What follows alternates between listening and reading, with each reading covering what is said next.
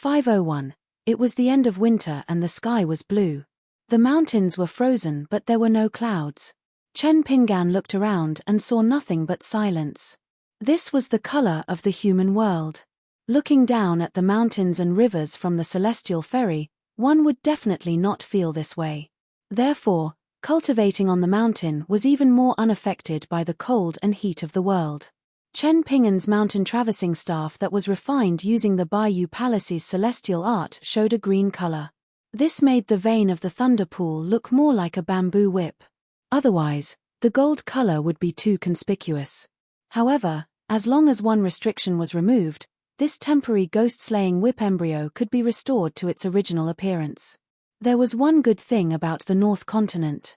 As long as one could speak the language of the continent, one would not have to worry about speaking the same language. In the Aquarius and Tonga continents, there were countless official languages and local dialects. It would be troublesome to travel around. Chen Pingan walked to the foot of the mountain. There was still no one around. He gently picked up a Yang Qi lighting talisman. It burned at a normal speed. This meant that the possibility of demons causing trouble in the county was lower.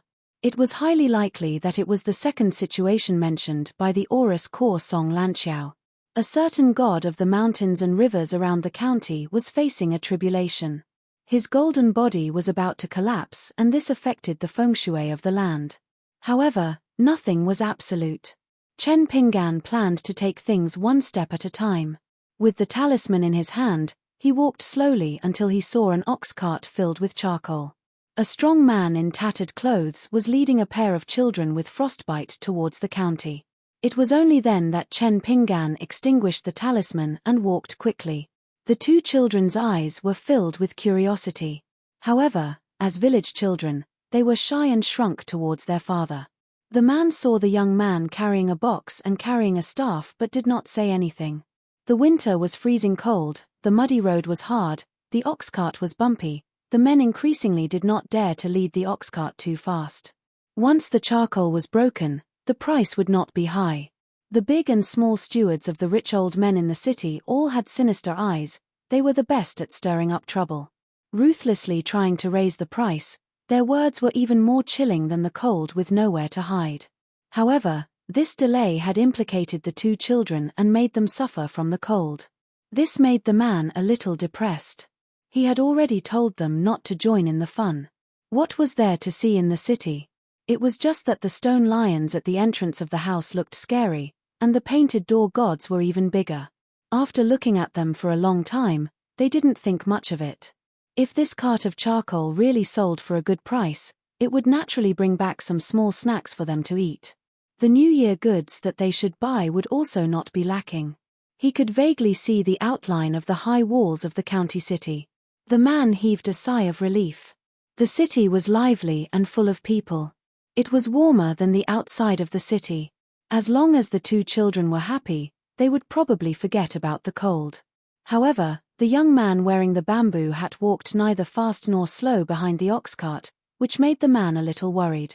Chen Pingan slightly quickened his pace and asked with a smile, "This big brother, I am a foreigner who came from afar. May I know what this county city is called? Is there any place worth visiting?" The man was a taciturn person, but he did not dare to pretend to be deaf and dumb. He forced a smile and said with a hoarse voice, in reply to Master, "The place in front is called Escort City. It is said that when the emperor went south, he accidentally caught a cold. After staying there for a while, he bestowed this name. I only know that the city god temple in the north of the city and the fire god temple in the south of the city are usually the most crowded. Master, you can go take a look." "Okay, then when I enter the city, I will go to these two places to take a look." Chen Pingan smiled and nodded. He stretched out his hand and gently pressed on the ox cart. "It is on the way. I am not in a hurry. Let's enter the city together. At the same time, I can ask Big Brother more about the matters in Escort City."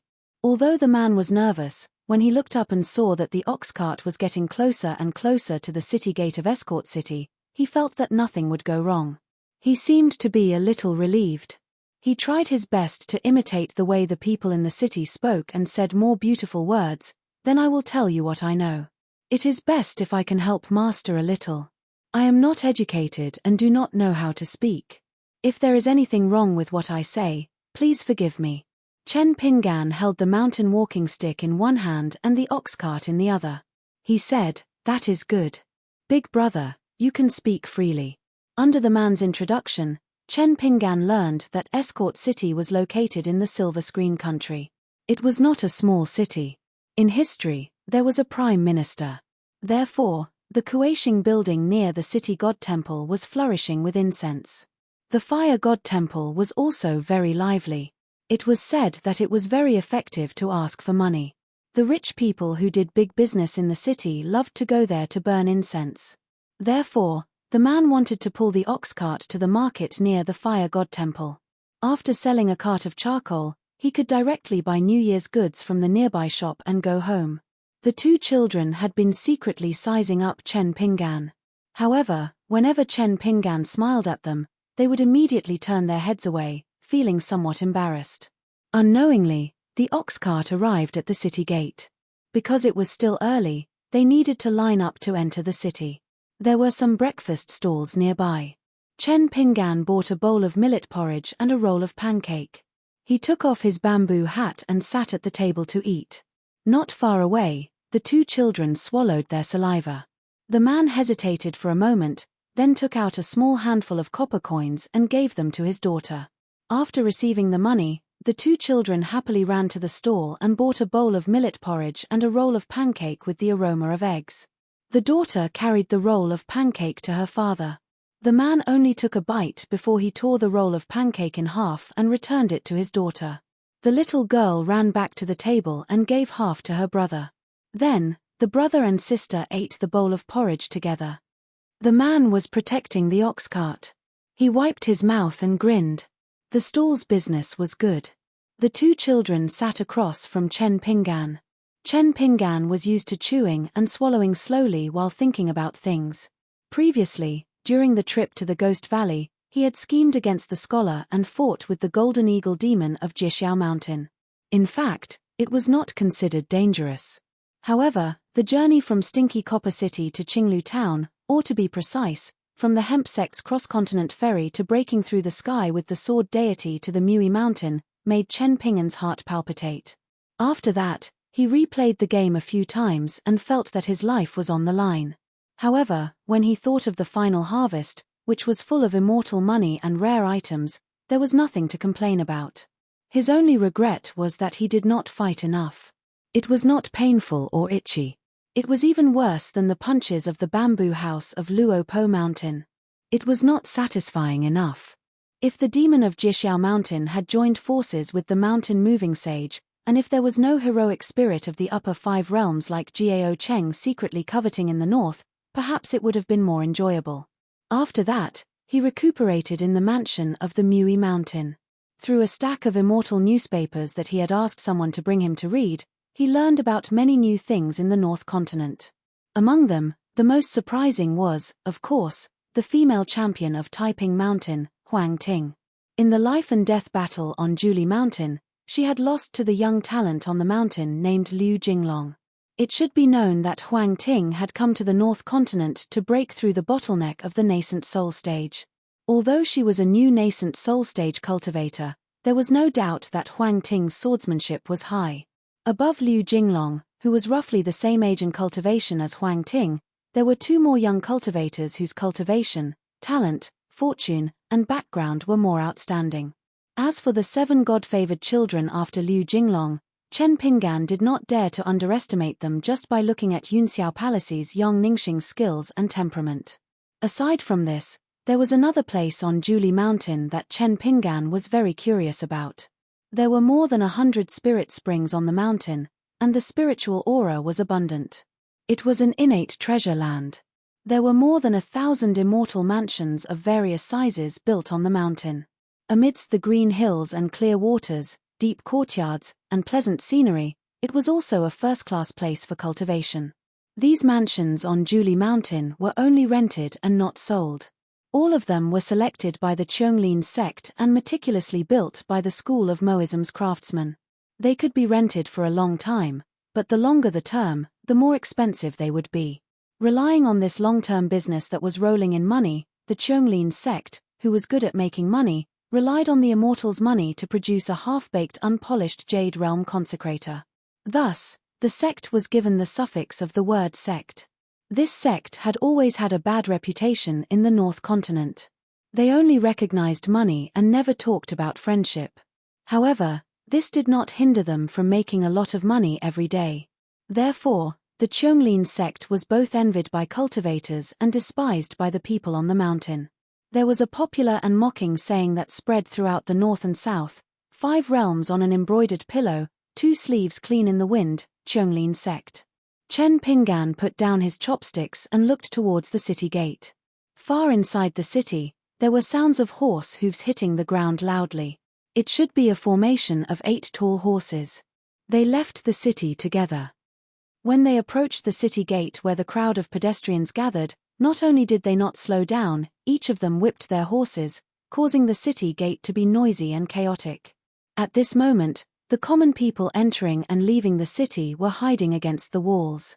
The common people outside the city seemed to be used to this scene. They were experienced. Together with the man's bullock cart, they moved to the 2 sides of the road in a hurry but did not panic. In an instant, they opened up a spacious and empty road. This was something that happened everywhere. The group of rich playboys in bright clothes galloped out of the city on horseback. A series of hurried horse hooves sounded like a string of firecrackers. The arrogant rich kids rode their horses skillfully. Each of them was wearing an expensive marten coat, holding an embroidered whip in their hands, a sword on their back and a bow on their back. There were also strong servants carrying eagle cages. What a wind and lightning chasing He Xiongzai. However, Chen Pingan's attention was more focused on 2 young people sitting at a stall in the distance. One was a man and the other was a woman. They were dressed in simple but clean clothes. Both of them carried long swords on their backs. Their appearances were not outstanding, but they had their own temperament. They each ate a bowl of wonton with an indifferent expression. When the man saw the group of disciples galloping wildly on their horses, he frowned. The woman put down her chopsticks and gently shook her head at the man. Chen Pingan understood in his heart. They should be cultivators who came because of the strange phenomenon in the city. However, the young man and woman's cultivation were not high. Chen Pingan observed the subtle signs of spiritual aura flow. They were chi cultivators who had not entered the abode of immortals. Although they carried swords on their backs, they were definitely not sword cultivators. When the sword-bearing woman turned her head, she saw a young man who was settling the bill with the stall owner. He was holding a bamboo whip, a bamboo hat, and a green bamboo walking stick. The man's expression was normal and his aura was ordinary. He was no different from the wanderers who roamed the Jianghu. The woman sighed. If a Jianghu person accidentally stumbled into Escort City, he was unlucky. If he was the same as them and came here specifically for the impending disaster and the birth of a rare treasure, then he really did not know the immensity of heaven and earth. Did he not know that the rare treasure had long been decided by the 2 great celestial families of the Silver Screen Kingdom? Who would dare to lay their hands on it? For example, she and her junior apprentice brother, other than completing the secret order of their sect, treated it more as a dangerous experience. This was a real fight between celestial beings. If a mortal teacher got involved and accidentally blocked the path of a great celestial master, he would be turned into powder. The woman's thoughts wandered. She was already considered an outstanding cultivator among the younger generation of the various countries within the Silver Screen Nation. However, compared to those 2, she knew that she was still far from them. One was a 15-year-old youth who had already reached the cave-dwelling realm 2 years ago. The other was a 20-year-old woman who had endless opportunities. Her cultivation path was smooth, and she even had treasures by her side. If it weren't for the fact that the 2 top sects were mortal enemies, they would simply be a match made in heaven. Everyone in the territory of more than 10 countries seemed to be watching the growth and competition of the 2. Every time they met, it would be a story that people would talk about enthusiastically. In fact, she would be envious. Because the precocious young man who was destined to be the center of attention from the moment he was born did indeed have the appearance of a banished celestial being. He had a gentle temperament and was proficient in the 4 arts.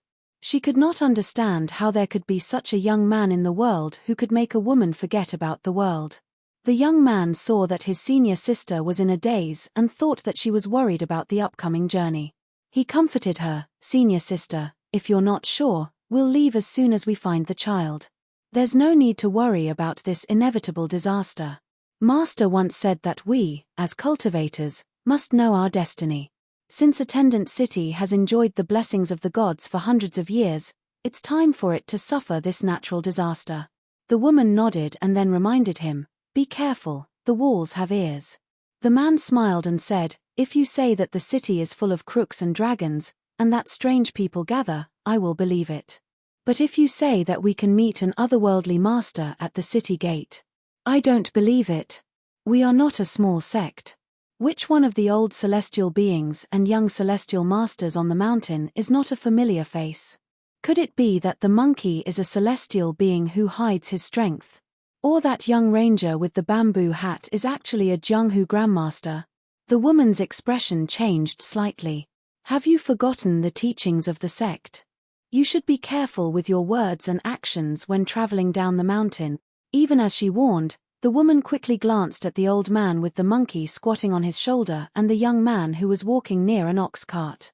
Then, her heart trembled. The young man was fine and was still ignorant of his junior brother's offensive words.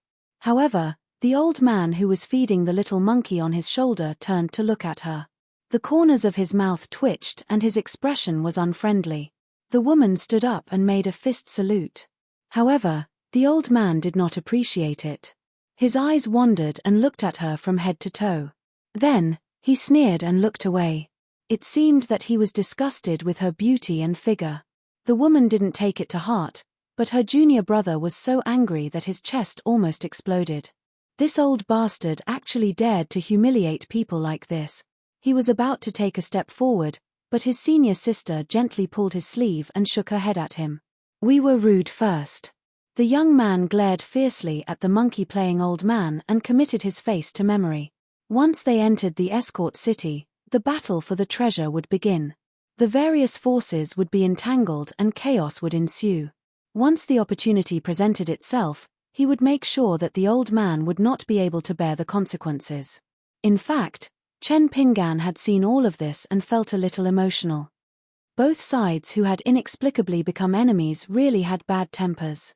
In fact, the dozens of countries around the Silver Screen country were barren places with thin spiritual aura and were not suitable for cultivation. Most of them were martial artists in Jianghu. Song Lanqiao, who was on the ferry at the Spring Dew Garden, said that the chi cultivators here were a group of frogs at the bottom of the well. They liked to lie in the small pond and do whatever they wanted. The real cultivators outside did not care about the small benefits. The cultivators inside were also happy that there were no outsiders coming to make trouble. They closed their doors and did whatever they wanted.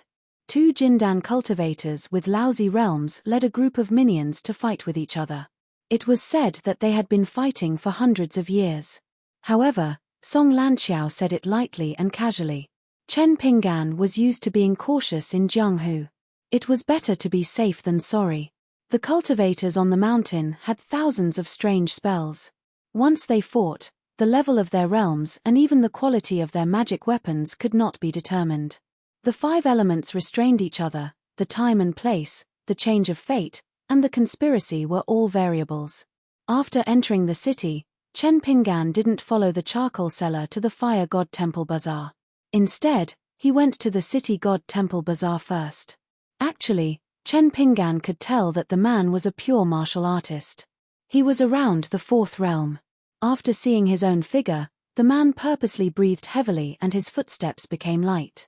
Presumably, in the Jianghu of the Silver Screen Kingdom, a martial artist of the 3rd realm who had a good foundation should have some fame.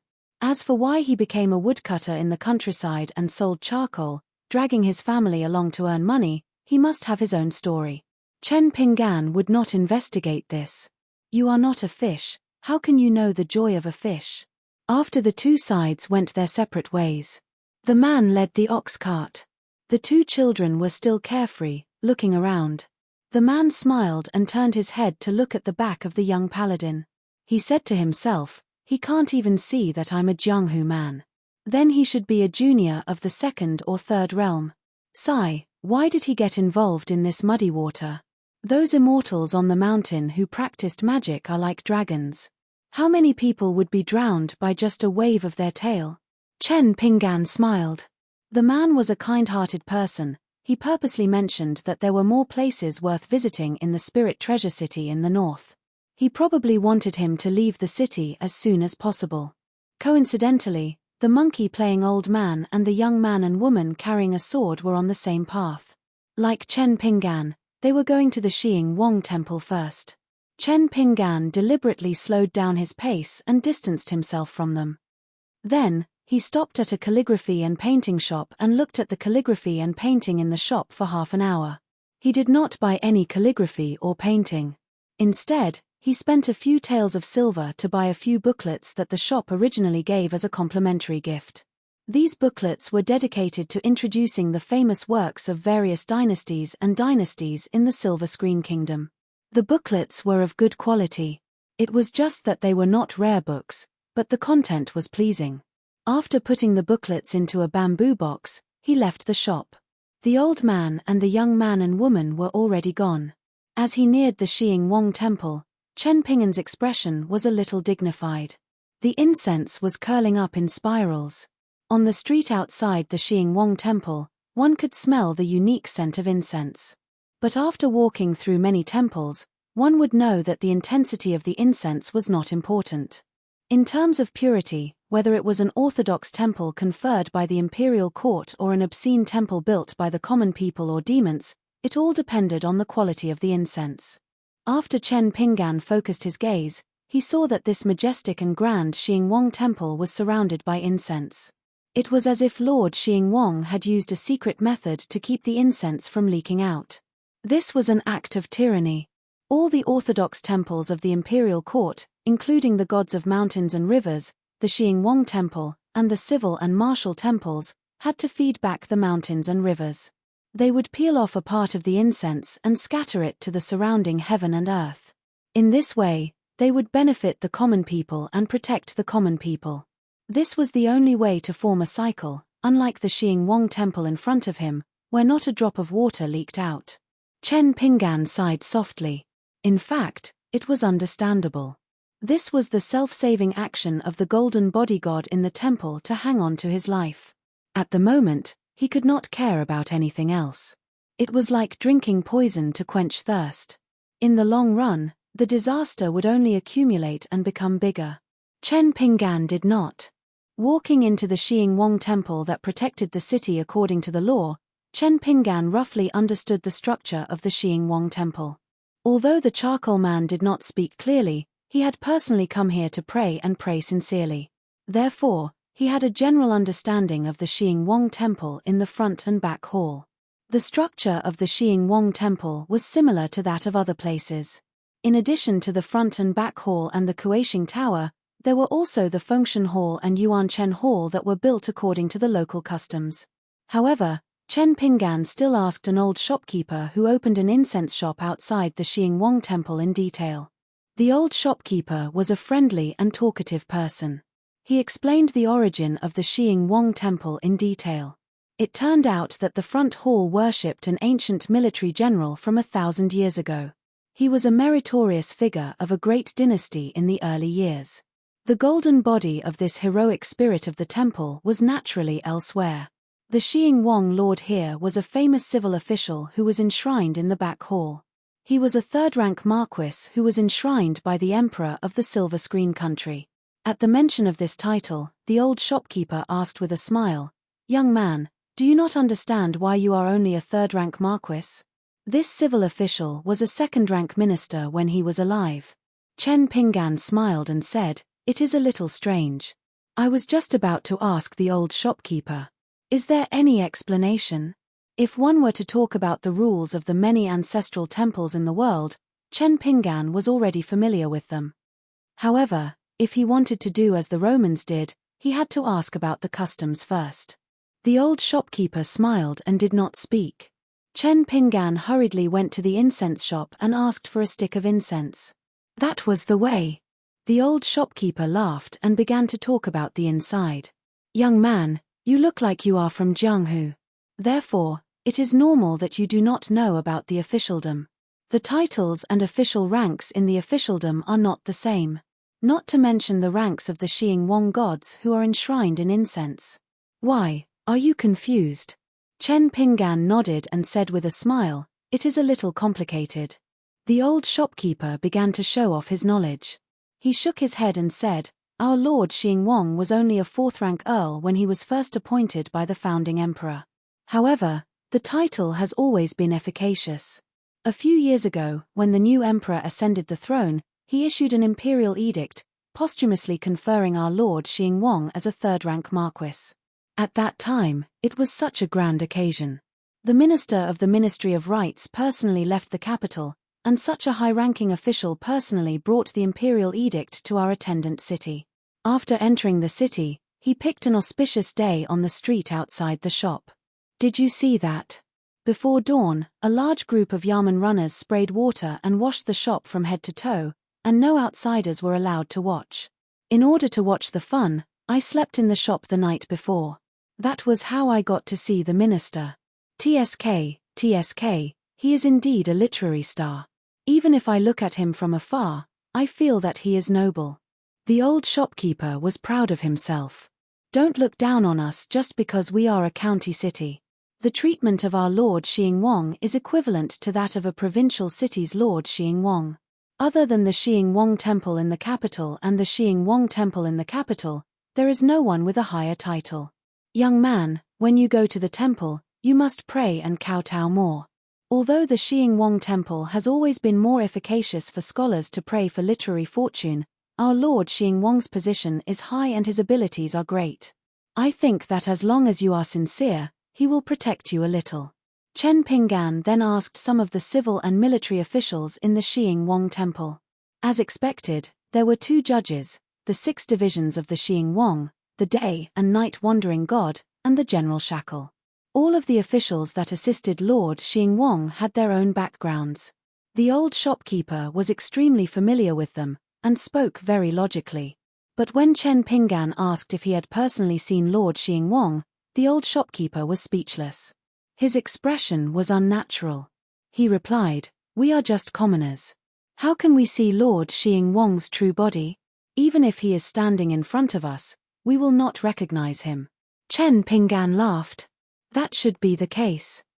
As the saying goes, if a true master does not show himself, then he is not a true master. I think these spirits are even more so. The old shopkeeper's expression then turned for the better. The Silver Screen Nation's Lord Xing Wang's etiquette was roughly the same as the Aquarius continent. But there were still some discrepancies. But the Silver Screen Nation's current emperor's bestowment was slightly different. It should be because he had sensed the peculiarity of Lord Xing Wang's golden body. Thus, he did not hesitate to give a county city's Xing Wang a title. After Chen Pingan left the incense shop, he stood on the bustling street and looked at the Xing Wang temple. They would rather sleep in a tomb than in a broken temple. That was the logic. Once the spiritual qi of the world changed, it would easily lead to a situation where fortune and misfortune were reversed. Chen Pingan walked towards the fire god temple. The Xing Wang temple's atmosphere did not show any signs of collapse, and should be able to maintain it for a period of time. The fire god temple was also filled with incense, but compared to the chaos in the Xing Wang temple, the incense here was clearer and more stable. But at the same time, he did not step in. He was currently able to use his fist intent to suppress the strange things on his body.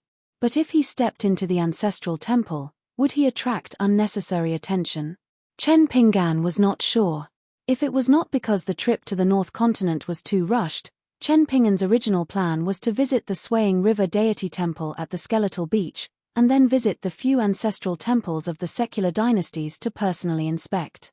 After all, the Swaying River Deity Temple was similar to the Swaying River Deity Temple. The master was a mountain deity who was a neighbor of the hemp sect, and had high standards. Even if he entered the temple to offer incense, the other party might not take it seriously. Whether the other party saw him or not, it did not mean anything. But the largest river deity in the south did not appear in the ancestral temple. Instead, he acted as a boatman, and wanted to kindly guide him. Chen Pingan wandered around the incense shop near the fire god temple again and asked about the background of the deity. One of the rumors was that the master of the fire god temple once had some conflicts with the lake deity in the Tsungyun Lake that was constantly flooded 800 miles away. Because of the lake deity temple's jurisdiction, there was a canal master of the water fairy ancestral temple who once annoyed the master of the fire god temple. The two sides fought fiercely. The canal master of the Great Creek Canal was no match for the canal master, so he asked for help from the lake deity temple. As for the final result, it was actually a passing sword celestial who had never left his name who persuaded the two deities, so the lake deity temple did not use his magical power to flood the follower city. Chen Pingan thought about it and left the follower city directly. He chose a mountain path and secretly went to the water fairy ancestral temple in the jurisdiction of the Tsungyun Lake. If the deity who called herself the canal master and whose rank was only equivalent to that of Granny he was still there, he could beat around the bush to see if he could find out the inside story of the follower city.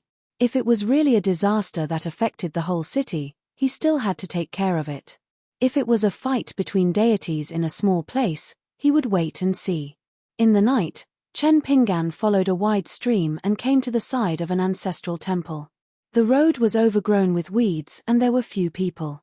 It could be seen that the incense of the canal master's wife had withered. The ancestral temple was actually only dozens of miles away from the town. However, Chen Pingan saw a group of people holding torches and walking toward the ancestral temple on a mountain where the stream and the lake intersected. Chen Pingan followed them all the way. Listening to their conversation, he didn't know whether to laugh or cry. These youths from the marketplace who had nothing better to do were actually competing with each other in terms of courage and insight. They wanted to see who would really dare to flirt with the canal head after entering the ancestral temple. This kind of thing was actually common in the town and countryside. It happened in Chen Pingan's hometown. If there was a child who dared to sleep in the immortal tomb for a night, he would be a hero. There was once a boy of the same age in Apricot Blossom Lane who claimed that he had slept in the immortal tomb for a night. As a result, under the old locust tree, when he arrogantly mentioned this matter, he immediately won the admiration of many of his peers. After this battle, he became the king of the children in Apricot Blossom Lane. In the years after that, he took pleasure in bullying Chen Pingan and Song Jisin, his neighbors in Mud Bottle Lane. Of course, he also wanted to play house and let Ji Qiu with a strange name play as his little wife.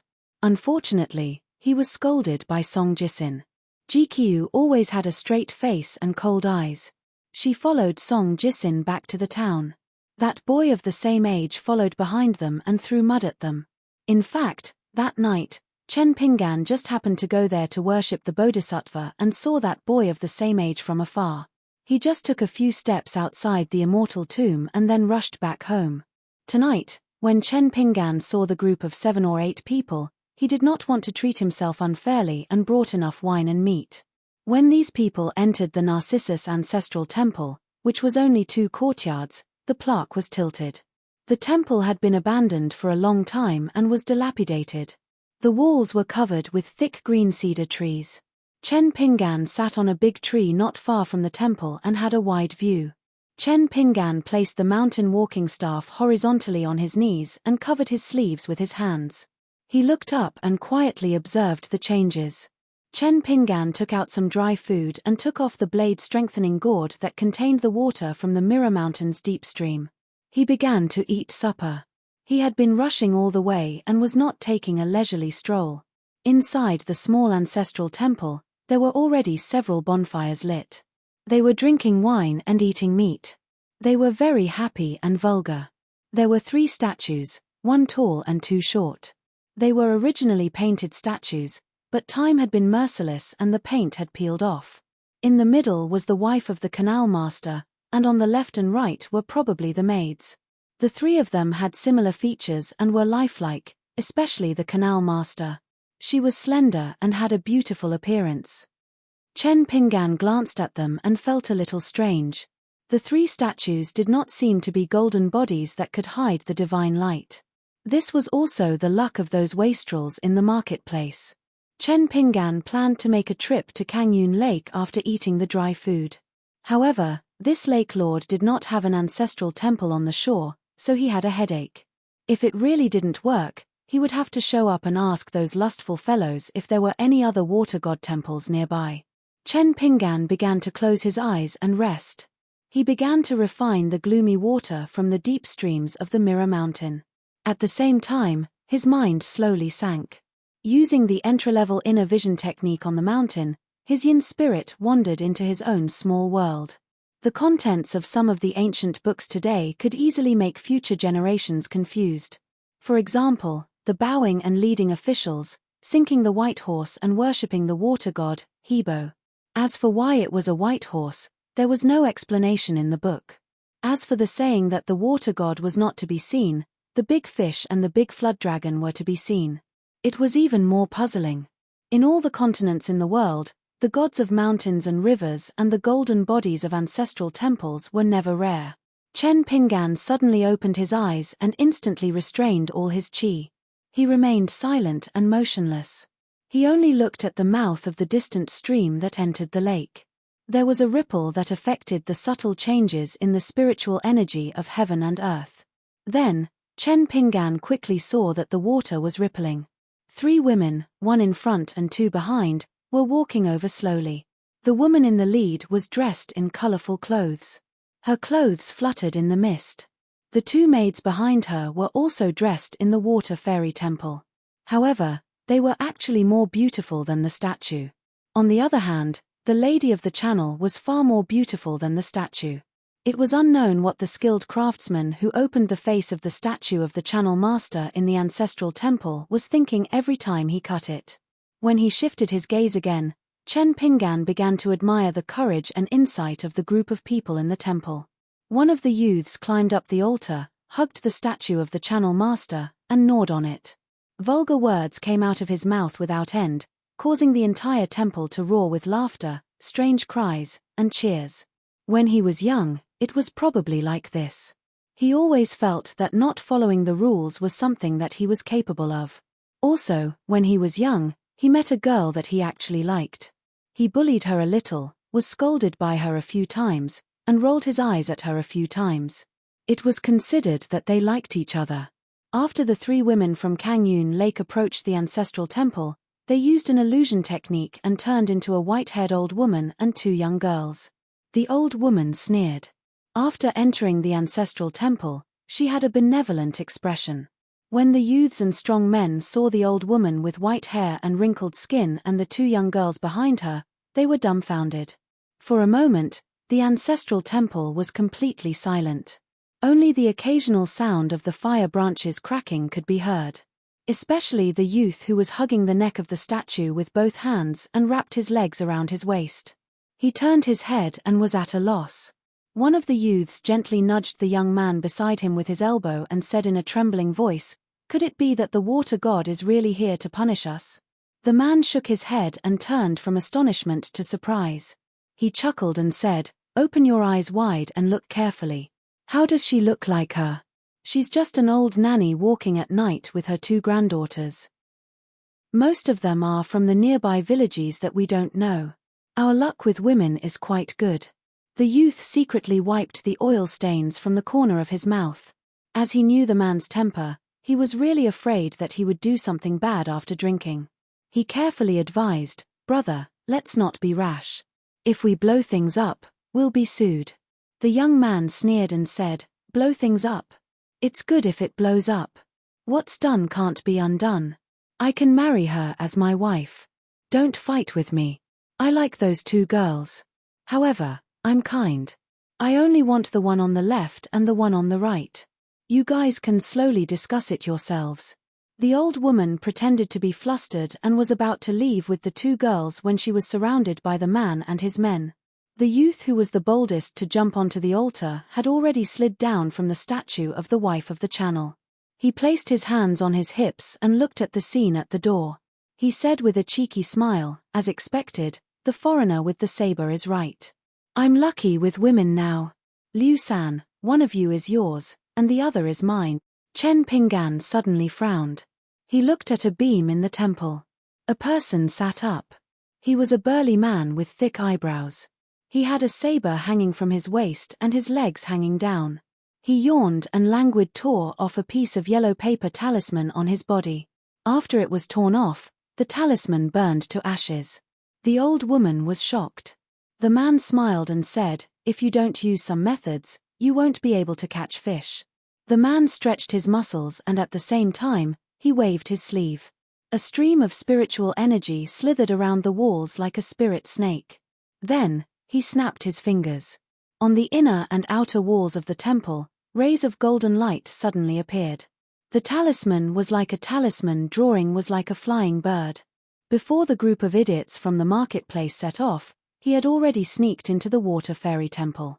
After he drew the talisman, he used a unique talisman and a secret technique, such as the turtle breath concealment technique. Only then could he hide his chi. Otherwise, the wife of the channel would have been scared away. As for the talisman that was held captive, it was a good method that his sect relied on to become famous. It was called the Snow Mud Talisman, also known as the Flying Bird Talisman. After the talisman was formed, it was the most hidden and difficult to detect. It was like the flying swan that stepped on the snow mud and occasionally left a claw on it. But besides this ultimate technique in talisman puppets, his sect was a renowned military sect after all. Moreover, it was skilled in assassination and was unlike ordinary military sects. Thus, his fellow disciples were mostly the personal retainers of the generals, ministers, and ministers of the mortal dynasties. Even though his sect couldn't be considered to be a top immortal sect in the territory of these 10+ kingdoms, no one dared underestimate it. However, he was wild and could not be restrained. For decades, he only liked to mingle in the Jianghu under the mountain. He would rather be the head of a chicken than the tail of a phoenix. When he had nothing to do, he would tease the heroes of the Jianghu who were like loaches in the water and earthworms on the mountain. He was happy to kill them. Especially those so-called heroines, they were even more interesting. At this moment, the man looked at the old woman and the two young girls. He already saw them as his prey. The old woman slowly asked, "I don't know why this immortal master deliberately lured me out of the lake. It's not very good to do this in my house, right?" The man reached out and grabbed a wine pot from beside the bonfire. He raised his head and took a big gulp. Then, he suddenly threw it away and said in disgust, "This group of little bastards, what did they buy? It smells like urine. No wonder they can't think clearly after drinking this kind of wine." The man seemed to be in a bad mood. He stared at the old woman and said, "My junior brother and your family's lord who of Kangyun Lake don't get along well. It just so happens that this time, I was ordered by my master to go to the city. Lord who is hiding in the dragon palace at the bottom of his lake, so it's not easy to find him. I know that you, woman, have always been a resentful woman who can't stand loneliness. Back then, the grudge between my foolish junior brother and Kangyun Lake was because of you. Therefore, I will use you as a sacrifice. It's good that Lord who has rushed over. If he dares to climb up the lake, he will definitely climb up the lake. Didn't everyone say that the Lady of the Lake is his exclusive property? Later, I will play you to death and then throw your corpse beside Kangyun Lake. Let's see if he can bear it." The old woman's face was deathly pale. The two maids were even more miserable and pitiful. The Lady of the Lake was still able to maintain the camouflage. Their spiritual aura had already dissipated, and their true appearances were faintly revealed. The debauchees in the marketplace were so scared that their faces were drained of color. Especially the frivolous youth standing on the altar. He already needed to lean his back against the statue to stand still. Although Chen Pinggan didn't know how the man concealed his aura so well, one thing was obvious. There were no good people in the three sides of the ancestral temple. The only youth who was still sitting by the bonfire still had some conscience left, but at this moment, he was so scared that he peed his pants. The old woman simply removed the camouflage and squeezed out a smile. This great immortal master should be from the Jinjuo country's Ghost Hatchet Palace, right? The man was stunned for a moment and began to curse, "Mother***, with your appearance, You can make my junior brother yearn for you for so many years after a night of pleasure. I took him on a trip in the early years. In the martial world, I helped him relieve his boredom. I also tasted the taste of many powerful women and beautiful heroines, but my junior brother always felt that it was boring. What? Are you good in bed? On a branch in the distance, Chen Pingan, who had his hands in his sleeves, narrowed his eyes. At the entrance of the temple, the Lady of the Lake had an ugly expression, but she still said in a flattering tone, "Back then, Immortal Master's junior brother and I fell in love with each other. Not only did we want to be lovers, but we were also determined to be a pair of immortal Daoist companions who did not follow the rules. However, we were framed by that lowly servant of the Caoshi Canal Master. She secretly reported this matter to Lord Hu. After that, even though I advised Lord Hu bitterly, he still insisted on hurting her. That was why there was such a misunderstanding. Immortal Master, please understand." The Lady of the Lake saw that the man on the beam had already begun to press down on the hilt of his saber. He grabbed a maid with one hand and pulled her forward. She smiled coquettishly and said, "Immortal Master, my two maids are quite beautiful, so I'll give them to Immortal Master to warm your bed. I just hope that you can take pity on them. After you get tired of them next year, you can send them back to Tsungyun Lake." The man asked, "What about you?" The Lady of the Lake smiled and said, "If Immortal Master takes a fancy to me and doesn't mind my appearance, what's wrong with serving me in bed?" The man did not comment and raised his chin twice. "How are you going to deal with these filthy goods?" The Lady of the Lake smiled sweetly. "They deserve to die for offending a god. They deserve to die for obstructing Immortal Master's eyes. Should I clean up these guys? I have a sparkling cup in my sleeve. I use the essence of Tsungyun Lake's water to make wine. I'll take this opportunity to invite you to drink to your heart's content. I'll personally pour wine for Immortal Master." These two maids used to be palace dancers when they were alive. After they undressed, they danced to liven things up. The man still smiled playfully and remained silent. This made the Lady of the Lake feel even more nervous. In an instant, the man slashed out with his saber without warning. The Lady of the Lake was so frightened that she shrank her head. Fortunately, the saber light did not take her head, but went out of the ancestral temple. The Lady of the Lake turned pale and turned her head to look. She saw that under the illumination of the saber light on a big tree, a young paladin wearing a bamboo hat raised his head slightly. One of his hands was still in his sleeve, and he only used one hand to hold the saber light. The saber light collided with the gang chi condensed near his palm, making the stranger look like a deity holding the moon in his hand. The man was surprised, but his expression did not change. He changed from sitting to squatting on the beam. He held the saber in his hand, and the blade was as bright as snow. He clicked his tongue in wonder and said, "Oh, what a handsome technique. The gang chi is pure and condensed to perfection. When did such a young martial arts master appear in the Silver Screen Country?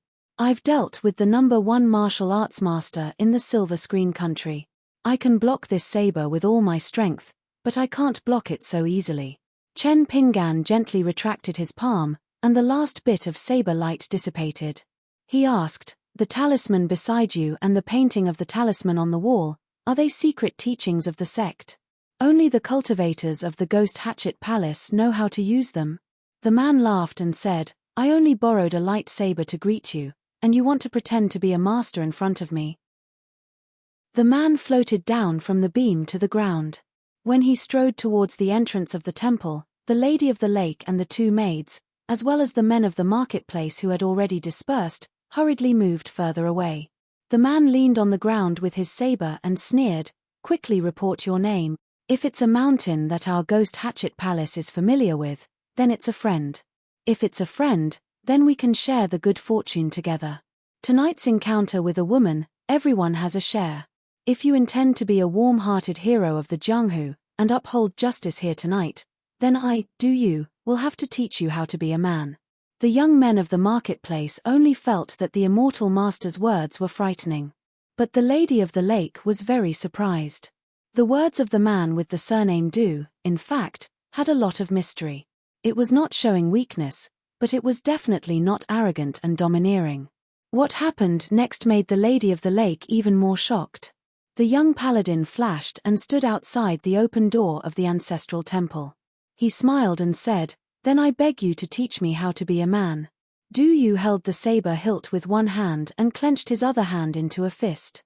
He gently twisted it and said with a ferocious expression, "Do you want to decide who's the winner or the loser, or do you want to fight to the death?" In the end, the man replied, "You didn't kill me, but you almost scared me to death." The Lady of the Lake did not have the guts to laugh out loud, otherwise, she would have held her belly and laughed.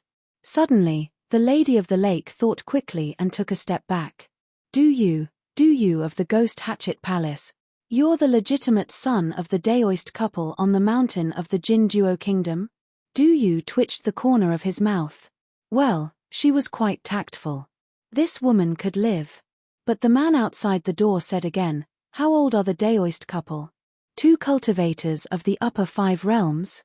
The Lady of the Lake was overjoyed. This was great news. She had brought out Du Yu's prominent identity, but the other party was still not the least bit afraid. It seemed that tonight's worst-case scenario was to drive the wolf to devour the tiger. It would be best if both sides suffered. If the hothead who came out of nowhere won, it would be even better.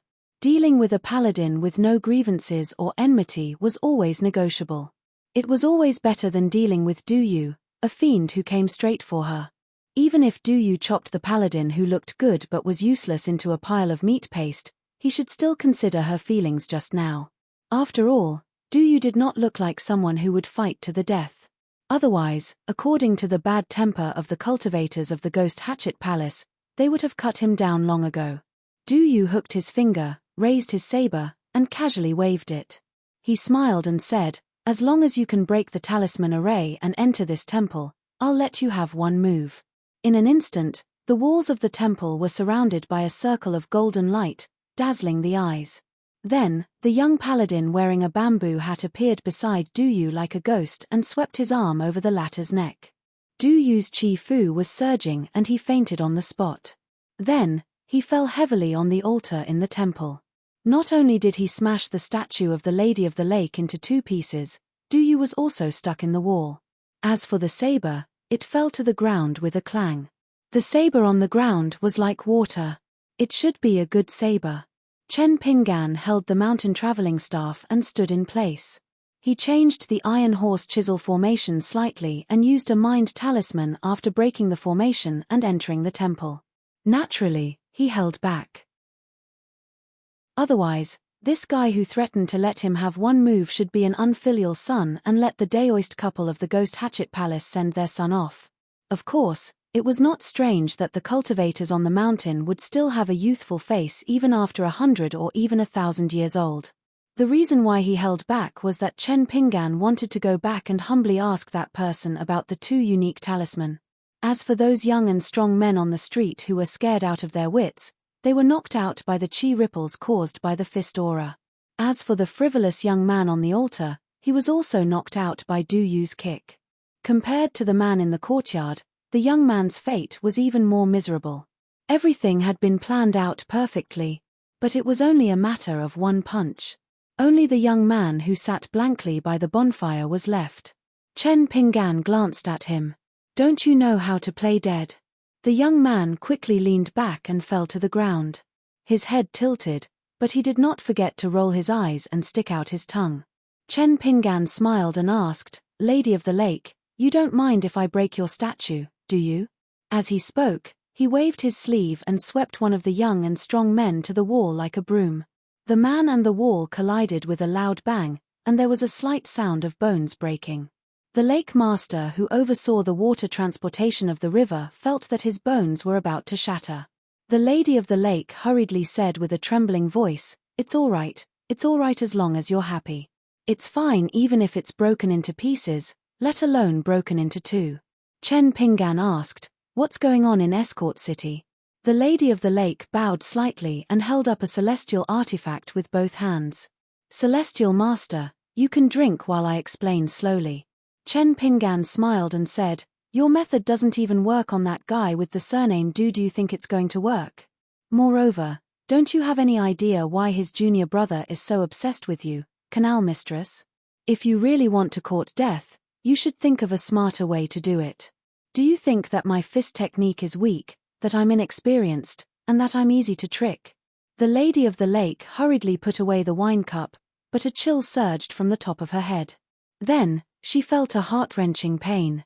She was slapped so hard that her knees sank into the ground. Her soul swayed as if she was in a pot of oil. The Lady of the Lake endured the pain, and her teeth chattered.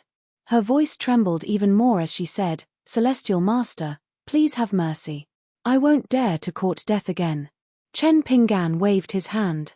"I'm not that guy with the surname Do. I don't have any grudges with you and Kangyun Lake. I'm just passing by. If that guy with the surname Do didn't insist on letting me make a move, I wouldn't have been willing to come in. Tell me everything you know about the inside story of Escort City.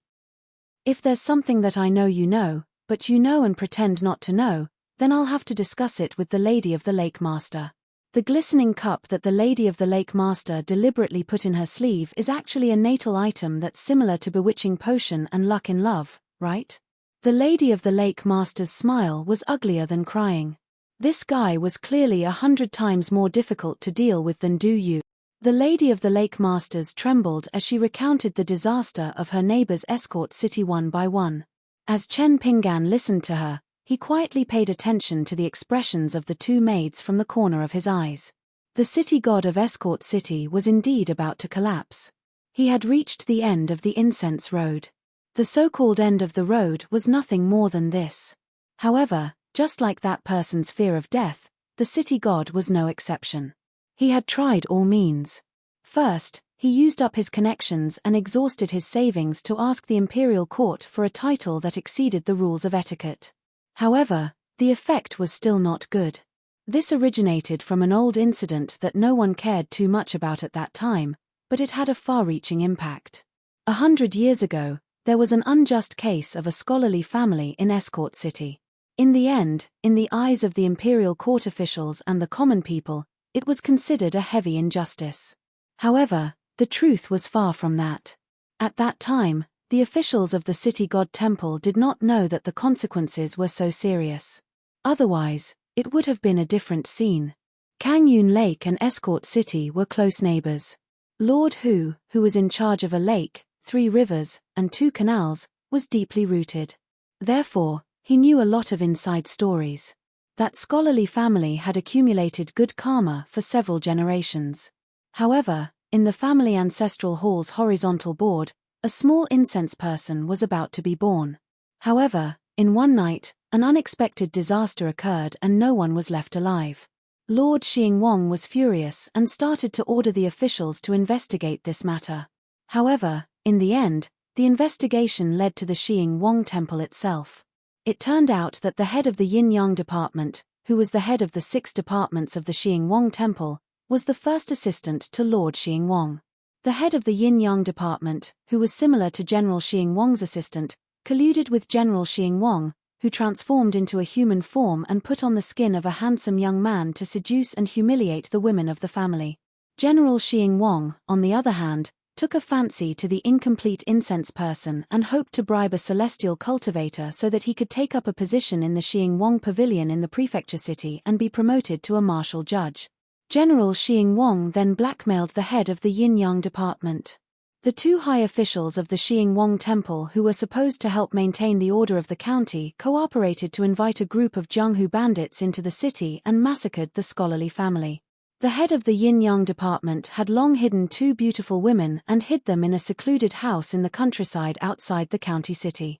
If that was the case, Lord Chenghuang wouldn't have ended up like this even if he showed favoritism and gave a light sentence to the 2 assistant officials. Lord Chenghuang, who was good at fishing for fame, asked the ghost officials to help the government find the group of bandits and kill them on the spot. Then, he secretly let the chief official of the Yin-Yang department go and killed the General Josuo who sided with outsiders. As for the 2 women, they couldn't escape death. However, they didn't expect that there was a child from the scholarly family who happened to be playing hide-and-seek with the servant girl of the mansion. The servant girl was loyal to her master and purposely died near the wall to cover the entrance with her own body. The child was lucky enough to escape from Zhuji City. More than 10 years later, with the help of an old friend of his, he changed his name and registered permanent residence and became the second in the imperial examination. Another 10 years later, his official career was smooth and he became the chief official of a county. He started to reverse the case and traced the clues back to the Chenghuang temple. Then, there was another tragedy. However, compared to the previous case where everyone knew about it, this time, there was no news from the beginning to the end. The only news that the imperial court got was that a loyal county governor died in office due to illness. The scholar, who was supposed to have a bright future, had never married in his entire life. He did not have any attendants or maids by his side. One of them took up the post alone, and the other died alone. He seemed to have long sensed the danger in the city.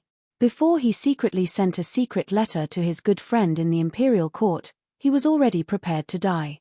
Finally, on that day, he went to the mansion that had been abandoned for many years. In the night, the man took off his official robe, put on mourning clothes, offered incense, and kowtowed. Then, he died. In fact, before he walked out of the county governor's mansion, the ghost officials of the city god temple had already surrounded the entire yamen. They wandered around day and night, acting as door gods. Within the yamen, there were even civil and military judges hiding around the man, eyeing him covetously. Therefore, that night, the man walked all the way from the yamen to his old mansion. Not to mention passers-by, there was not even a night watchman. After the city god of Follower City eliminated the source of the problem, 3 years later, he discovered that a crack had started to appear on his golden body. The merits that he had accumulated were unable to repair this crack. He could only watch as it spread further and further into his golden body. Therefore, there was today's strange phenomenon in Follower City. Chen Pinggan had been listening quietly.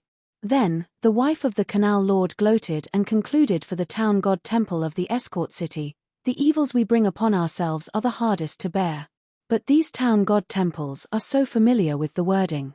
It's really funny. In the town god temple of the escort city, there's a big stone abacus. It's used to remind people that God is calculating while man is doing. Chen Pinggan finally asked, "The secret letter that was sent to the capital, was it intercepted by the city god temple?" The wife of the canal lord shook her head and said, "Immortal master, according to what my lord who said, the governor was very meticulous in his actions. He did indeed send the letter to his good friend in the capital. However, for some unknown reason, it was like a clay ox entering the sea. After so many years, the imperial court was completely unaware of this matter.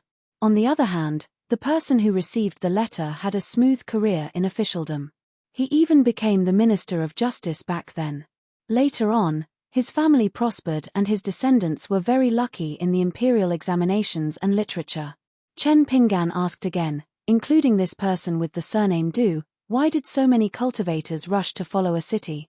Could it be that the city god temple of Follower City wanted to help the city god temple by making so many friends on the mountain?" The wife of the canal lord lowered her voice and said, "The feng shui of Follower City is very strange. After the city god temple was in turmoil, it seemed that it could no longer keep the rare treasure. Every full moon, rainstorm, or snowstorm, in the county city, there would be a ray of light from a prison. For so many years, many masters on the mountain went to investigate, but they could not find the source of the rare treasure. But some masters in geomancy speculated that it was a treasure of heaven and earth that had been nurtured by the fate of the mountains and rivers of the province for thousands of years. As the resentment and evil spirit in Follower City became too strong and lingered, it did not want to stay in Follower City anymore. That was the sign of the rare treasure's appearance." Chen Pinggan narrowed his eyes and asked again, "I just casually asked your wife, and I already know so many shocking truths. After so many years, there are so many capable people, and after so many years, all of them are flying back and forth on clouds, back and forth in that Follower City. There might be many cultivators who have taken root in the city for many years, but none of them tried to reverse the verdict for that family." The wife of the canal lord was stunned this time. She was not pretending. Then she murmured, "What's the point of reversing the verdict? If we become enemies with the city god temple, wouldn't we lose the rare treasure even more?" Chen Pinggan took off his bamboo hat and looked up at the night sky.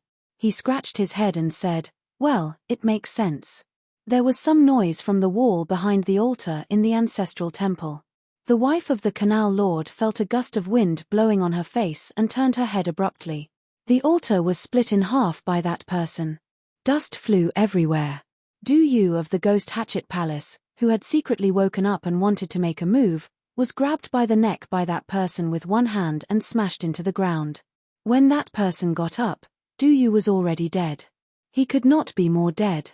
At that moment, the wife of the canal lord, as a water god, felt cold all over, as if she had fallen into an ice cave. That person turned his head sideways and looked at her. He was expressionless. His eyes were like an ancient well. It was as if there was a dragon swaying in the depths of the water, trying to climb up the wall of the well and peek out to see the world outside the well. The wife of the canal lord wanted to take a step back and hide further away. However, her feet were deep in the ground. She could only lean back, as if that was the only way she would not be scared to death. But for some reason, in the next moment, that person suddenly smiled. He stood up, clapped his hands and put on his bamboo hat again. He stretched out 2 fingers and adjusted it. He smiled and said, "The cultivators on the mountain are not tainted by the mortal world and are not tainted by karma. It's a matter of course. First, set a small goal. For example, 1 second. Remember, book guest residence." 502. The lady looked at the hole at the back of the temple, her eyes were in a trance.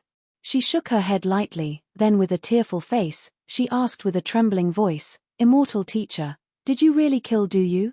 Chen Pingan thought for a while, then laughed, "Half dead, his soul has been captured by me. The Ghost Hatchet Palace is such a big sect. This Du's parents are the so-called Dao companions of the lady on the mountain. How would I dare to be disrespectful to this person? Just a small punishment." The lady lost her balance and sat on the ground. Her embroidered dress was like a gorgeous peony blooming on the ground. The young man in front of her was really sweet on his lips, but his heart was full of snakes and scorpions.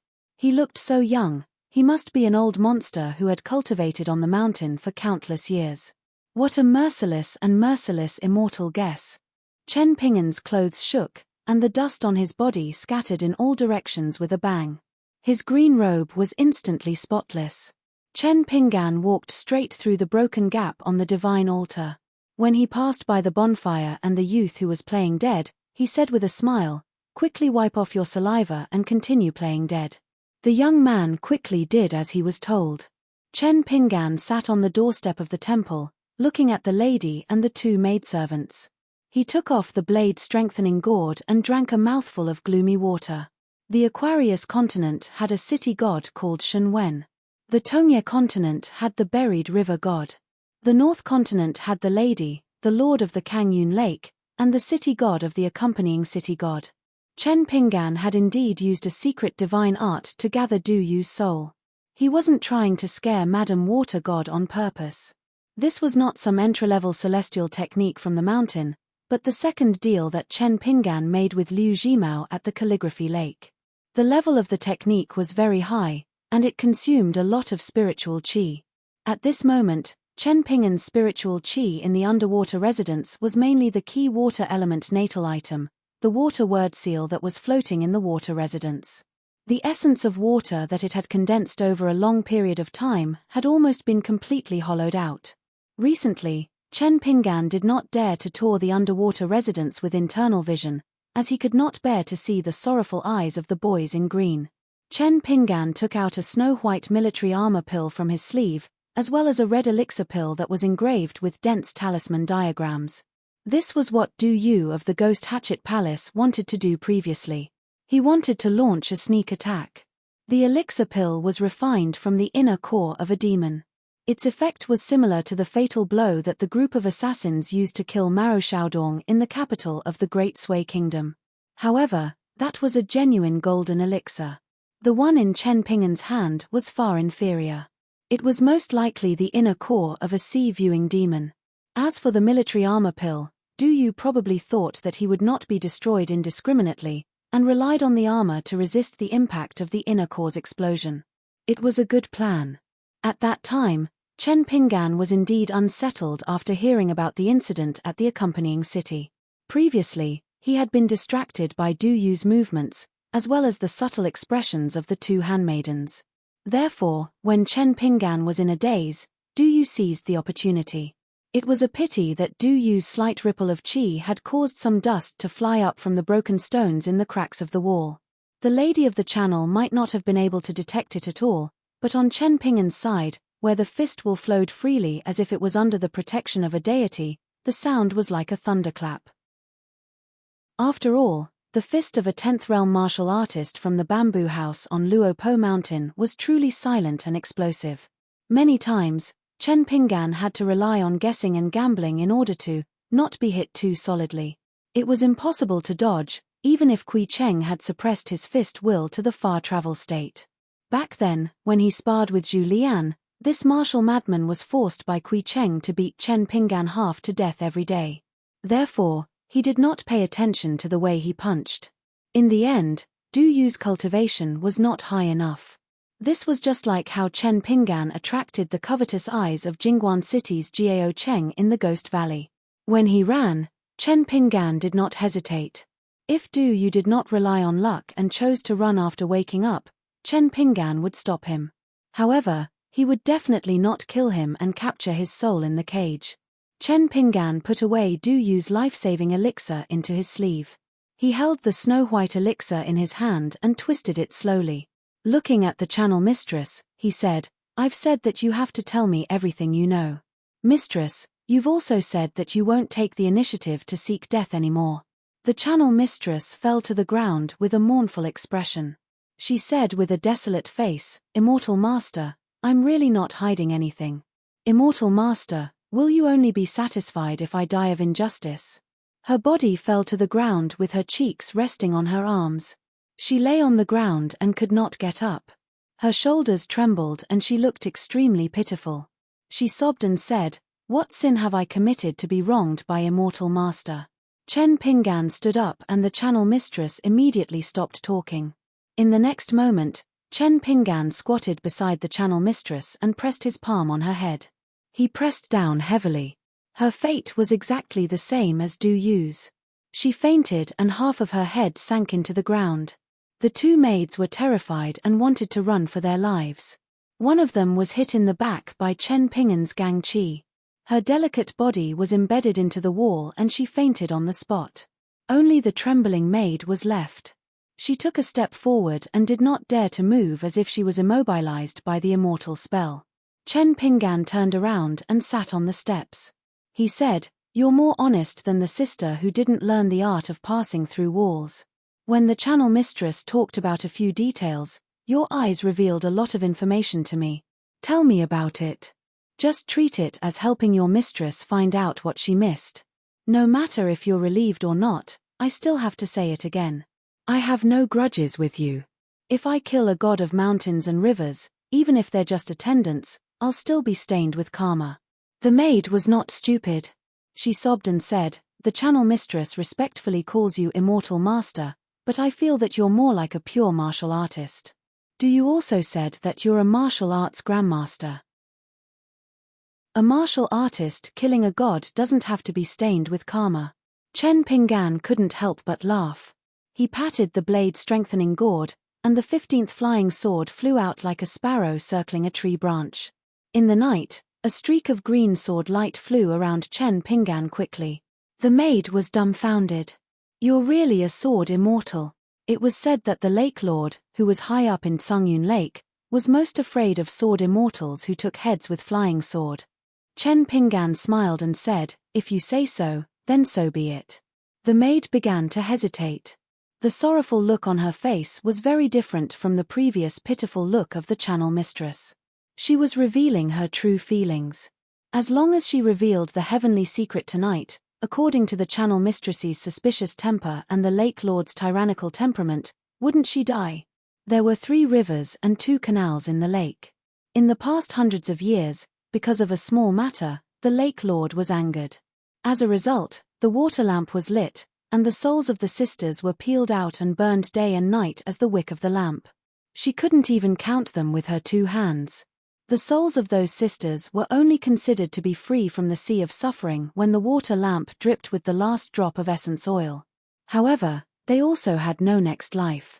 Chen Pingan originally wanted to talk more about the twists and turns of the story, as well as slightly reveal his follow-up plans to reassure her. However, in the end, he only said one word, "Speak." The maid was so scared that her body shook. She didn't dare to take any chances. She told the young sword immortal all the inside stories that she knew and deduced. The Lake Lord of Kangyun Lake was one of the top water deities in the Silver Screen Kingdom. Even if he met a few mountain lords, he was on equal footing. He had always looked down on the city god temple in the escort city, especially the deity of the fire god temple. He once had a grudge with the channel mistress and had a fight. The Lake Lord almost controlled the lake water and assumed the posture of flooding the escort city, forcing the deity of the water god temple to appear and kowtow and admit his mistake in front of the city's people. Later, a white-haired sword immortal mediated between them and stopped. However, the Lake Lord's resentment towards the escort city was even deeper. The city god temple was kept in the dark about the secret letter that the governor sent to his good friend in the capital.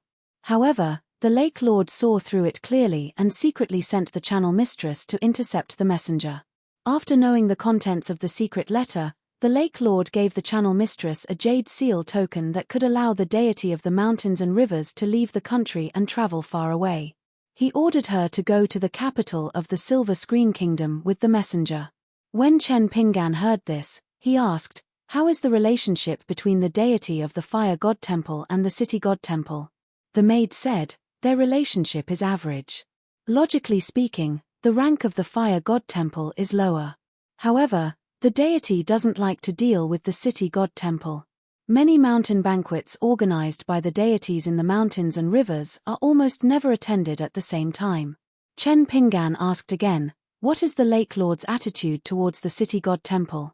The maid said softly, "The Lake Lord looks down on the city god temple even more. Our channel mistress occasionally drank too much at the Dragon Palace at the bottom of the lake. When she returned to her private residence, she would say some intimate words to the two of us. She said that the Lake Lord laughed at the city god temple for being an idiot. When he was alive, he liked to plagiarize the poems of poor scholars and then spend money to make himself famous. The Silver Screen Kingdom chose such a guy to be the city god temple because they only cared about reputation. When he was alive, he didn't have any political talent. Usually, he would sing the wind and admire the moon. He liked to be a shopkeeper who didn't do anything and didn't know the art of controlling people. However, our Kangyun Lake and the city god temple of the city god temple are still decent. The city god temple often takes some high-ranking officials and nobles who travel in the capital to the Dragon Palace at the bottom of the lake to gain experience. There are more than 10 beautiful maids in the Hu Lord's residence, and all of them are vixens. Therefore, the distinguished guests come again and again and return with great pleasure. Chen Pingan said, "The city god temple made mistakes again and again and created today's disaster. The fire god temple will naturally be affected. In fact, your Kangyun Lake Lord is happy to see this happen." The maid was silent. After a moment, she smiled bitterly and said, "The Lake Lord is the head of a country's water god.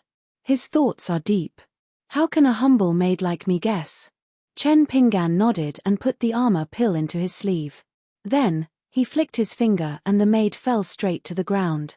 Chen Pingan waved his sleeve and the maid in the wall seemed to be dragged into the courtyard. She rolled on the ground and slowly woke up. She had a splitting headache and her muscles and bones were almost falling apart. Chen Pingan asked, "Just now, this maid's mind was a mess and I couldn't get anything out of her. You look smart. Why don't you tell me?" The maid wanted to kneel down and kowtow to spare her life, but Chen Pingan flicked his finger. The force was slightly lighter, but she was still smashed out of the temple's gate like a kite with a broken string. Then, Chen Pingan stretched out his hand and controlled her to return, strangling her neck. Both sides looked at each other. When the maid saw his eyes, she was so scared that her liver and gallbladder were shattered. Her face was ashen, and she whimpered as if she had something to say. Chen Pingan casually threw her to the ground in the courtyard. She collapsed on the ground. Then, She took a deep breath and stood up. She turned her head and stared at the canal lord's wife. Her eyes were complicated. There was gratitude, reluctance, and resentment. In the end, she put on a stern face and spat at the young immortal master who was pretending to be mysterious. She sneered and said, "I'm done." Chen Pinggan only stretched out his hand to disperse the spit. His expression was calm as he sat on the steps. His hands were gently placed on the verdant mountain walking staff. Chen Pinggan raised his hand and flicked his finger again, knocking her unconscious. Then, he skillfully knocked the ground with the mountain walking staff. The canal lord's wife was hit on the back of her head by the winding gang chi. She immediately woke up and pulled her head out of the ground. Then, she sat on the ground in a daze. Chen Pinggan's face was full of anger. These two lowly maids have been by your side for so many years. Are they idiots who just eat and wait for death? The canal lord's wife was relieved. In the past, she complained that the two maids were idiots and not smart enough. They were not as good as those foxy women in Hu Jun's residence who were able to seduce and bind men's hearts. Now, it seemed that it was a good thing. Once Kangyun Lake was implicated, not only would the two of them be lit with water lanterns, but her position as the canal lord would also be difficult to protect. That lowly maid, the canal lord, loved to gossip and hurt people in the dark. She had already caused the incense in her ancestral temple to wither for many years, and she still wanted to kill her. This was not something that happened in a day or two. The entire Kangyun Lake was watching the show. Chen Pinggan said, "Go and call Hu Jun over. Tell him that I helped him kill Du Yu of the Ghost Hatchet Palace and ask him to personally thank me. Remember to remind your lord Hu that I'm a man of integrity and can't stand the stench of money the most. Therefore, I only accept rare treasures that are pleasing to the eye." The canal lord's wife was stunned. "I'll go." Chen Pinggan sneered and said, "Why don't I go?" The canal lord's wife stood up and was about to use her innate divine ability to turn into mist and escape. Chen Pinggan pointed to the two maids who had fallen to the ground. "The two of them are much better than you," the canal lord's wife. "After Hu Jun's thanks, I went to Escort City and got the heavenly treasure that is about to appear in the world. Then, I will definitely go to the Dragon Palace at the bottom of the lake to visit. I haven't gone far in Jianghu, but I have read a lot. There are many records in the literates' writings. Since ancient times, dragon ladies have been affectionate and their maids are also enchanting. I must see if they are more outstanding than the two maids by Madam's side. If the dragon lady and the maids of the Dragon Palace are more beautiful, Canal Lord's wife doesn't need to find a new maid. If their beauty is similar, I will ask for them together. During the trip to the capital of the Silver Screen Nation, I can sell them at a high price." The canal lord's wife hurriedly echoed, "It's a great blessing for the two lowly maids to be able to serve immortal master." Chen Pinggan interrupted her and sneered, "But if I see them and am disappointed in them, then the canal lord's wife and the canal lord of the Tsaoshi Canal, who has a deep sisterly relationship with you, will have to follow me to the capital." The canal lord's wife was not worried about this. In any case, Hu Jun was there to support her. As long as she safely returned to the Dragon Palace of Kangyun Lake and met Hu Jun, everything would be fine. It was still hard to say who would win in the end. The canal mistress hurriedly shook her sleeves, and two jade-green water element spiritual chi flew into the faces of the two maids, waking them up. They excused themselves from the immortal master and promised to return as soon as possible. Chen Pinggan suddenly called out to the canal lord's wife. The latter's body stiffened. She turned around and said bitterly, "I wonder if immortal master has any other instructions." Chen Pinggan stretched out a palm and said with a smile, "Lend me some water essence. It's not much, just 2 or 3 layers." The canal lord's wife was shocked and distressed, but she also felt a little lucky. The water essence was the foundation of the water god's cultivation. However, compared to losing her life on the spot, it was still worth it. She hurriedly stretched out a finger and pressed it between her eyebrows. A green light bloomed, and then a golden line poured down from the canyon at the top of the mountain like a stream. It went around her shoulder, followed her arm, and flowed all the way to her wrist. Finally, she held up her palm and a jade-green water droplet jumped out. She gently pushed it towards Chen Pingan and wiped the sweat on her forehead. She smiled and said, "Immortal Master, you said that you want to borrow it. It's really embarrassing for me. Take these 3 or 4 grams of water essence as a small meeting gift for me." Chen Pingan smiled and said, "Compared to the rare treasure, the Lianine cup, it's considered small." The Canal Lord's wife did not dare to speak. The Lianine cup was where her great Tao and life lay. There were very few immortal items that could improve one's cultivation besides tempering one's golden body with incense. Every one of them was a precious treasure. The Lianine cup was once an important treasure of the Lake Lord of Kangyun Lake. The reason why the Canal Lord hated her so much and saw her as an enemy was because of this Lianine cup. According to the Lake Lord, it was once an important ceremonial item of a huge Daoist temple. It had been soaked in incense for 1,000 years to have such an effect. When the 3 of them left the ancestral temple, Chen Pingan kept the water essence pearl. Although it was only 2 or 3 grams, it could quench one's thirst for a moment. The effect was significant and was even better than elixirs. However, it was definitely not a long-term solution. On the path of cultivation, there were some shortcuts that could allow qi cultivators to quickly reach the middle of the mountain. However, the further one went, the more dangers there were. Chen Pingan was not in a hurry to refine the water essence pearl to replenish the spiritual energy in the water residence. He sat on the spot and thought about things. Chen Pingan knew that they might not come back this time. The Lake Lord of Kangyun Lake would most likely not come ashore to meet him. Du Yu of the Ghost Hatchet Palace had died. Could it be that he, the Lake Lord of Kangyun Lake, would come to help collect the corpse? As long as they went ashore and entered the ancestral temple, it would be equivalent to being slapped in the face by Chen Pingan and covered in feces. Would the Ghost Hatchet Palace and Du Yu's parents, that pair of Daoist companions, care about whether or not Lord Kangyun Lake was implicated and suffered an unexpected calamity? Besides, you, the dignified water god of the Silver Screen Nation, have the nerve to say that you were implicated. As for the 2 maids of the ancestral temple, one was right on Chen Pingan's side. The other was right on the side of the Canal Lord's wife.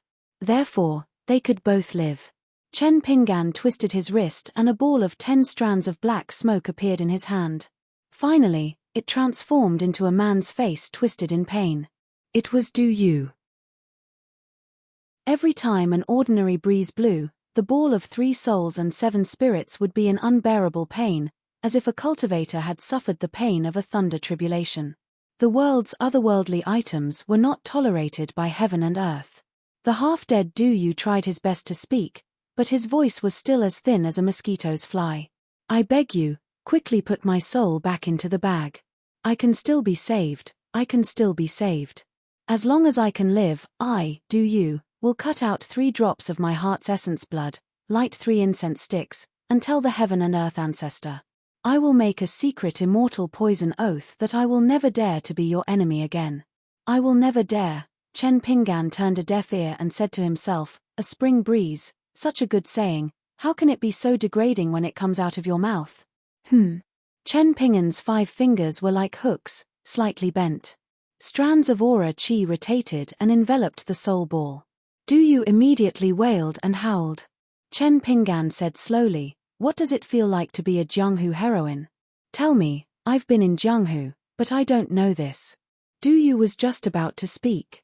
Chen Pingan turned his head, but he increased the strength of his hand. The aura qi became more condensed, as thick as water on the verge of freezing. Chen Pingan pricked up his ears to listen and asked, "What did you say? Louder, I can't hear you clearly." Du Yu's 3 souls and 7 spirits had just been separated from his body by a secret technique, and he was already at his weakest stage. At this moment, he was worse than death. His soul and spirits were mixed together, and the 10 strands of black smoke tangled together.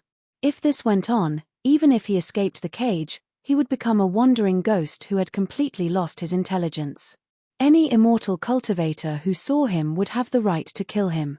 Chen Pingan loosened his 5 fingers, raised his hand over his shoulder, and gently waved forward. The corpse behind the temple fell into the courtyard. Chen Pingan stood up, squatted beside Du Yu's corpse, and pressed his palm down. After about an incense stick's time, Du Yu was foaming at the mouth, twitching, and bleeding from his 7 orifices. It looked scary, but it was a good thing. If there were no such movements, it meant that the body had already rejected the soul from entering it. Once the soul couldn't enter the body, the 3 spiritual souls and 7 physical souls could only leave the body and wander around. Either the soul couldn't withstand the wind and dissipated, or it was lucky enough to hold on to a breath of spiritual aura and become an otherworldly ghost. Du Yu sat up, vomiting blood, and then quickly sat cross-legged. He began to form hand seals, and his mind was immersed, trying his best to calm the turbulent Qi residences. Du Yu, bathed in blood, spat out a mouthful of turbid Qi and turned his head. That person was squatting not far away, his hands hidden in his sleeves, staring at the saber on the ground. Du Yu's mind turned rapidly. That person did not move at all. Du Yu sighed, and gave up on the idea of fighting with his life. He slowly stood up, and his finger tapped his chest 3 times. His face twisted, and then 3 drops of essence blood lit up like candles. 3 wisps of green smoke curled up like incense sticks. Du Yu lowered his head slightly, holding the incense with both hands, and said loudly, "From now on, Du Yu, a military disciple of the Ghost Hatchet Palace, swears not to take revenge. This grudge is like the difference between mountains and rivers, and I will never look back." Chen Pingan stood up, and stepped on the saber's hilt. With a light step, the saber flashed, and entered the scabbard at Du Yu's waist. Du Yu was so frightened that his legs turned to jelly. This was what they meant by once bitten, twice shy. Chen Pingan held the mountain walking staff, and walked towards the entrance of the temple. "It's fate that brought us together. I have some things I want to ask you." Du Yu's heart was at a loss. "Fate, your grandpa's fate. I almost died in this stinking ditch." But he still followed behind that person obediently, and walked out of the water fairy temple. Du Yu's sleeves were empty. The deity's due armor he borrowed from his father was gone, and the refined demon core he begged from his mother was also gone. His heart, liver, and intestines were twisted together in pain. But when he thought of the torment of being held captive by someone, Du Yu could not help but shudder. His mind was restless, and his soul was restless. This was the after-effect of the soul leaving the body. He would need to recuperate for the next few decades. This trip to Escort City was a big setback. Not only did it hurt his Tao, it was also a big problem for him to explain to his parents when he returned to the Ghost Hatchet Palace. The 2 walked one in front of the other on a small path overgrown with weeds. The moonlight was quiet, and the mist was cool. Du Yu's heart was even colder. Who was this person? Among the cultivators on the mountains of dozens of countries, there were martial arts masters of all sizes. Du Yu had traveled extensively, and was very knowledgeable, but he had never heard of such a person. The number of young cultivators who could make him, Du Yu, so sullen could be counted on one's fingers. Chen Pingan used the mountain walking staff to open the path, as if taking a stroll under the moon. His state of mind gradually calmed down, and he smiled. "Do you know why you can return your soul?" Du Yu smiled bitterly. "Senior wants the 2 types of talisman of our Ghost Hatchet Palace. If I reveal the secret of the ancestral hall, I will have my longevity bridge broken and be expelled from the sect." Chen Pingan said, "Heaven and earth, you and I know, what are you afraid of? Besides, you've been in Jianghu for so many years, and you even dared to catch a water fairy like a fish. Why would you be afraid of these rules? People like you, as for rules, take pleasure in breaking them." Du Yu was even more shocked. These words could only be said so naturally by a person who had proven the Tao and was truly ruthless. His parents had also said similar words to him in private. Chen Pingan said, "Tonight, as long as you die at the Water Fairy Temple by Kangyun Lake, it will be difficult for the Ghost Hatchet Palace to find me, and it will also be difficult for the Canal Mistress and the Lake Lord of Kangyun Lake to find me. In the end, wouldn't it still be a mess? So what you should be worried about now is not revealing the sect's secrets, but that I will know the method of drawing talismans and the corresponding incantations, and kill you to silence you and end all troubles." This was a method he had learned from the scholar in the Ghost Valley, to frame others and splash dirty water. Du Yu was speechless. The young man carrying the bamboo box and holding the bamboo staff spoke gently, as if he was chatting with a good friend. Now that I know your principles, it will be much easier to talk about my principles. Do you stopped, Senior? How can you guarantee that you won't kill me and destroy my corpse after I tell you about the steely carrying talisman and snowmud talisman? Chen Pingan also stopped, and only turned his head. You can only bet your life. Do you said miserably, Senior? I have already made a solemn oath. Why are you still being so aggressive?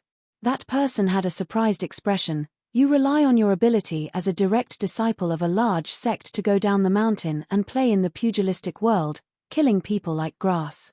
My fists are harder, and I treat you as an ant, toying with you in the palm of my hand. Isn't this the same principle? Is it hard to understand? You are so stupid, aren't your parents worried? Do you wanted to cry but had no tears? Meeting such an honest senior from the mountain, was he really going to blame himself for not checking the almanac before leaving this time? Chen Pingan looked at the distant blue cloud lake. When the lake monarch reaches the shore, you may not have the chance to speak. Using 2 talisman to buy a life, I think this is a good deal. Du Yu clenched his teeth. Then I will bet that Senior is not willing to dirty his hands and be stained with karma. Chen Pingan's gaze shifted, and he looked in the direction of Escort City, a faint smile on his face. Du Yu did not dare to draw his saber. He only broke off a withered branch, squatted down, and began to draw talismans. Then, he used the Heart Lake's ripples to tell that person the incantation. With the steely carrying talisman, one could conceal one's body and aura extremely well. It was like an old turtle carrying a heavy steely, silent for 1,000 years as if it were dead. But, the cultivator's exploration of the outside world would also be restricted, and the range would be greatly reduced. After all, there were very few things in the world that could satisfy both sides. This talisman was one of the trump cards of the Ghost Hatchet Palace's military cultivators that were proficient in assassination. As for the Snowmud talisman, it was a talisman that many formation masters dreamed of. The Ghost Hatchet Palace's talisman, also known as the Flying Bird talisman, had a long history. It was the sect's founding ancestors' specialty, but most of the later disciples of the Ghost Hatchet Palace only scratched the surface, and rarely saw the essence. Du Yu was the same, but his mother was proficient in this art. She was the first person to draw the Snowmud talisman in the sect's 300 years of history. Once, she secretly imparted this talisman to a great cultivator of a peak immortal mansion, causing that cultivator's Tao to soar. When the Ghost Hatchet Palace found out afterwards, before their own people could say anything, another mountain that was hostile to that cultivator came to question them. Both sides were very unhappy, but in the end, the matter was left unsettled. The ancestral hall's punishment for his mother was only 10 years of seclusion and reflection. For cultivators, a short 10 years was nothing more than the snap of a finger. It was not a punishment at all, not to mention that the place of reflection was a treasured land with abundant spiritual chi. Du Yu only found out afterwards that the peak cultivator who had obtained the Snowmud talisman from his sect had secretly made a trip to the Ghost Hatchet Palace, probably to plead on his mother's behalf. At the beginning, Du Yu was worried that this person was only envious of the 2 talismans and thought that it would be good to have more skills. In fact, Du Yu himself was not proficient in the talisman Tao. Du Yu had already made up his mind that he would have to spend a lot of time explaining and be a troublesome teacher. But he didn't expect that this person would only listen to his explanation. From the outline of the 2 talisman Tao to the details of the talisman Tao, that person didn't ask any questions. He only asked Du Yu to repeat it 3 times. On the second time, because Du Yu was too familiar with the characters of the talisman Tao insight, he unintentionally missed an insignificant sentence. As a result, he discovered that the person narrowed his eyes and gently raised the walking stick that was originally used to support the ground. Du Yu was so frightened that he almost slapped himself in the face. He hurriedly made up for it and repeated it word for word. After repeating it 3 times, the person lowered his head and looked at the 2 talisman Tao insights on the ground. Du Yu didn't dare to breathe loudly. The talisman drew talismans with the mountain walking staff. Following the pattern, he drew 2 relatively crude talismans, the carrying tablet talisman and the Snowmud talisman. When the talismans were completed, They glowed brightly. Although the quality of the talismans was not high, the talisman was still a success. Tiny beads of sweat appeared on Du Yu's forehead. My dear mother, the path of talisman is really not that easy to get started with. Otherwise, why was it that his father's cultivation level was also high, and why were all the ancestors of his sect unable to be considered as divine intent? Indeed, there were some cultivators who were innately unsuited to drawing talismans. Therefore, in the sects and mansions of the Taoist talisman lineage, when inspecting the aptitude of their disciples, there had always been this cruel saying, "The first time you pick up the brush, you will know whether you are a ghost or a god." The senior in front of him was definitely an expert. Perhaps he was a hidden Tao of talismans expert. What pure martial arts? It's all a smoke screen. However, when he thought of this, Du Yu felt that it was inconceivable. If that was really the case, then wasn't the senior in front of him being too unreasonable? Chen Ping'an used the mountain walking staff to erase the 4 talismans drawn by both sides and dispersed the spiritual light of the talismans. Your sincerity is enough. Then, let's make a real deal. Du Yu was puzzled. What do you mean? Chen Ping'an took out the military school's armor pill and the refined demon pill from his sleeve. It's said that walking on the road at night is easy to encounter ghosts. My luck today is not bad. I picked them up by the roadside earlier. I think they are more suitable for your cultivation. Do you like them? Do you want to buy them? Du Yu said righteously, it's rare for senior to be willing to part with them. Just name your price. Even if I have to sell everything I have, Du Yu, am willing to buy them at a high price. Chen Ping'an nodded. He thought of something and extended a finger. There was a jade-green water droplet that was spinning. Chen Ping'an took out a portion of it, about 50 grams of water essence. After keeping the larger droplet, he said with a smile, "This is a gift from the lady of the channel. Take it as my sincerity. You're injured and urgently need spiritual qi to heal you. This water droplet is the foundation of a water goddess's great Tao. Take it quickly and refine it." Du Yu had no choice. He could only take the droplet and gently slap it into his chest. He silently refined it. Then, he had a strange expression. Was it really a droplet condensed from the essence of water? Not only did he not feel uncomfortable at all, it was as if a rain had fallen on the lake in his heart. His mind and soul felt refreshed. Chen Ping'an asked with a smile, "All right, let's get down to business. A deity's due armor of such a high grade and a refined demon pill with such great offensive power. How much do you plan to pay for it?" Du Yu asked carefully, "Senior, can I barter for it? I really don't have much immortal money on me, and I don't have the legendary Fengsuan tomb or grotto heaven." Chen Ping'an smiled and nodded. Of course.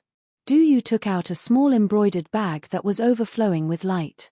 His movements were gentle as he opened the knot and took out a folded page. After spreading it out, there were no creases at all. Du Yu said, "This item is extremely precious. I accidentally obtained it in the tunnel of a dilapidated ancient temple when I was fighting with someone in my early years. My parents asked me to keep it well. They said that it's priceless.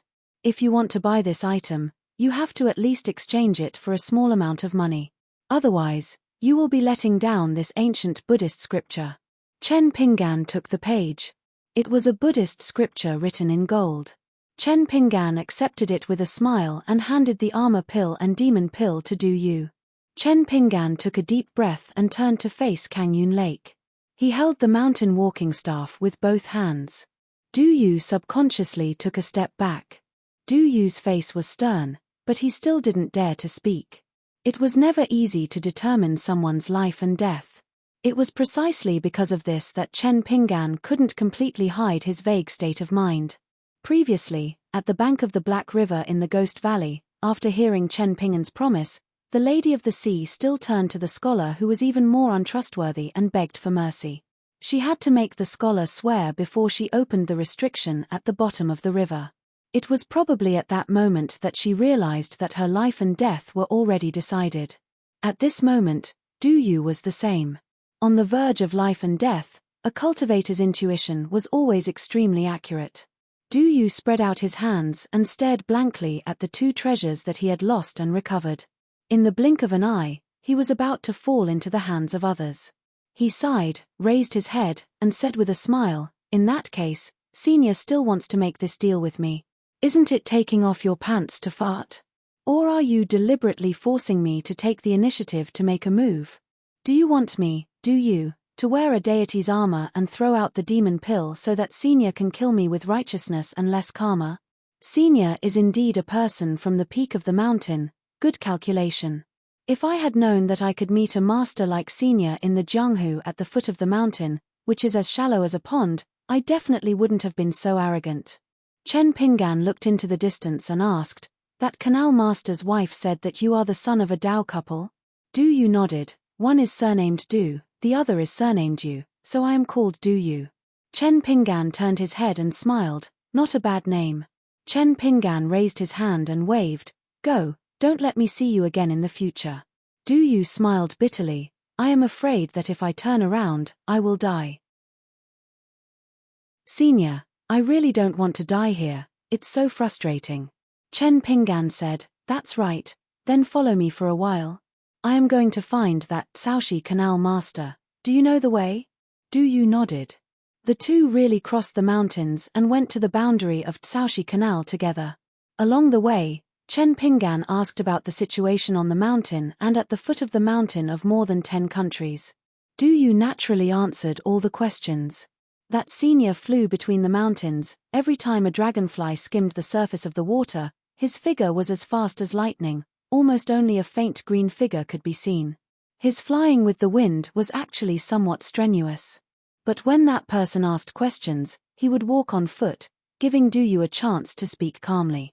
The two walked in the mountain forest. After Chen Pinggan heard some of the stories of the Golden Boy and Jade Girl, he smiled and asked, "This Huangliang City's young man He Lu, and the Treasure Cave Wonderland's fairy Yang Qing, why do they sound like a scholar and a beauty from the Jianghu romance?" Only because of the enmity between their sects and the enmity between their sects, did they not become a pair of Dao couple? Du Yu said, "In Senior's eyes, it may be funny, but even I, Du Yu, will feel ashamed when I see the two of them, only then will I know what the real jade of the great Dao is." Chen Pinggan did not comment. The two came to the peak of a mountain. Looking to the west, it was the territory of Shaoxi Canal. The water god temple was not far away.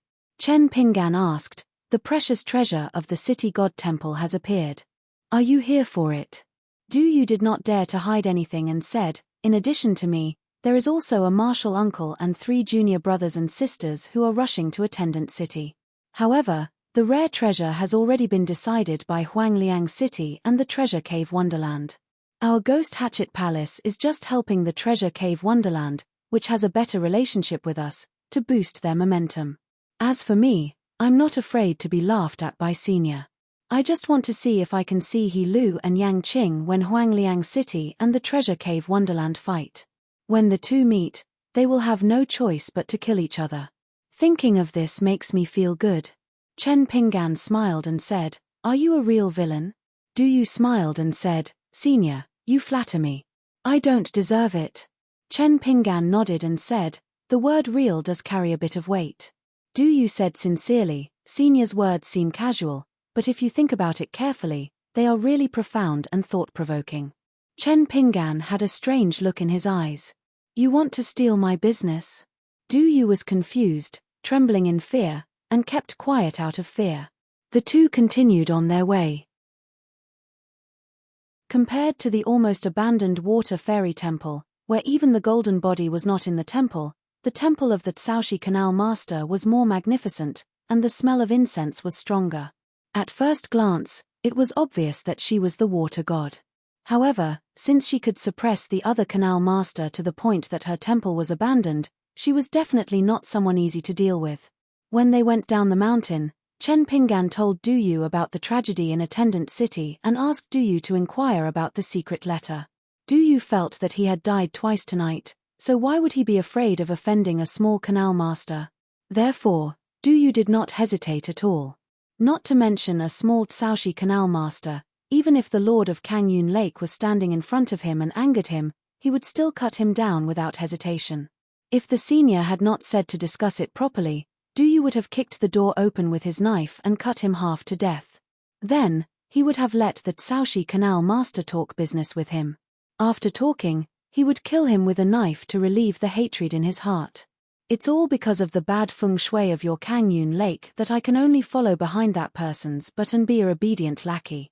The most hateful thing is that it's fine to wag your tail and beg for mercy, but you have to worry that because your tail is not wagging properly, you will be inexplicably slapped to death. The two of them restrained their auras and walked down the mountain, so as not to alert the enemy.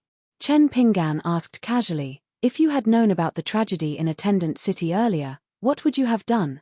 Just tell me what's in your heart. Du said with a smile, naturally, it's none of my business. The city god of a county is not an ordinary imperial court lady Even if it's possible to kill him, the karma is too heavy.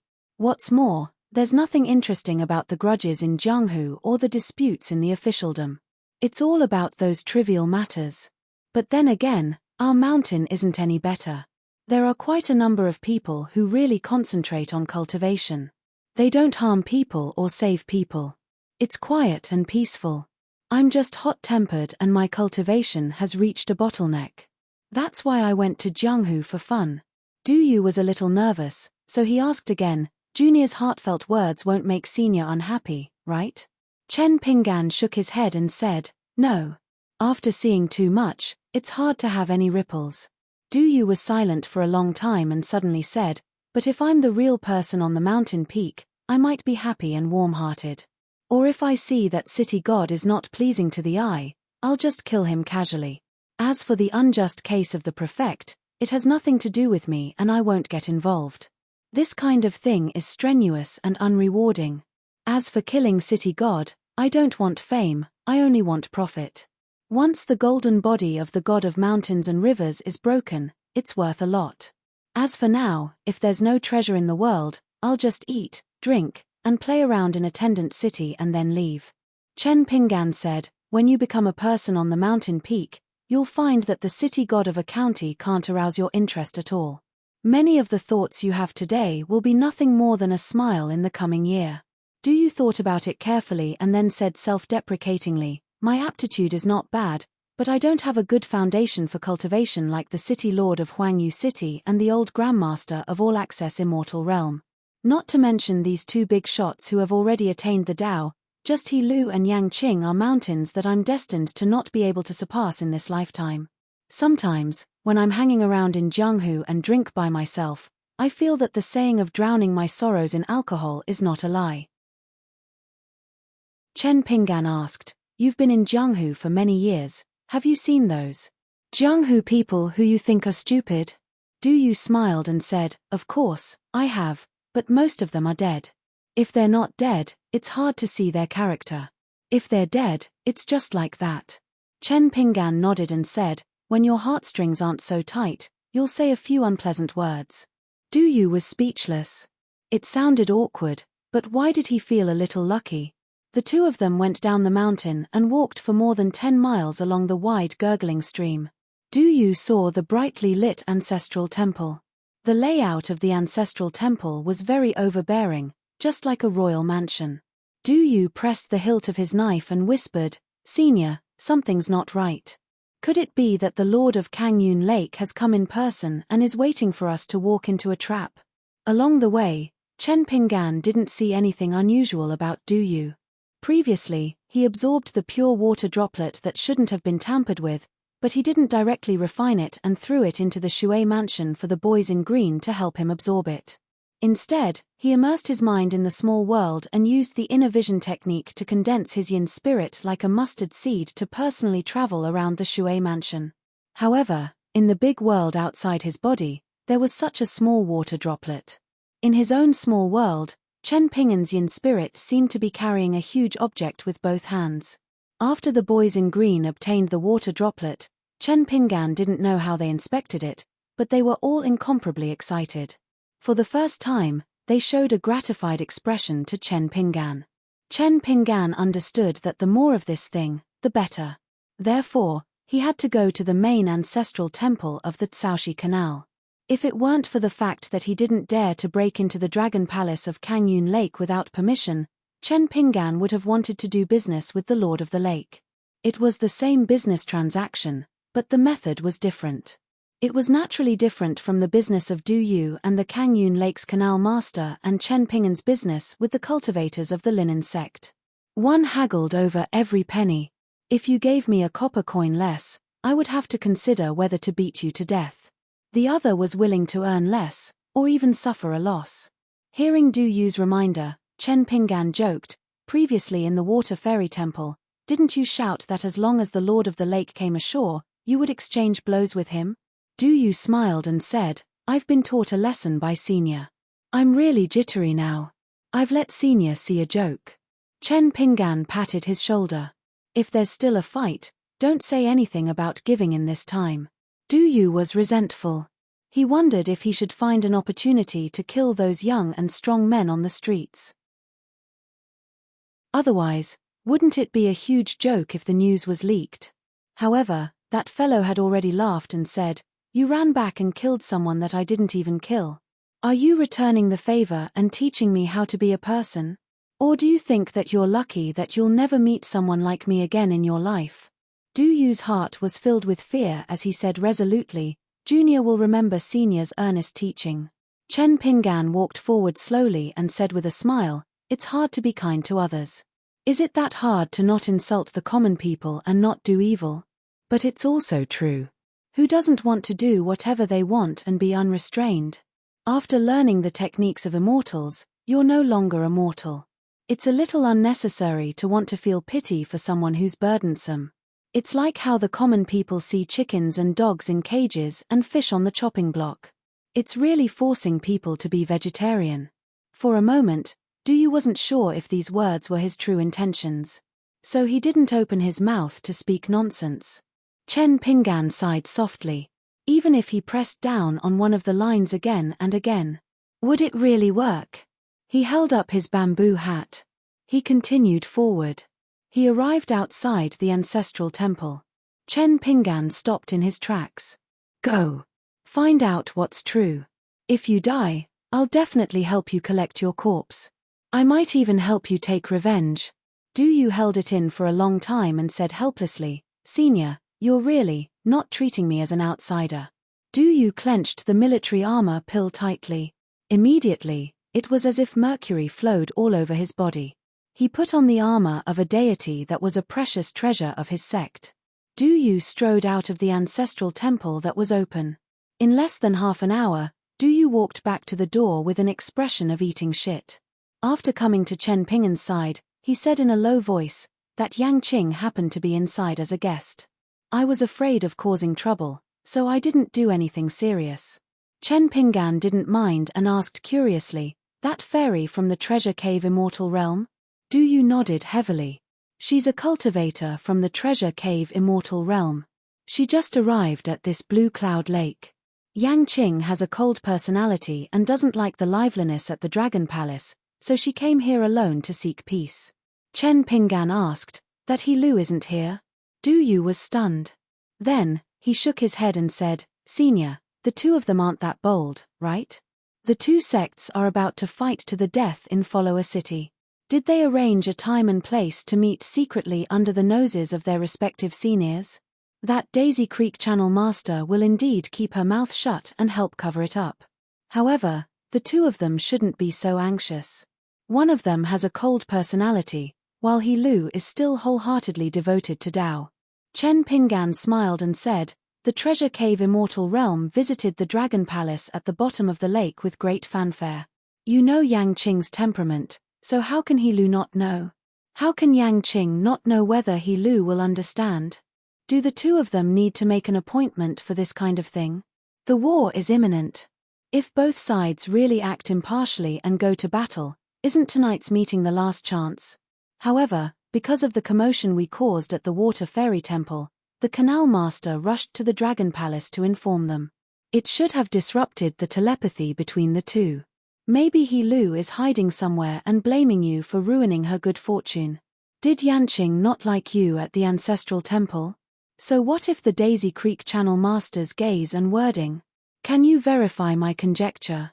Du Yu blushed with shame. Previously, I only thought of barging into the mansion and chopping people with my knife, so I really didn't think so much. Chen Pinggan was not in a hurry to enter the ancestral temple. He glanced at the anxious Du Yu, then looked around and asked casually, "How did you walk the Jianghu? How did you survive until today? Or is it that the people of the 10 countries in the silver screen are simple and honest? However, at the Water Fairy Temple, I saw that the 3 sides of you cultivators, gods, and common people didn't seem to be simple and honest. Du Yu could only say, compared to the senior who has perfect foresight, I'm naturally a laughingstock." Chen Pinggan smiled and said, "Perfect foresight, this sentence is not bad. I'll remember it." Du Yu was depressed. Why did he remember it? Chen Pinggan began to move and took the lead to cross the gate of the ancestral temple. The mansion was glorious and did not look like an ancestral temple at all. They came to the door of the inner mansion where a golden plaque with the words "Green water flows forever" was hung. A woman dressed in palace attire with a phoenix coronet and a red robe had a graceful bearing. Her pair of peach blossom eyes were somewhat long and narrow, and her smile was faint. Standing beside her was a young woman dressed in white. She wore a golden crown with phoenix wings on her head. It was a work of art that surpassed the heavens. When a slight breeze brushed past, the golden phoenix tail would tremble along with it, and the faint cry of a young phoenix could be heard. Chen Pinggan only glanced at the 2 women, then stared at the golden coronet a few more times. It should be an artifact of good quality. Du Yu followed the previous instructions and stood side by side with Chen Pinggan. The 2 of them were good friends who had known each other for many years in the Jianghu. The senior's name was Chen Pinggan, and he was a wandering cultivator. Before entering the ancestral temple, Chen Pinggan asked him if the 2 inside knew any spells that could observe mountains and rivers. Du Yu almost spat out a mouthful of old blood. Even their Ghost Hatchet Palace's ancestor had to use the sect's important weapon to be able to use this kind of magical power. Other than the city lord of Huangliang City and Yangqing's master, or rare existences like the Lake Lord of Kangyun Lake and the gods of the 5 mountains, who dared to say that they could observe mountains and rivers on their own mountains? Chen Pinggan smiled and said, "Brother Du Yu and I took the liberty of visiting this time to ask the canal mistress for advice on a small matter." The canal mistress smiled and said, "Since you said it's a small matter, then there's no need to rush. I'm drinking tea with Fairy Yang tonight, and it's a big matter. Why don't you and Immortal Master Du come again tomorrow?" Du Yu did not dare to reveal anything, or else he would have given the canal mistress a thumbs up. She was really King heroine. This heroic spirit did not lose to him at all when he said, "I'll let you have a move first." However, this was a reasonable way to treat a guest. Who was Yang Qing? The ancestral temple was on the shore of Kangyun Lake. There were also immortal masters from the treasure cave Immortal Realm who were guests at the Dragon Palace. How much face could a wild cultivator, who called Du Yu his brother, have? Du Yu only lowered his head and looked at the sky. His eyeballs moved slightly as he glanced at the sky. He was now afraid that the sky would collapse. However, it would be good if it collapsed.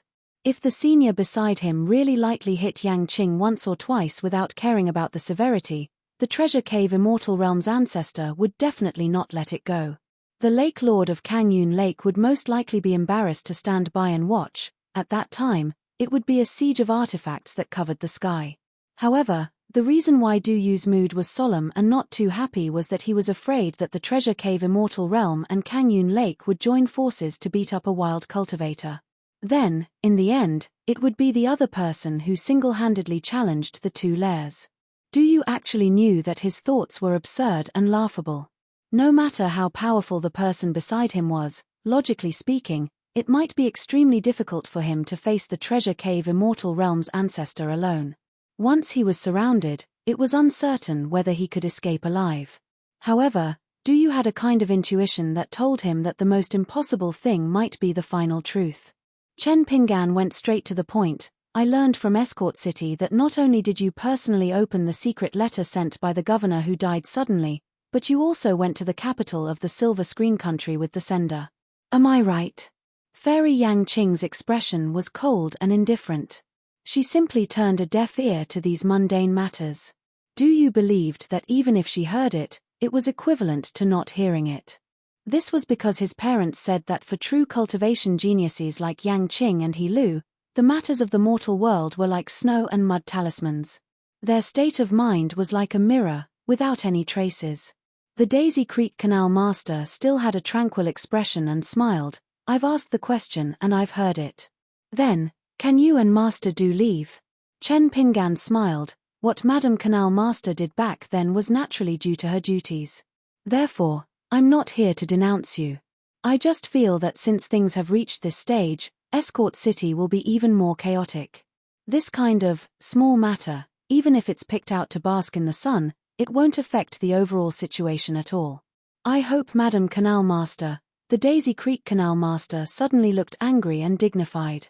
She took a step forward and directly interrupted the wild cultivator's words. Get out. Chen Pingan's expression was as usual, bringing up old matters again. It's true that I'm a foreigner who is meddlesome. For Madame Canal Master, it's a bit difficult. If Madame is worried about Hu Jun, I can. The Daisy Creek Canal Master suddenly raised her sleeve and pointed at the door, saying sternly, get out. Who do you think you are? How dare you talk nonsense here? Aren't you afraid of dirtying Fairy Yang's ears? If it wasn't for Master Du's face, you useless wild cultivator wouldn't even be able to enter this door.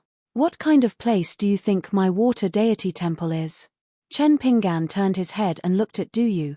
Brother Du Yu, when you visited earlier, were you only concerned about Fairy Yang? Du Yu looked as if his parents had died.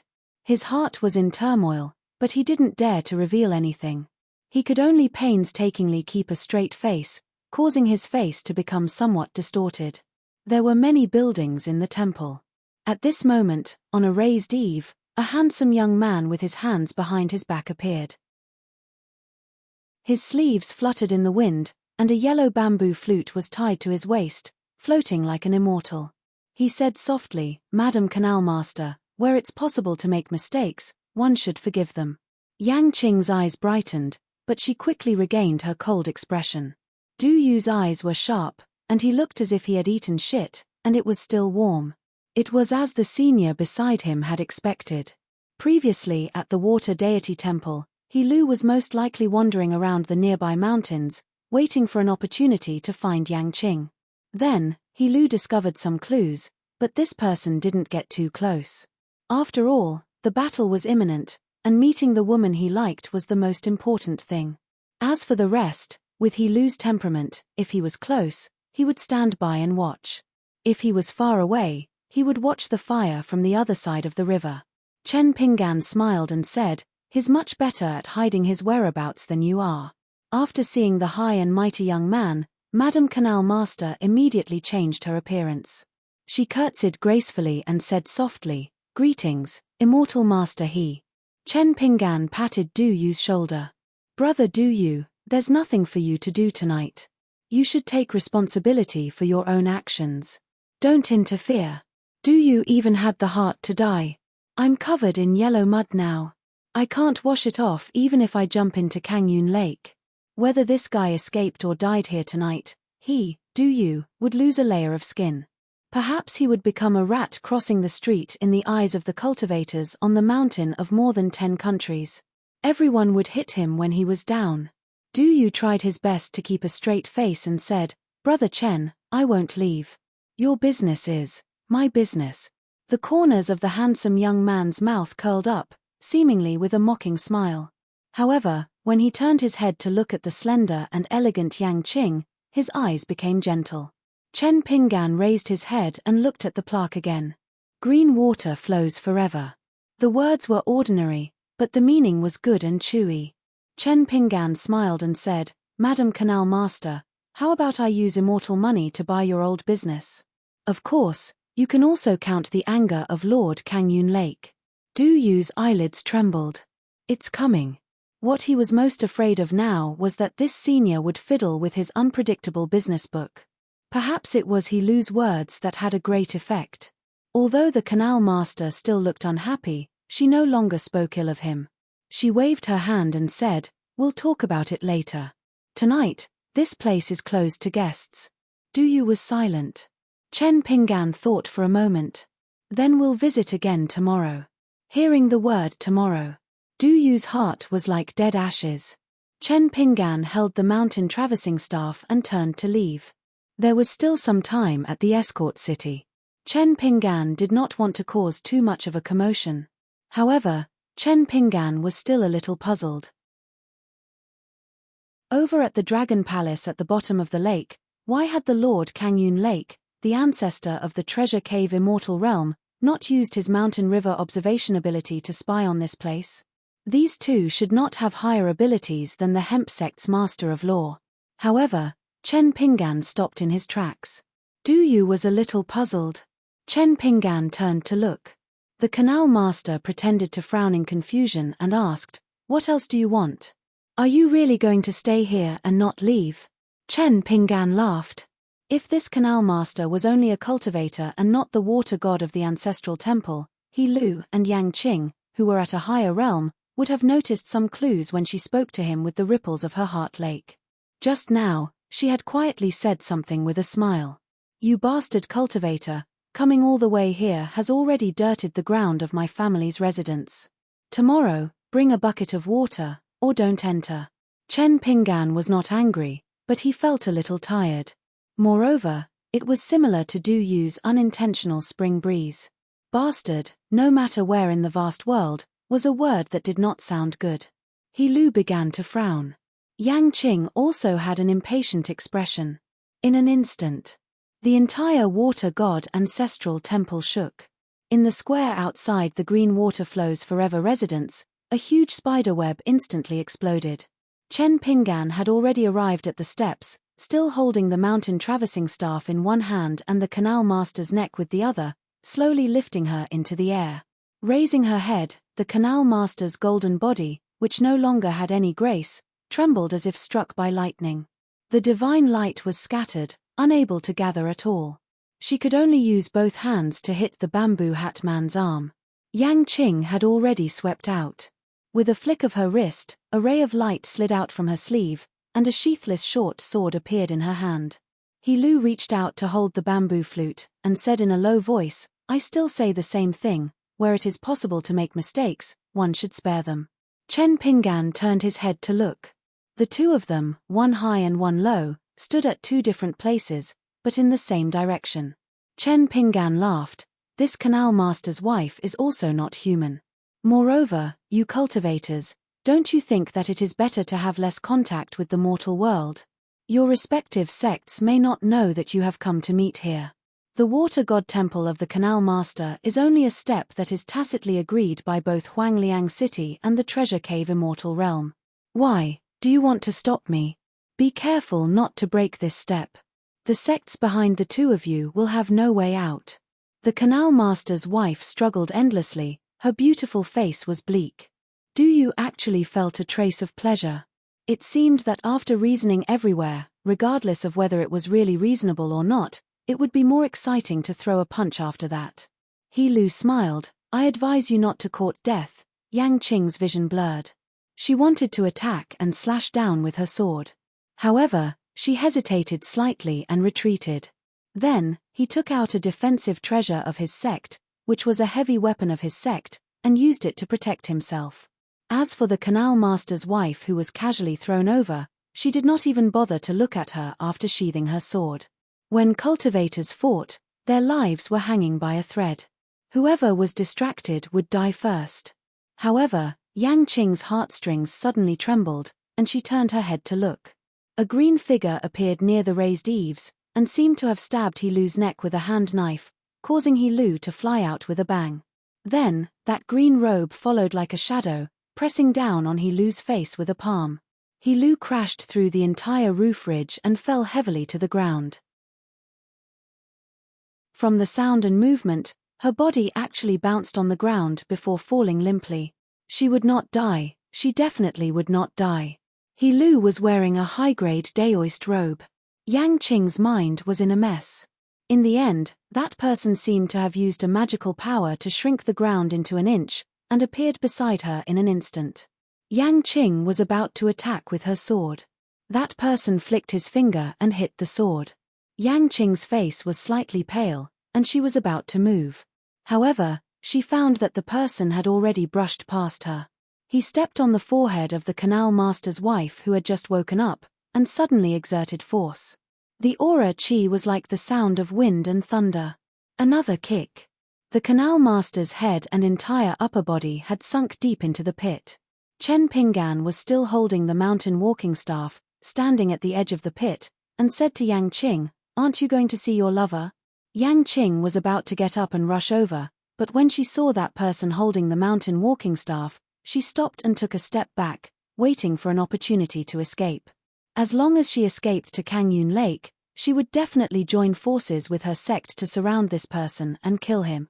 Chen Pinggan looked at Du Yu and laughed. "Are you blind? What kind of dogs hit Golden Boy and Jade Girl are they? Natural immortal Daoist companions?"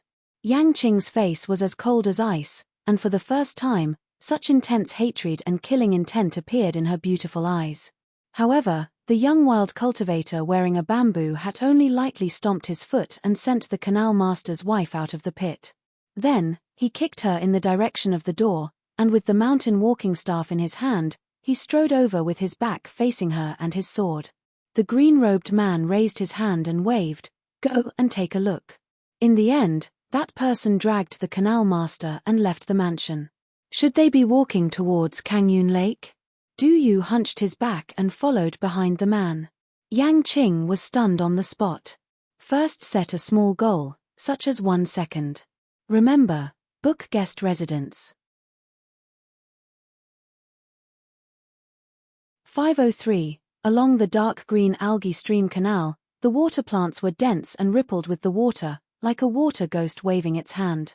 There were many legends and writings of scholars in the marketplace, and there were also sayings of water ghosts looking for people to take their place.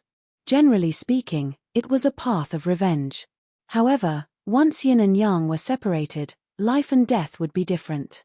After all, ordinary drowned ghosts were not cultivators with thousands of spells. How could there be such a simple way to escape? It was true that ghosts of the netherworld harmed people of the world of the living, but it was false that they saved themselves. It was just a rumor spread by scholars. After leaving the water deity temple, Chen Pinggan dragged the still unconscious canal lord's wife and flew towards Kangyun Lake. Du Yu, who was still wearing the deity's due armor, still followed. Du Yu braced himself and rushed in the direction of Kangyun Lake.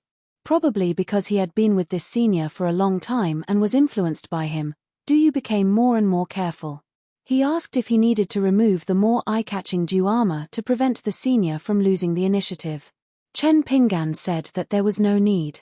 Du Yu was slightly relieved. However, the next sentence made Du Yu's courage rise to his throat again. He heard the senior slowly say, "When we reach Kangyun Lake, there may be a big fight. At that time, you don't have to do anything. Just treat it as gambling with your life again. Pretend to be deaf and mute and stand aside. Anyway, for you, no matter how bad the situation is, it can't be that bad. Maybe you can even earn back some of your capital." Du Yu smiled and said, "Don't worry. Maybe I can't help senior, but Du Yu guarantees that I won't cause trouble." Chen Pinggan dismissed it with a smile. Du Yu glanced at the algae stream canal lady and felt as if a lifetime had passed. He sighed with emotion. His parents always said that the great cultivator's Tao was profound.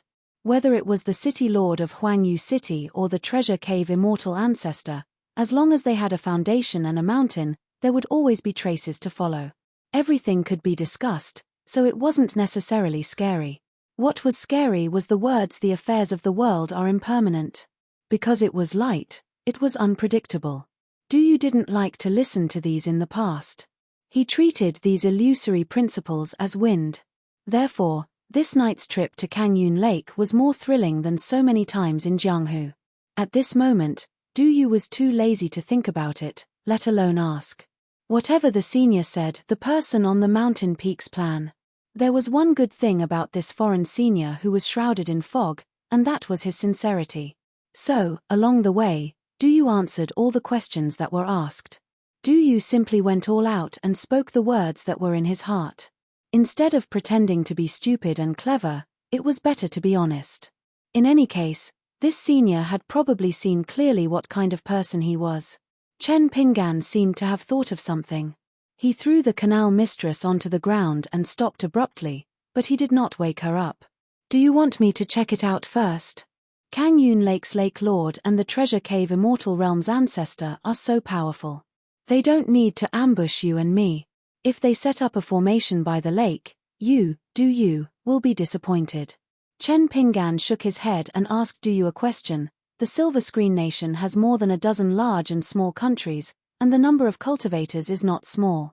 Is there no one who wants to go to a place further away to take a look? For example, the Skeleton Beach in the south and the Great Origin Dynasty in the middle. Du Yu shook his head and said, It's hard to say about other cultivators. Let's just say that since the first day our Ghost Hatchet Palace set foot in cultivation, there was an ancestral teaching passed down.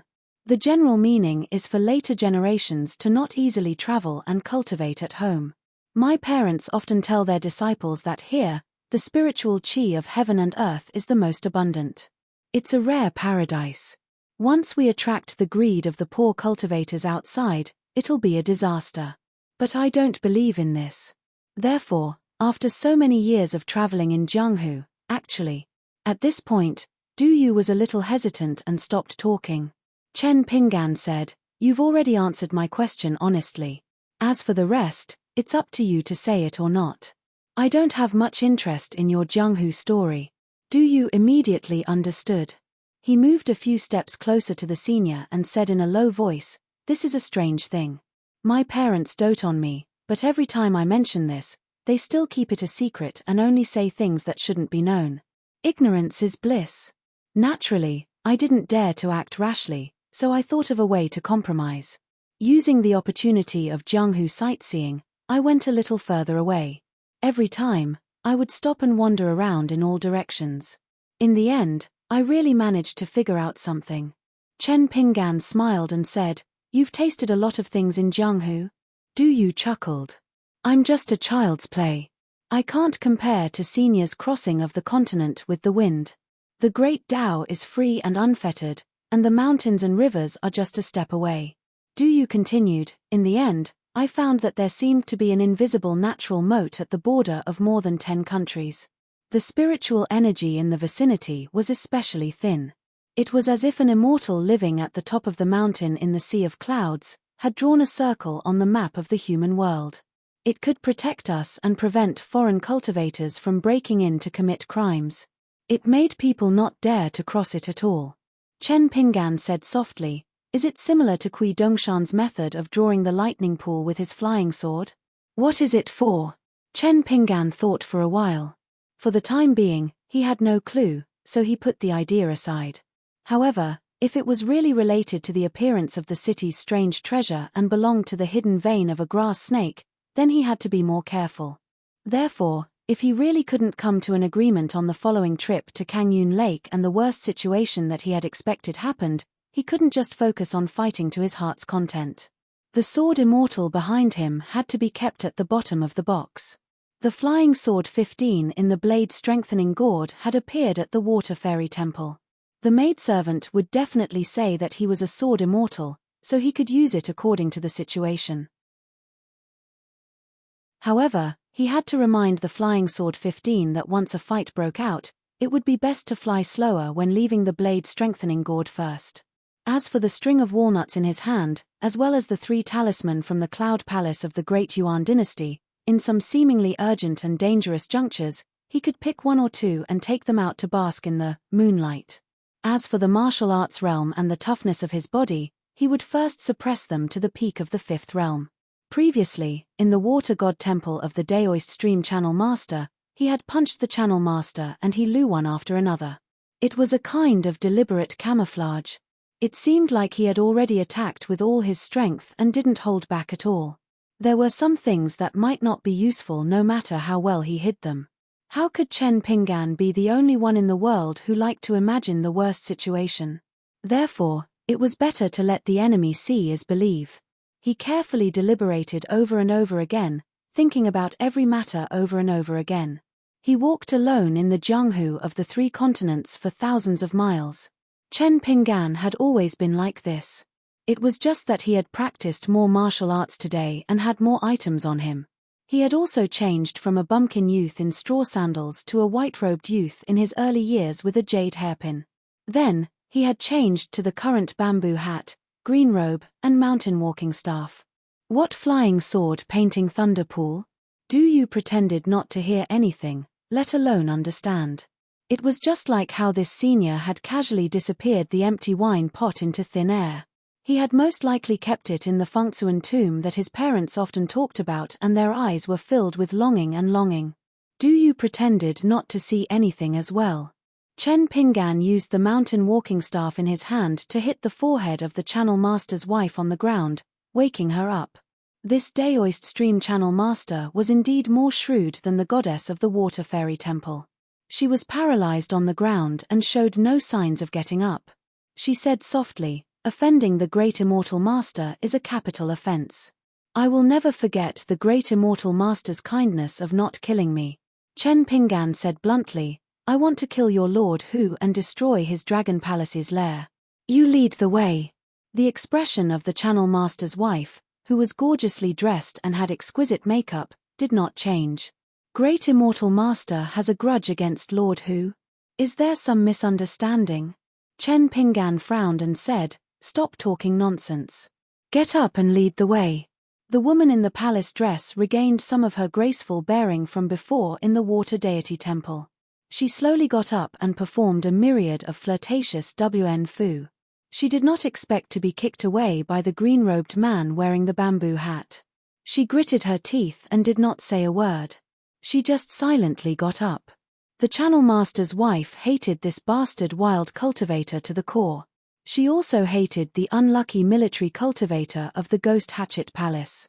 However, if she did not have the ability to observe people's expressions and judge the situation, she would not have been able to get to the deity position she had today. A drowned ghost who was drowned in a pig cage could walk step by step to this day. She even ostracized the Shaoxi channel master to abandon the ancestral temple and move her golden body into the lake. She even called the 3 river deities under the Lord Hu as brother and sister. She did not rely on her golden body cultivation or the incense of the human world. She pretended to be frightened and asked in a trembling voice, "I wonder if the great immortal master wants to swim in the water or ride the wind on the shore."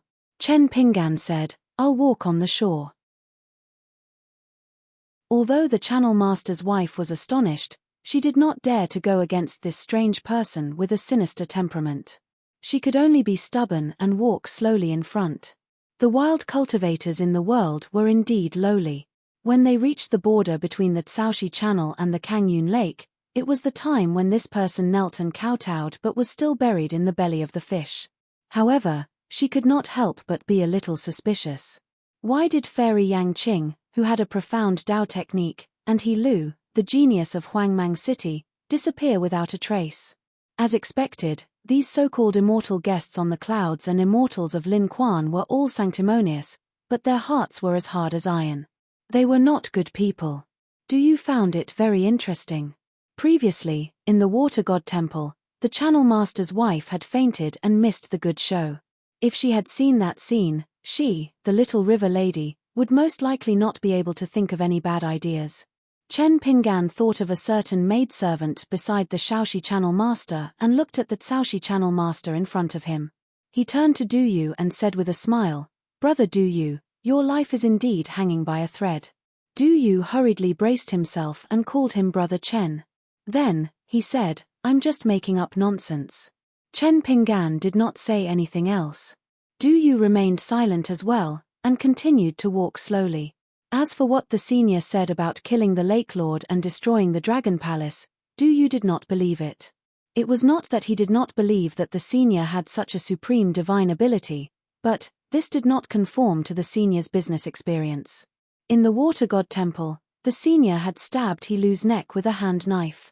The latter did not have the strength to fight back at all and smashed through the roof. From this, it could be seen that the reason why Fairy Yang Qing could still stand at the end and did not lie on the ground like He Lu, nor did she dig her head into the ground like the Shaoxi channel master. Was it because the senior had protective feelings for the fairer sex? Of course not. As for the real reason, Du could not guess. Du didn't know why, but he always felt that this omnipotent senior was really ruthless when it came to beautiful women, whether they were cultivators or deities. Chen Pinggan asked casually, previously, in the ancestral temple, Yang Qing did not attack with her sword. Instead, she wanted to retreat. She should know that she was no match for him and wanted to go to Kangyun Lake to get reinforcements. Do you, tell me, what is in the depths of her thoughts? Is it to get herself out of danger more, to protect herself more, or to save He Lu more? Du smiled and said, Yang Qing did the most right thing. She did not delay self-protection and saving people. I believe that even if He Lu saw it, she would not have a grudge. If you put yourself in her shoes, I think He Lu would make the same choice. However, in the pugilistic world, in a similar situation, many heroes still rush into death even if they know that it is the enemy's trap. It is laughable, but there are also some that are respectable. Chen Pinggan thought for a moment and seemed to have understood something. He nodded and said, people who are not from the same family will not enter the same door. He Lu and Yang Qing can live in harmony with the great Tao and have telepathy.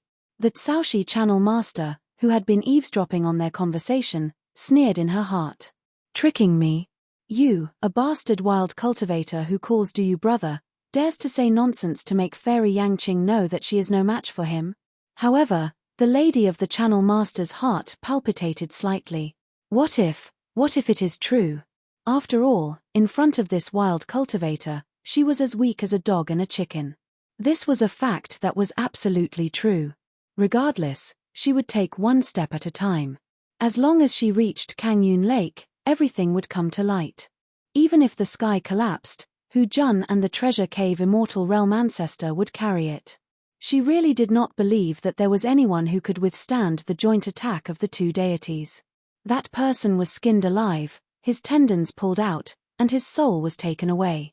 When the time came, she would definitely ask Hu Jun for a strand of his soul and place it in her own water god temple. Chen Pinggan glanced at the lady of the Caoshi channel in front of him. This kind of procuress is like a brothel in the secular world. Why is she so popular in Kangyun Lake? Du probed, probably only this way can she be popular, right? Chen Pinggan smiled and said, Brother Du, you said something reasonable again. Du held back, but in the end, he could not hold back and laughed out loud. Tonight was the first time he was so happy. Chen Pinggan saw that he was a little carried away and the corners of his mouth twitched. Is it that funny? Du seemed to be strangled by someone and immediately shut up. Chen Pinggan was silent for a long time and asked, if you were that scholar, what would you do? Let's split it into 3 parts. First, if you were lucky enough to escape from Escort City and seek refuge with your family's elders, what would you choose? Second, if you were successful in the imperial examinations and entered the Hanlin Academy of the Silver Screen Country. Third, if you were famous and had a promising future, you would be sent out to be an official and return to your old home. In the end, you would be discovered by the city god temple and fall into a place of certain death. Du grinned. This time, Chen Pinggan did not ask him to speak directly. Instead, he said, put yourself in my shoes and think about it. Don't be in a hurry to answer me. People had to bow their heads under the eaves. Du thought seriously for a long time and slowly said, first, if I had the opportunity to know that there was someone better than me and that there were chi cultivators in the world, I would try my best to cultivate the magic of immortals and strive to embark on the path of cultivation. If I really could not, I would study hard and get an official position. I would be the same as that scholar. Of course, I would take revenge, but I have to live on. The better I live, the greater the chance of revenge. Second, if I had known that the city god temple was involved in it in advance, I would be more careful. I would never leave the capital before I became a high official of the 6 ministries of the Silver Screen Country, and I would not easily return to Escort City.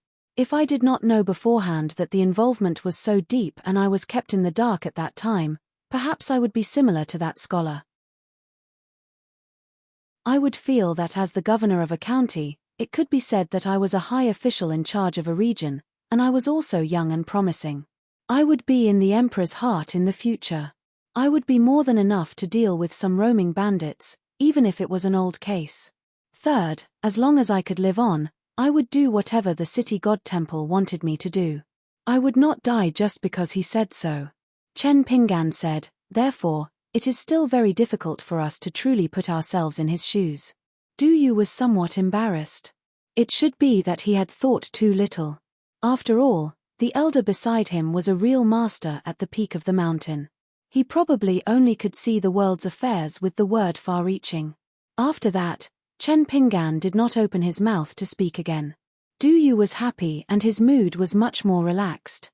In his life, his brain was working the fastest and the most laborious tonight. Compared to the Shaoxi Canal in the Water Fairy Temple, the Kasun Canal was wider and deeper. Many large villages that were originally built along the water near the Shaoxi Canal began to migrate to the Kasun Canal that had better water for hundreds of years.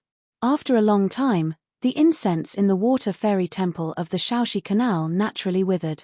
It was not surprising that the green water manor behind him could be built so magnificently. The golden body of a god relied on incense, while the wooden manor relied on silver. The Shaoxi Canal master, who had already fled back to the Dragon Palace at the bottom of the lake, had lost to the colleague walking in front of Chen Pinggan in all aspects. Otherwise, the Lord of Kangyun Lake would not have let the Shaoxi Canal master deal with the secret letter and given the Lord of Kangyun Lake's token of God Master, allowing him to leave the waters of the Kasun Canal and cross mountains and rivers to go to the capital to build connections. Du Yu knew the roots of the many gods in Kangyun Lake. According to the military cultivator of the Ghost Hatchet Palace, the Dragon Palace of Kangyun Lake was a grotto on a mountain. It was specially used to rope in rich and idle children of foreign dignitaries for the Lord of Kangyun Lake. And where did those beautiful young maidservants of the Dragon Palace come from? Naturally, other than the almost abandoned Kasun Canal, the other 3 rivers and 1 canal were flooded. In the early years, Immortal Master Lu had taught a method to solve the problem. He needed to choose a 16-year-old virgin to throw herself into the water to apologize. During some droughts, the local officials would run to the Lord of Kangyun Lake's temple in the city to pray for rain. It was quite effective. After the rain came down, he needed to throw the woman into the water to repay the Lord of Kangyun Lake's kindness. Du Yu said that these plans were all the credit of the Kasun Canal master. She would often pretend to be a woman, such as an official visiting incognito. She would secretly travel all over the territory of Kangyun Lake, looking for those young girls with good cultivation aptitude and beautiful appearance. When she had just grown up, there would be heavy rain in the 3 lakes and 2 canals. The flood would wreak havoc, or she would cast spells to expel the rain clouds, causing a drought of thousands of miles. The old rules had been followed for hundreds of years, and the local officials had long been familiar with it. The matter of the young girls throwing themselves into the water, even the common people had accepted their fate. Over time, they were used to the kind of good weather that one person would suffer and the common people would seek.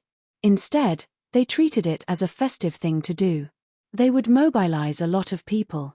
Every time, the chosen women would wear wedding clothes and make them look beautiful. As for the families of those women, they would also receive a generous amount of silver. In addition, the old people in the streets and alleys all said that after the woman threw herself into the water, she would soon be taken back to the Dragon Palace at the bottom of the lake by the Lord of Kangyun Lake. Then, she could become an immortal family member who did not have to worry about food and clothing. It was really a great blessing. She was a smooth and slick person, so she was highly valued by the Lord of Kangyun Lake. However, there was only one thing that she could not compare with the Lord of Shaoxi Canal, who had a similar rank. The latter was a minister who followed the Lord of Kangyun Lake. Before the Lord of Kangyun Lake was conferred a title by the Lord of Kangyun Lake, she had already followed the Lord of Kangyun Lake. When Du Yu had first rushed to the ancestral temple of Kangyun Lake, he had some admiration for the Lady of Kangyun Lake, who was said to be more graceful and luxurious than the empress and concubine of a country. He said that she was a god who could use her brain. Until now, she was still a little river woman, which was a bit unfair to her. If he were the Lord of Kangyun Lake, he would have already helped her plan for the position of a river god. As for the river god, forget it. There was no water in this silver screen country. It was less than 10 miles away from Kangyun Lake. Chen Pinggan stopped in his tracks. The lady of Kangyun Lake hesitated for a moment and also stopped. She turned her head. Her pair of peach blossom eyes were naturally overflowing with mist. She seemed to be puzzled and pitiful. She looked like she wanted to ask but did not dare to. In fact, she was sneering in her heart. Why did you stop? You were so arrogant before, but now you know the danger ahead. Du Yu had already made up his mind. He only cared about watching the show. This was what the senior said. Chen Pinggan turned around and looked. It was actually Yang Qing who had followed. He Lu did not follow. It was also possible that she was hiding further away. This cultivation genius youth should be very good at escape techniques or hiding techniques. It was just that his body was a bit weak. Otherwise, Chen Pinggan would find it more troublesome. A young female cultivator from the Treasure Cave Immortal Realm who wore white clothes and had an exquisite golden crown on her head flew along with the wind. Compared to Du Yu who was by her side, it couldn't be denied that no matter if it was a male or female cultivator, her appearance was slightly better, and her figure that soared through the sky was indeed more pleasing to the eye. Du Yu found that the senior glanced at him and seemed to have some pity. Why? Does the senior want me to go to Kangyun Lake alone to step on a trap again? Senior, didn't you say that you wanted me to watch from the sidelines? You're an old man. Now that you've spoken, it's not good to go back on your words, right? Chen Pinggan said. Yang Qing has caught up. Du Yu followed his gaze and looked over.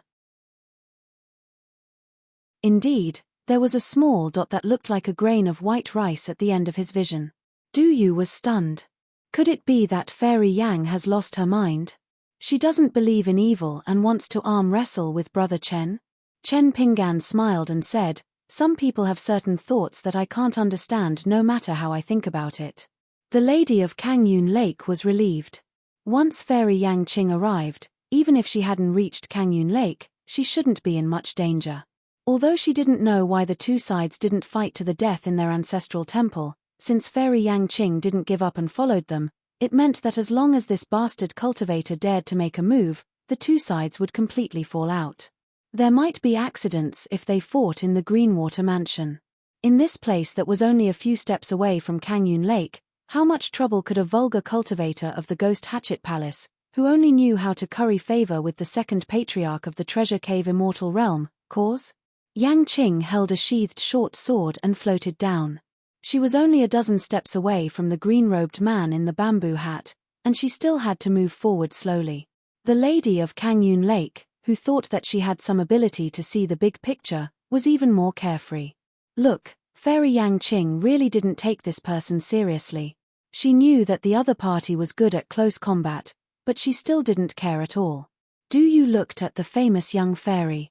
Everyone said that she and He Lu were dragons and phoenixes among men, a match made in heaven. In the past, no matter how jealous he was, he had to admit it. Tonight, when he looked at her again, it seemed that Fairy Yang Qing was really beautiful without mentioning He Lu. This made Du Yu feel a little unhappy. A plate of delicacies that was at the mouth but couldn't be eaten was more disgusting than being pressed to eat a mouthful of hot feces.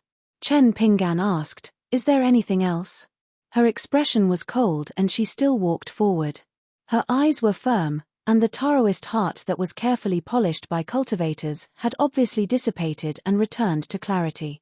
Chen Pinggan raised his mountain traveling staff and pointed at the fairy whose appearance and bearing were almost flawless. "You can stop."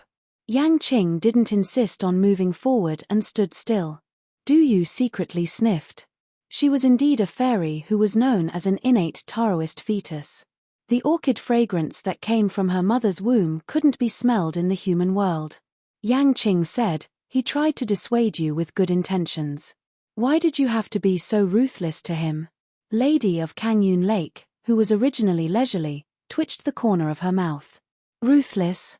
Among the cultivators of different realms and the big and small gods near the mountains and rivers, how could there be a real fool?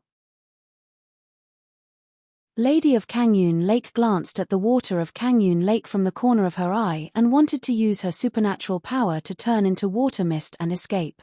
Chen Pinggan, who had his back to Du Yu and Lady of Kangyun Lake, shook his wrist and the mountain traveling staff in his hand flew out and hit Lady of Kangyun Lake on the forehead.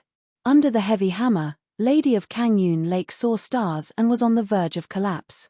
The mountain traveling staff returned the way it came and was once again held in Chen Ping'an's hand. Yang Qing, you're drinking tea in the water god temple of Lady of Kangyun Lake tonight. Is it good? Although Yang Qing was young, she was a beautiful jade of cultivation with a clear mind. She heard the sarcasm in his words and said indifferently, if the tea is good, then it's good. When and where to drink tea with whom are all external matters. A cultivator's state of mind is pure. Even if you're in the mud, it's still fine. Chen Ping'an waved his hand and couldn't be bothered to talk nonsense with her. However, Yang Qing said, you just need to go to Kangyun Lake's Dragon Palace. On the Great Tao, go your separate ways. I won't do anything extra. Chen Ping'an turned around and motioned for Lady of Kangyun Lake, who was rubbing her forehead, to continue leading the way. Yang Qing followed behind them. Chen Ping'an didn't mind. After a while, Yang Qing stared at the long sword on the back of the green-robed man and asked again, are you a sword cultivator who deliberately went down the mountain as a martial artist? Unfortunately, that person only remained silent. Du Yu chuckled and his footsteps were light. To be able to make Fairy Yang Qing eat dust behind him made people feel as if they were drinking wine. After walking for about a li, Yang Qing asked again, why do you insist on asking about an old matter in the human world below the mountain? Is it a key clue to obtaining that strange treasure? There was still no answer. Yang Qing's expression was calm and she still asked, what's your name? Since you're an expert, you shouldn't hide your head and tail, right? Du Yu couldn't help but decide to tease Fairy Yang Qing. As he walked, he turned his head and smiled. I don't dare to hide it from you, Fairy Yang. My big brother's surname is Chen and his name is Good Man. Although he's an itinerant cultivator, he's the most chivalrous. He walks everywhere with his sword. As long as there's injustice in the human world, he will interfere. Brother Chen and I have known each other for many years. Back then, in the pugilistic world, we didn't know each other until we fought. After we fought, I admired Brother Goodman so much that I prostrated myself in admiration, be it his cultivation or character. Every night, I would always ask myself, why is there such a strange man in the world? What do you, do to be lucky enough to meet him? Chen Ping'an still ignored him. Yang Qing glanced sideways at the useless Du Yu and sneered, you've met for many years in the pugilistic world. Was it in the water fairy temple of the Shaoxi Canal Master? Could it be that you were beaten up over there tonight and are speaking nonsense now? Du Yu laughed out loud and did not mind. Yang Qing's eyes were cold. This place is only a few steps away from Kangyun Lake. Although the second patriarch of the Treasure Cave Immortal Realm did not leave the mountain this time, if he knew that you, Du Yu, were lucky enough to meet such a wild cultivator friend, the years on the mountain are long. The foreign monk has left, but the temple is still there. Are you really not afraid that trouble comes from the mouth? I'm a hero who has returned to the living world from the gates of hell twice. Why would I be afraid of you? Du Yu did not retreat. Instead, he glared at Fairy Yang Qing's small mouth and smiled without saying anything. Yang Qing smiled and said, Du Yu of the Ghost Hatchet Palace, right? I'll remember you and your sect. Only then did Du Yu feel a little guilty. Chen Ping'an turned to Du Yu and said with a smile, Brother Du Yu, you have to change your bad habit of being complacent. The fairies on the mountain are not like the female heroes of the pugilistic world who are 60 years old. Their memories are long. Du Yu pecked at the rice and said, Brother Chen is right. A word of advice is like giving me 10,000 gold.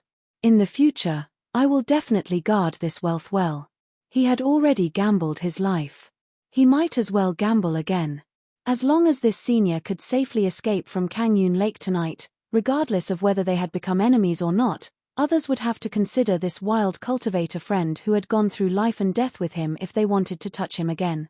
Naturally, he and his sect, the Ghost Hatchet Palace, could not move. However, as long as the senior did not die in Kangyun Lake, the cultivators on the mountain were not stupid. They would not easily be the bait on the hook and be the rafters. It was only at this moment that Du Yu realized why the senior had said that he might be able to earn back some money on this trip to Kangyun Lake. Of course, it was still extremely dangerous, and there were endless consequences. However, on the path of cultivation, other than rare existences like Yang Qing and He Lu, how could the rest lie down and enjoy a good life? Wasn't he, Du Yu, also at the foot of the mountain? How many times had he been in danger? Therefore, compared to the senior, who had lived for hundreds or even thousands of years, Yang Qing's cultivation was still a little shallow. Her eyelids could not raise a flood dragon. After that, Yang Qing did not say anything and just silently followed behind the group of people. They approached the shore of Kangyun Lake. Their vision suddenly opened up. As expected of the largest body of water in the Silver Screen country, there was a full moon tonight. The blue waves stretched for thousands of miles, and the water shone brightly. The moonlight and water were compatible. Because it was the entrance of the Tsaoxi Canal, there was a ferry. However, this waterway was specially used by the Tsaoxi Canal master to receive distinguished guests from the capital. She did not allow the common people to set foot on it. Standing at the ferry, a cool breeze brushed against his face. Chen Pinggan leaned on his walking stick and looked into the distance. "Do you," he asked, "if I accidentally killed 100 of the Zhaoxi and Shaoxi Zhaoxi Zhaoxi Zhaoxi Zhaoxi Zhaoxi Zhaoxi Zhaoxi Zhaoxi Zhaoxi Zhaoxi Zhaoxi Zhaoxi Zhaoxi, including you, if I accidentally killed 100 of them with one punch, how many would I wrongly blame?" Du Yu blinked. This question was really difficult to answer, and he did not dare to rashly open his mouth. After all, Kangyun Lake was right in front of him. Yang Qing's threatening words were actually not deliberately mystifying. The rules on the mountain were like this, and it had been like this for thousands of years. When the Tsaoxi Canal master saw that there seemed to be no movement at Kangyun Lake, she was somewhat anxious. Standing at the front of the ferry, after hearing the question raised by the wild cultivator, she finally began to panic. If there was a medicine for regret in the world, she could buy a few catties and swallow it. Previously in the water god temple, if she had been a little more polite and dealt with that bastard wild cultivator with a few perfunctory words, she would not have caused such a scene. In any case, in the ancestral temple, this wild cultivator had come to her territory and first invited Du Yu to enter to greet him. Then, he walked in himself. At that time, she had heard some laughable and annoying words. Now that she thought about it, he was actually a reasonable person. Yang Qing suddenly said, "It's best not to kill indiscriminately here to vent your anger. It's meaningless." Chen Pinggan slowly moved forward and walked to the side of the Tsaoxi Canal master. The two of them seemed to be standing side by side, admiring the lake scenery together. Chen Pinggan held the mountain walking staff with both hands. He asked softly, "Those young girls who were given to Hu Jun to be his beautiful handmaidens and maids as a tribute, were there any who were unwilling and swore that they would rather die than submit? Afterwards, you threatened them with their family and relatives before they put on the wedding dress with tears in their eyes. Were there any of their parents who were heartbroken and indignant and died of depression? Were there any young men who were their childhood sweethearts who wanted to take revenge against you, but were then crushed to death by a single finger of yours? Answer me honestly, did you or did you not? As long as there is one, there is." The Tsaoxi Canal master trembled and gritted her teeth. Chen Pinggan asked, "Will it be changed? Can it be remedied? Will Kangyun Lake change?" The Tsaoxi Canal master nodded vigorously and said with tears in her eyes, "As long as the great immortal master says the word, I will definitely change my ways. But the guy wearing the bamboo hat just said, I didn't ask you, I know the answer." Just as the Tsaoxi Canal master was about to kneel down and beg for mercy, she suddenly turned her head to look at Kangyun Lake. Her eyes lit up and she was overjoyed. She immediately straightened her back. Du Yu shrank his neck and swallowed his saliva. A tall man in a dragon robe with a jade-like face and a crown on his head appeared on the surface of Kangyun Lake, as if he was the moon surrounded by stars. There were the 3 river gods, the Shaoxi Canal master who was smiling happily, and dozens of Dragon Palace's civil and military officials and demons. They were aggressive. Further behind him, there were hundreds of shrimp soldiers and crab generals who were arranged in a formation and performing their duties. Among them, There was a small group of immortal cultivators with extraordinary bearings who were closest to the middle-aged man. There was also a robust old woman whose figure was not inferior to the dragon-robed man's. She wore a golden crown similar to Yang Qing's, but the treasure light was thicker. Under the moonlight, it shone brightly. Behind the old woman stood more than 10 cultivators with long breaths and radiant bodies. It was the Marquis of Kangyun Lake. He had left the Dragon Palace's banquet hand in hand with the Treasure Cave Immortal Realm's ancestral master, Fan Wei Iran. They had come to meet the so-called foreign sword immortal of the Shaoxi Canal. One was one of the 2 largest dragons in the territory of more than 10 countries. The other was the most powerful local snake of the Silver Screen Nation. Both sides were originally chatting happily at the luxurious banquet with countless delicacies and intoxicating immortal wine. Until the Shaoxi Canal master, who came in a sorry state, said something that dampened everyone's spirits. She said that a tyrannical person of unknown origin had come to the Water Fairy Temple. He had casually killed Du Yu of the Ghost Axe Palace and even threatened to flatten the Dragon Palace of Kangyun Lake and kidnap the beautiful dragon girl as a plaything. She also said that the immortal master of the Treasure Cave Immortal Realm was nothing. If he dared to stop her, he would kill her as well. The Marquis of Lake, who had been in charge of thousands of miles of water transportation for thousands of years, was not a fool. He was familiar with this lowly servant's rotten mouth. On the spot, he slapped the Shaoxi Canal master until her golden body trembled and she fell to the ground, rolling and wailing. Then, the Shaoxi Canal master, who was incompetent, did not dare to exaggerate and told him everything that had happened at the ancestral temple. The group of Qi refinement warriors from the Treasure Cave Immortal Realm only treated it as a show to add to the wine. As for the so-called sword immortal, naturally, no one believed it. It was said that a maid beside the Shaoxi Canal master had seen a pocket-sized flying sword fly out of a wine pot with her own eyes. However, it was already good enough to listen to a lowly servant's words. The ancestral master of the Treasure Cave Immortal Realm, Fan Wei Iran, did not say a word. He had heard about the matter of the city god temple in Suiyu City in the early years. At that time, he did not pay much attention to it. It was only when there were signs of the appearance of a precious treasure that he began to investigate this matter. The general process and the cause and effect were already clear. The 2 cultivators of the Treasure Cave Immortal Realm who had gone down the mountain to handle matters even had a conflict with a group of local immortals of the Silver Screen Nation who wanted to go to the same place. They had a little conflict with the descendants of the people who had received the letter in the capital. Naturally, the other party suffered and then left with his tail between his legs. Fan Wei Iran frowned. Little Qing. Yang Qing, who was at the ferry, smiled slightly. Patriarch, don't worry. It's not a big deal. The Marquis of Lake narrowed his eyes.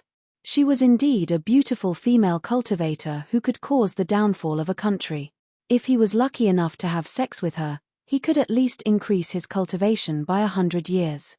However, it was a pity that the Treasure Cave Immortal Realm regarded her as a pearl in their palm. Yang Qing, this delicate little fellow, was the sweetheart of the shrew Fan Wei Iran. The Kangyun Lake could not touch her. He heard that Yang Qing and that Huangliang cities, Lu were a pair of lovey-dovey lovers.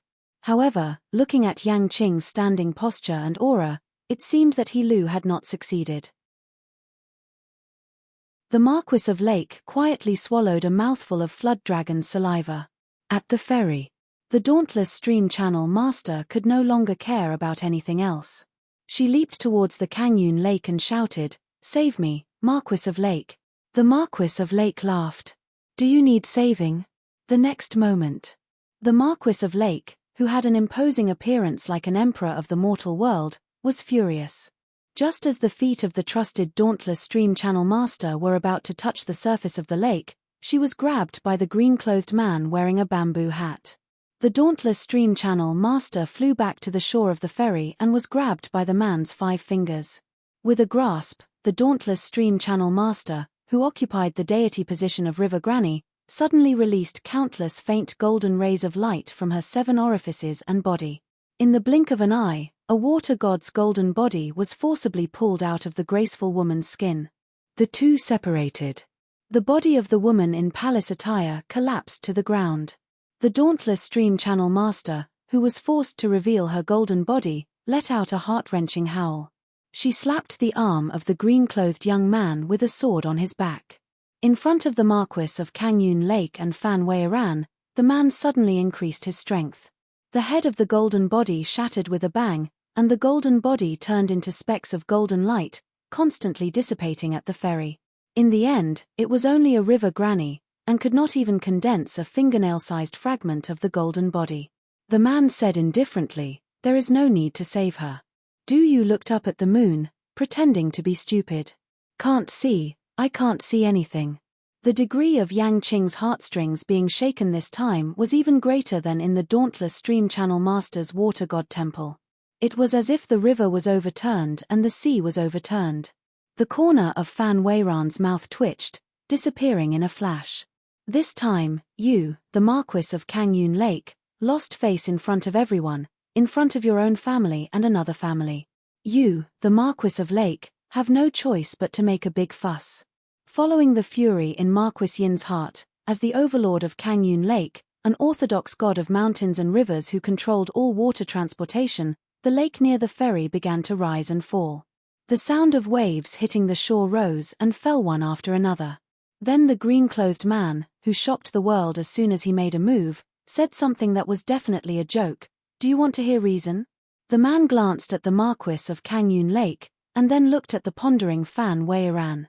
He finally answered his own question. "It seems that I don't want to, but I like it." There was a deathly silence between heaven and earth, and the moonlight had been silent since ancient times.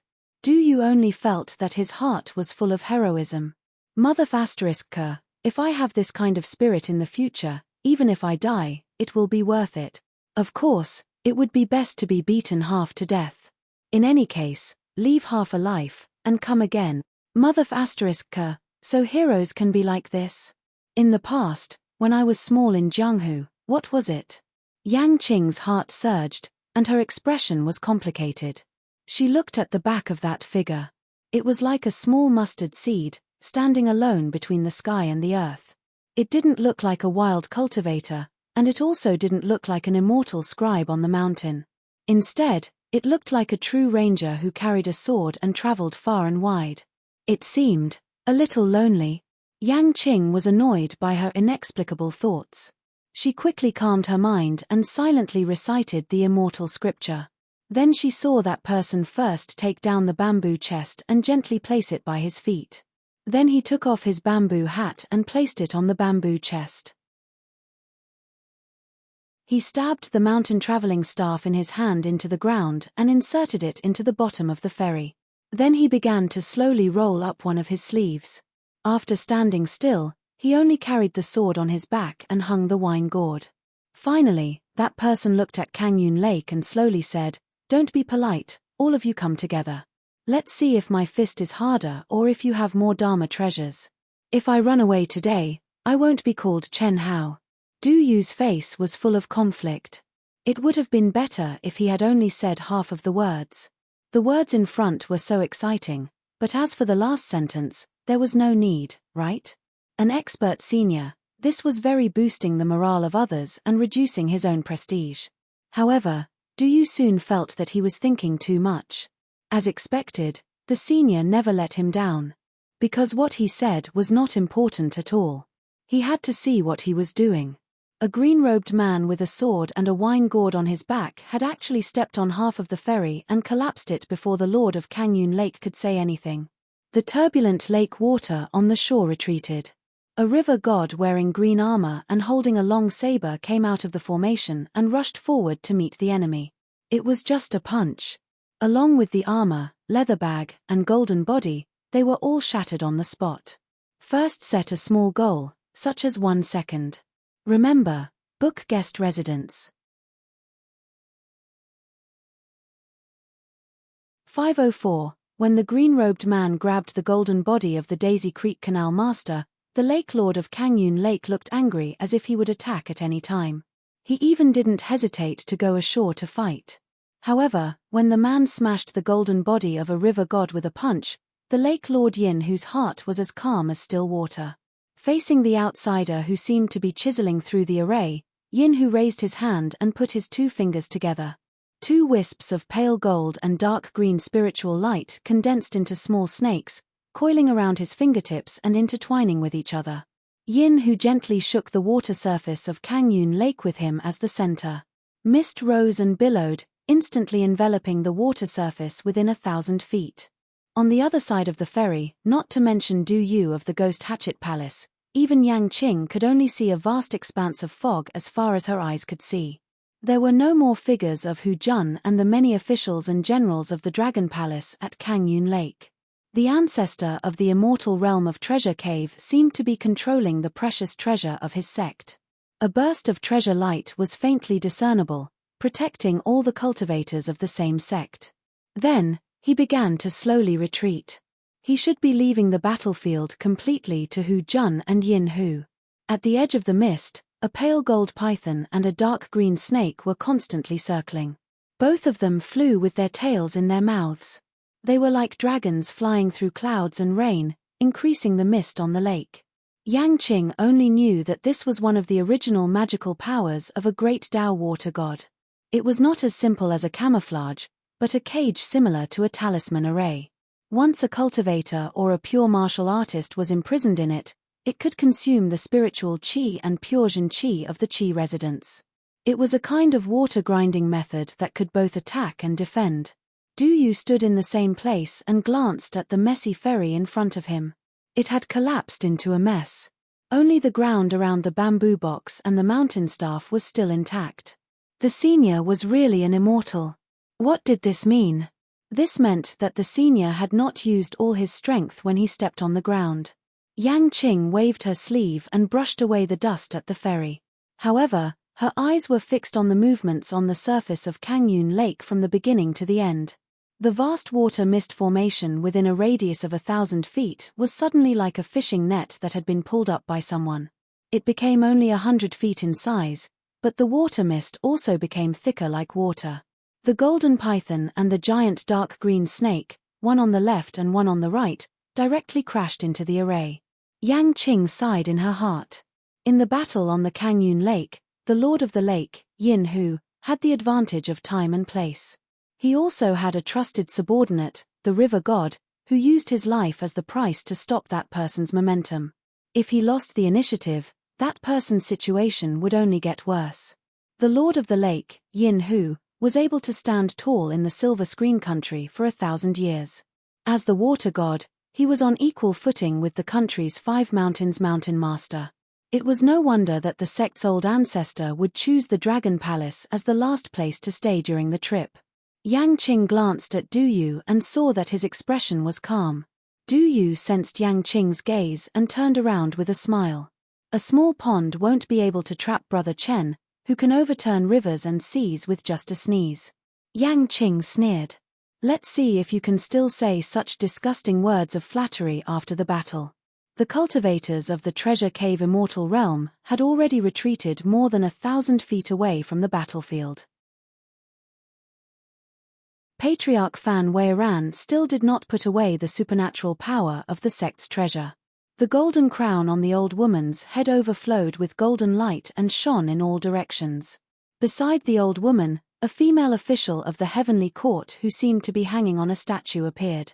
Her face was blurry, but she was covered in golden light and had a graceful figure. The illusory golden maid's sleeves fluttered in the wind. She reached out and held up a celestial canopy to protect all the cultivators of the Treasure Cave Immortal Realm. The lake under Fan Weiran's feet had already frozen. It was as if he had created a temporary ferry for people to stand on.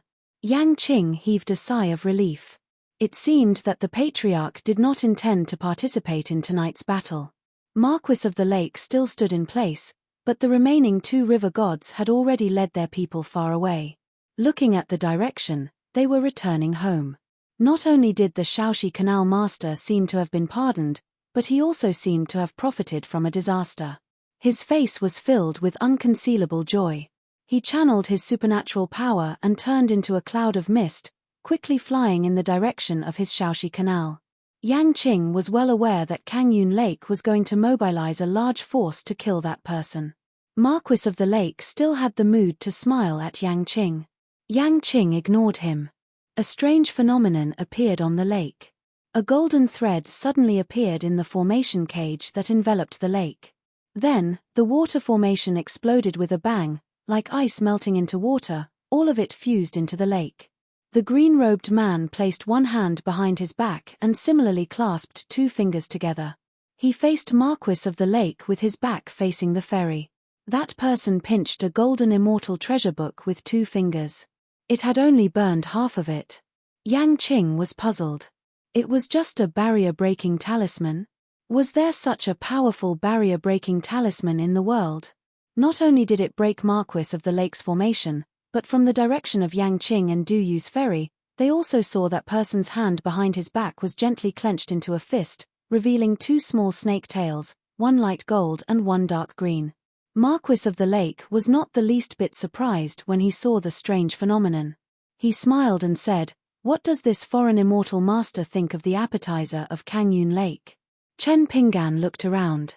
The two river gods and the Shaoxi Canal master should have already returned to their respective territories. Starting from the source of the three canals, they kept accumulating power downstream to help Marquis of the Lake set up the real killing formation. If he did not sense the movement outside, Chen Pinggan actually did not mind staying in the formation. He could just treat it as enjoying the cool night sky. After all, Marquis of the Lake's two water snakes were not shabby like the Shaoxi Canal master who took out 4 taels of water essence after refining them. After weighing it for a while, he found that each weighed at least 1 jin. Marquis of the Lake was indeed worthy of being the lake master.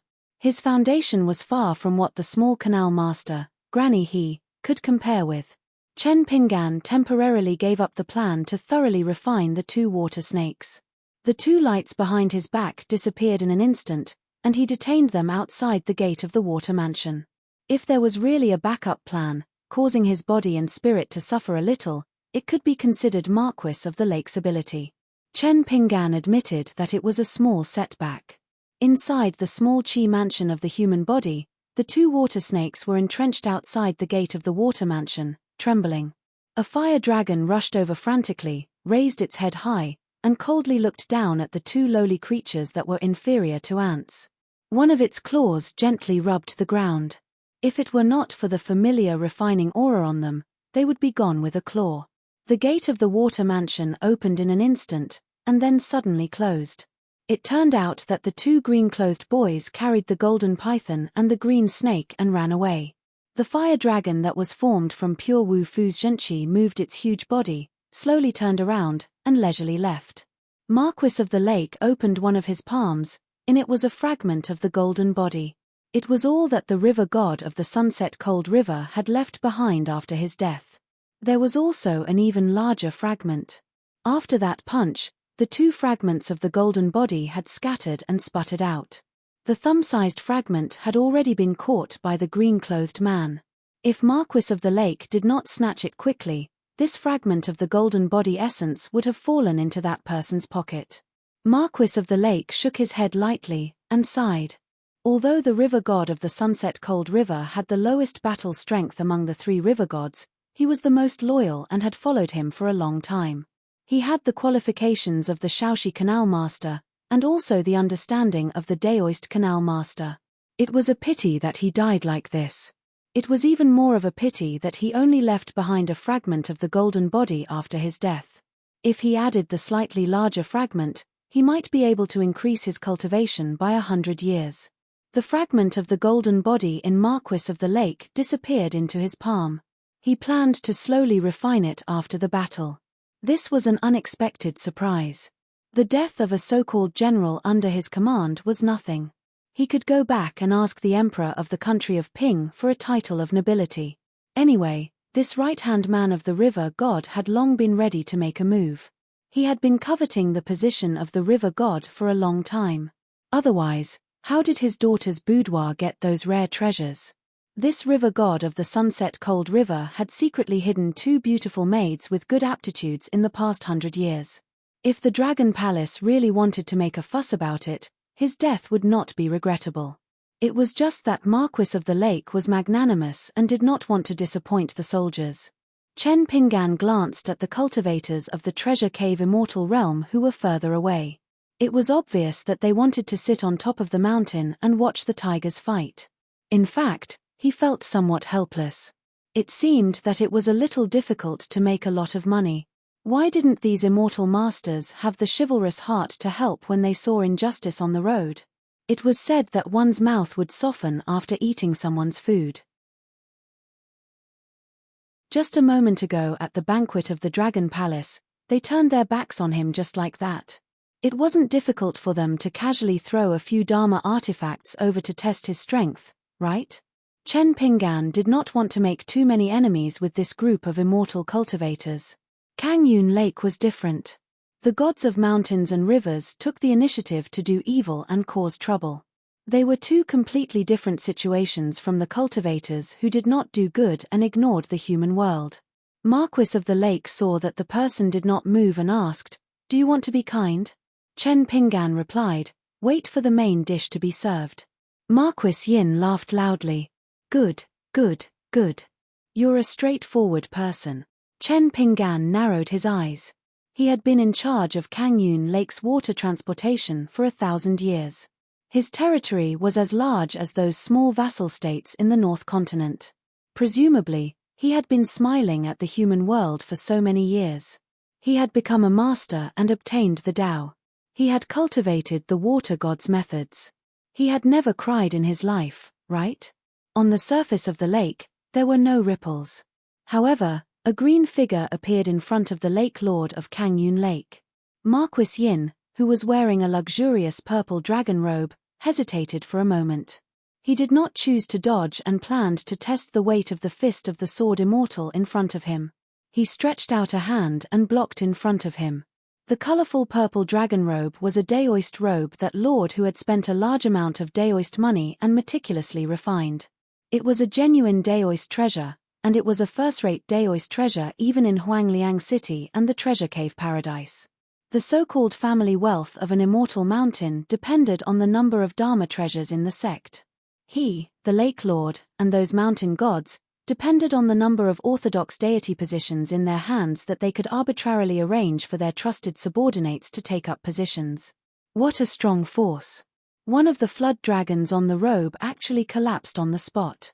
Marquis of the Lake took advantage of the momentum and slid back several feet.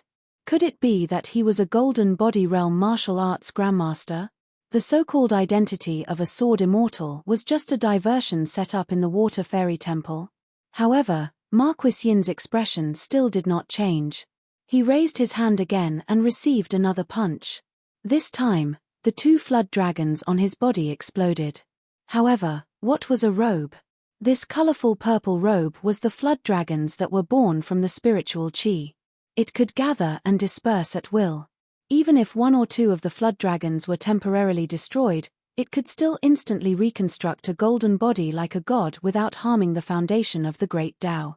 If it was only the strength of these two punches, Marquis Yin was confident that he could make this person punch more than 100 times.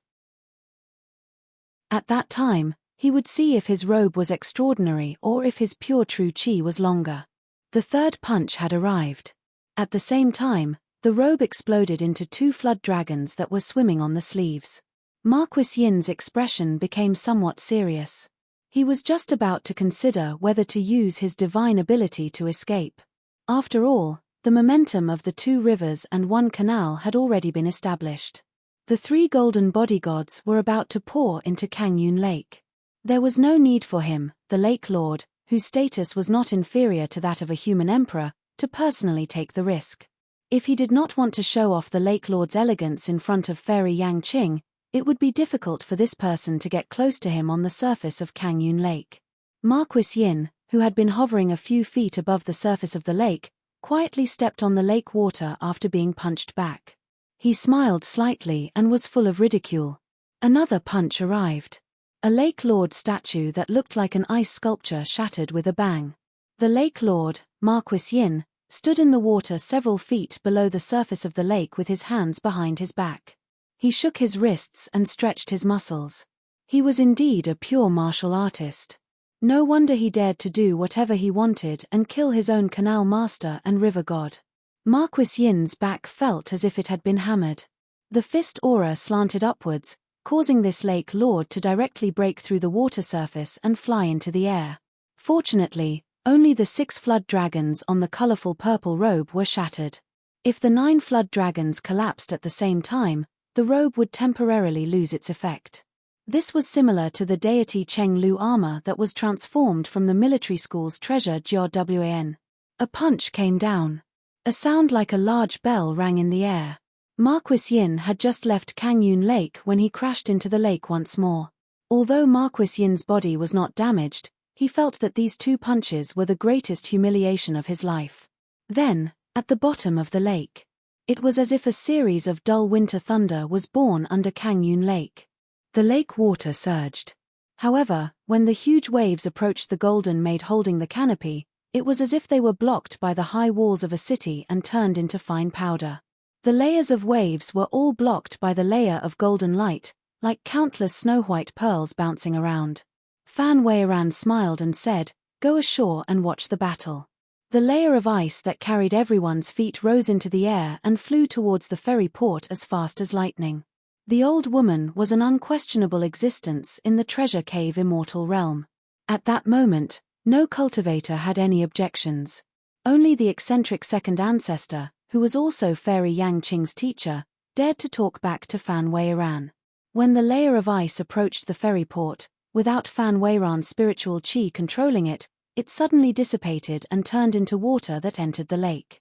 The cultivators followed ancestor Fan Weiran and landed on the ferry port that was almost in ruins.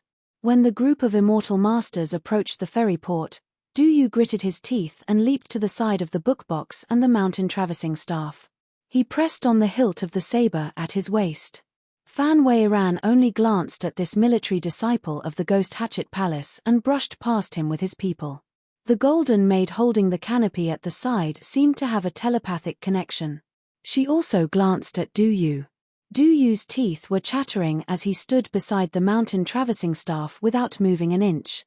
This tall old woman was the second most powerful cultivator in the Dozen Kingdoms mountain. Moreover, her strength was almost the same as the Huangyu city's mayor who sat on the first seat. Moreover, Fan Weiran was known for her bad temper. When she was not the sect master of the Treasure Cave Immortal Realm, there were always a few cultivators who died when she led a group down the mountain. As for the unlucky martial artists of the Jianghu, there were even more of them. Fan Weiran also liked to torture and kill her enemies. There was once a Jianghu Grandmaster of the 6th Realm who offended a traveling disciple of the Treasure Cave Immortal Realm. After he was defeated by Fan Weiran with a magic weapon, the old woman stood beside him and stepped on him from his feet to his head, turning him into a pile of minced meat. Fan Weiran raised her finger and gently tapped the golden crown on her head. All the golden light flowed back into the golden crown. The golden maid and the canopy in her hand then disappeared. Yang Qing bowed and said, "Yang Qing greets the ancestor." Fan Weiran's expression was kind. She gently poked Yang Qing's forehead with her finger and pretended to be angry. "Little girl, how dare you walk with such a vicious outsider?" Yang Qing blushed and stood with her hands behind her back. Fan Weiran turned to look at the blue cloud lake and told Yang Qing with the ripples in her heart, "A good show is about to begin." To be able to destroy Marquis Yin's illusion and only reveal his true body, he must be a golden body grandmaster. It's rare. The Jianghu of the dozens of countries at the foot of the mountain has not seen a legendary golden body martial artist for 200 years. Little Yang, when you fight with this person, you must be careful. Don't let him get close to you. Don't learn from the arrogant Marquis of the Lake. You will be at a disadvantage.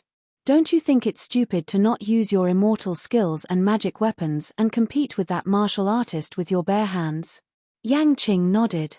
Fan Weiran said again, "Moreover, that Marquis of the Lake was born with a strong physical body. He is not comparable to us Qi cultivators.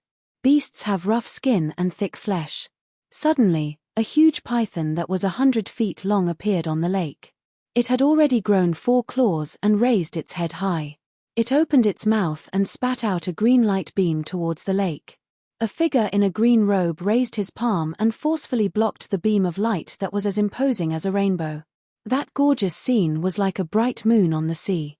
Yang Qing silently took this picture into her eyes. Fan Wei-Iran sneered, a golden body martial artist fighting a golden body god. Not bad, not bad. This trip was not in vain. At the same time, at the entrance of the 2 rivers and 1 canal, 3 water dragons that were hundreds of feet long appeared at the same time. The 2 yellow water dragons were larger, and the ink-black water dragon was the most petite and exquisite.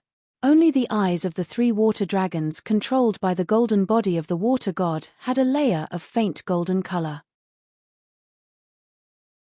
Not only did the 3 water dragons appear, but the water veins of the entire Kangyun Lake, big and small, had also begun to tremble and twist for the use of the Lord of the Lake, Yin Hu, and the 3 golden-bodied gods of 1 canal and 2 rivers. Tonight, on the blue cloud lake, there was a real flood, and the waves were monstrous. The magnificent battlefield was constantly moving away from the ferry and towards the center of the blue cloud lake. A disciple of Fan Wei-Ran's direct disciple laughed softly, "Master, this guy is tactful and tactful." He was afraid that the water would splash on Master, so he ran away. Another tall male cultivator echoed, "A wise man submits to circumstances. He has already thoroughly angered the Lake Lord Yin Hu. His life and death are unknown. If he makes an enemy out of the old ancestor, his courting death."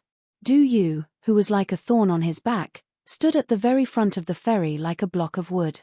He was even more like a mountain staff than the verdant mountain staff.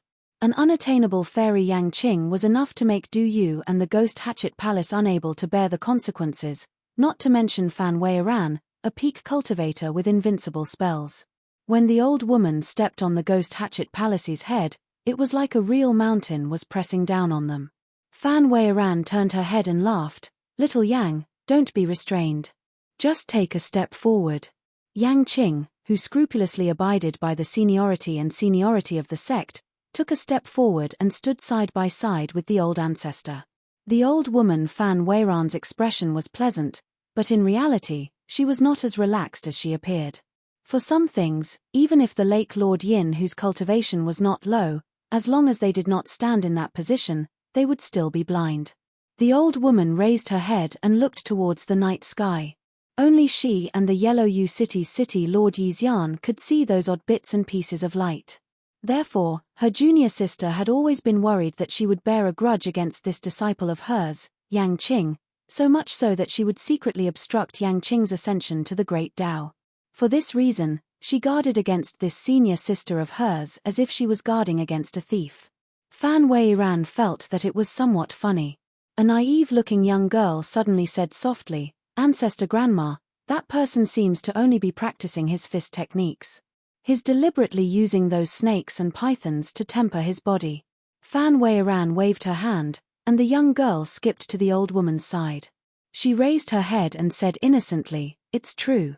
Ancestor Grandma, I'm not lying to you." The tall Fan Wei-Iran bent down slightly and rubbed the young girl's head.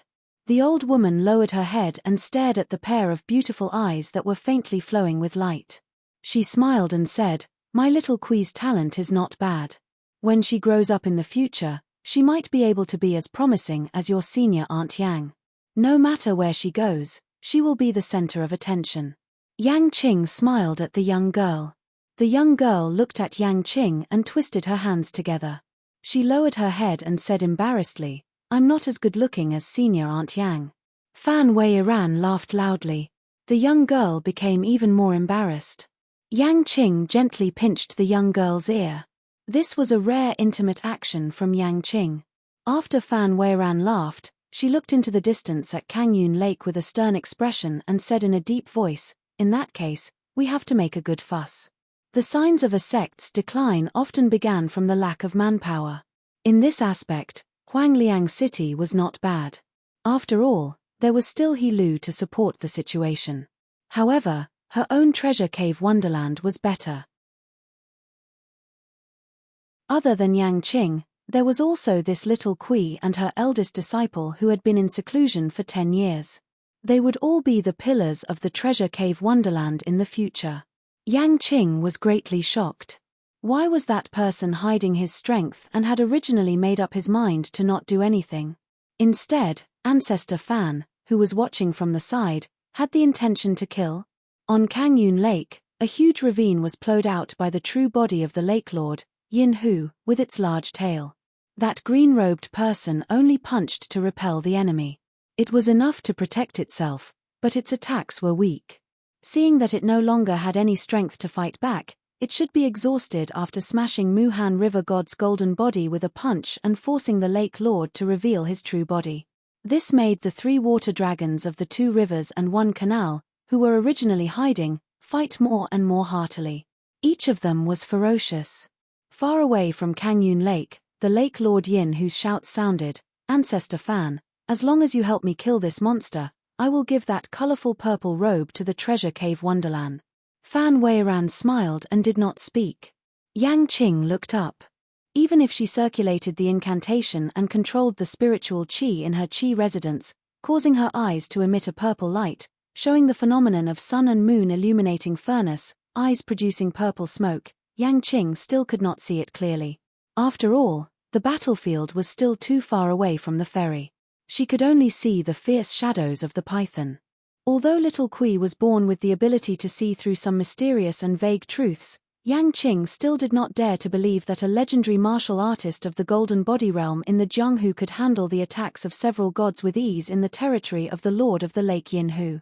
If the 2 sides went ashore to fight, the gods of Kangyun Lake did not have the geographical advantage, so Yang Qing would slightly believe it. What's more, a pure martial artist would fall down after a breath of vital qi. As long as he did not have the chance to take a breath, he would die without a doubt. How long had the 2 sides been fighting? Or was it that the physique of a martial artist of the Golden Body Realm not only had a breath of vital qi like a river, or had he really reached the realm of the invincible golden body of Buddhism, so he could casually resist the joint attack of the Lake Lord and the 3 water dragons? In the distance, the voice of the Lake Lord Yin Hu came from the ferry like muffled thunder, "Fan Weiran, I will add the deity position of the river god of Muhan River and give it to the treasure cave Wonderland." Fan Weiran said loudly, "If I'm not old and dim-sighted, it seems that the Daisy Creek Channel Master is also dead." On Kangyun Lake, other than the earth-shattering waves, the Lake Lord Yin Hu did not say anything else. Although Yang Qing didn't care about the secular affairs of the mortal world, in the territory of Kangyun Lake, the vassals were only a total of 3 rivers and 2 canals. Handing over the deity position of a river god was already considered sincere. If she also took out the water god of Caoshi Canal, together with Shaoxi Canal, it would be considered abandoned. If Lord of the Lake Yin Hu really agreed, it was simply nailing 2 thorns in her eyes and flesh. 1 canal and 1 river were the 2 orthodox gods of the Silver Screen Kingdom. With the treasure cave Fairyland as her backer, Lord of the Lake Yin Hu had completely lost the right to casually kill. How could she allow others to snore beside her bed? Lord of the Lake Yin Hu naturally understood this logic. Moreover, it also involved the root of the Great Tao and divided a large amount of Kangyun Lake's fate. If it was Yang Qing, she would definitely not rashly agree. Yang Qing asked telepathically, "Old ancestor, do you really want to take the 2 deity positions of Kangyun Lake in one go?"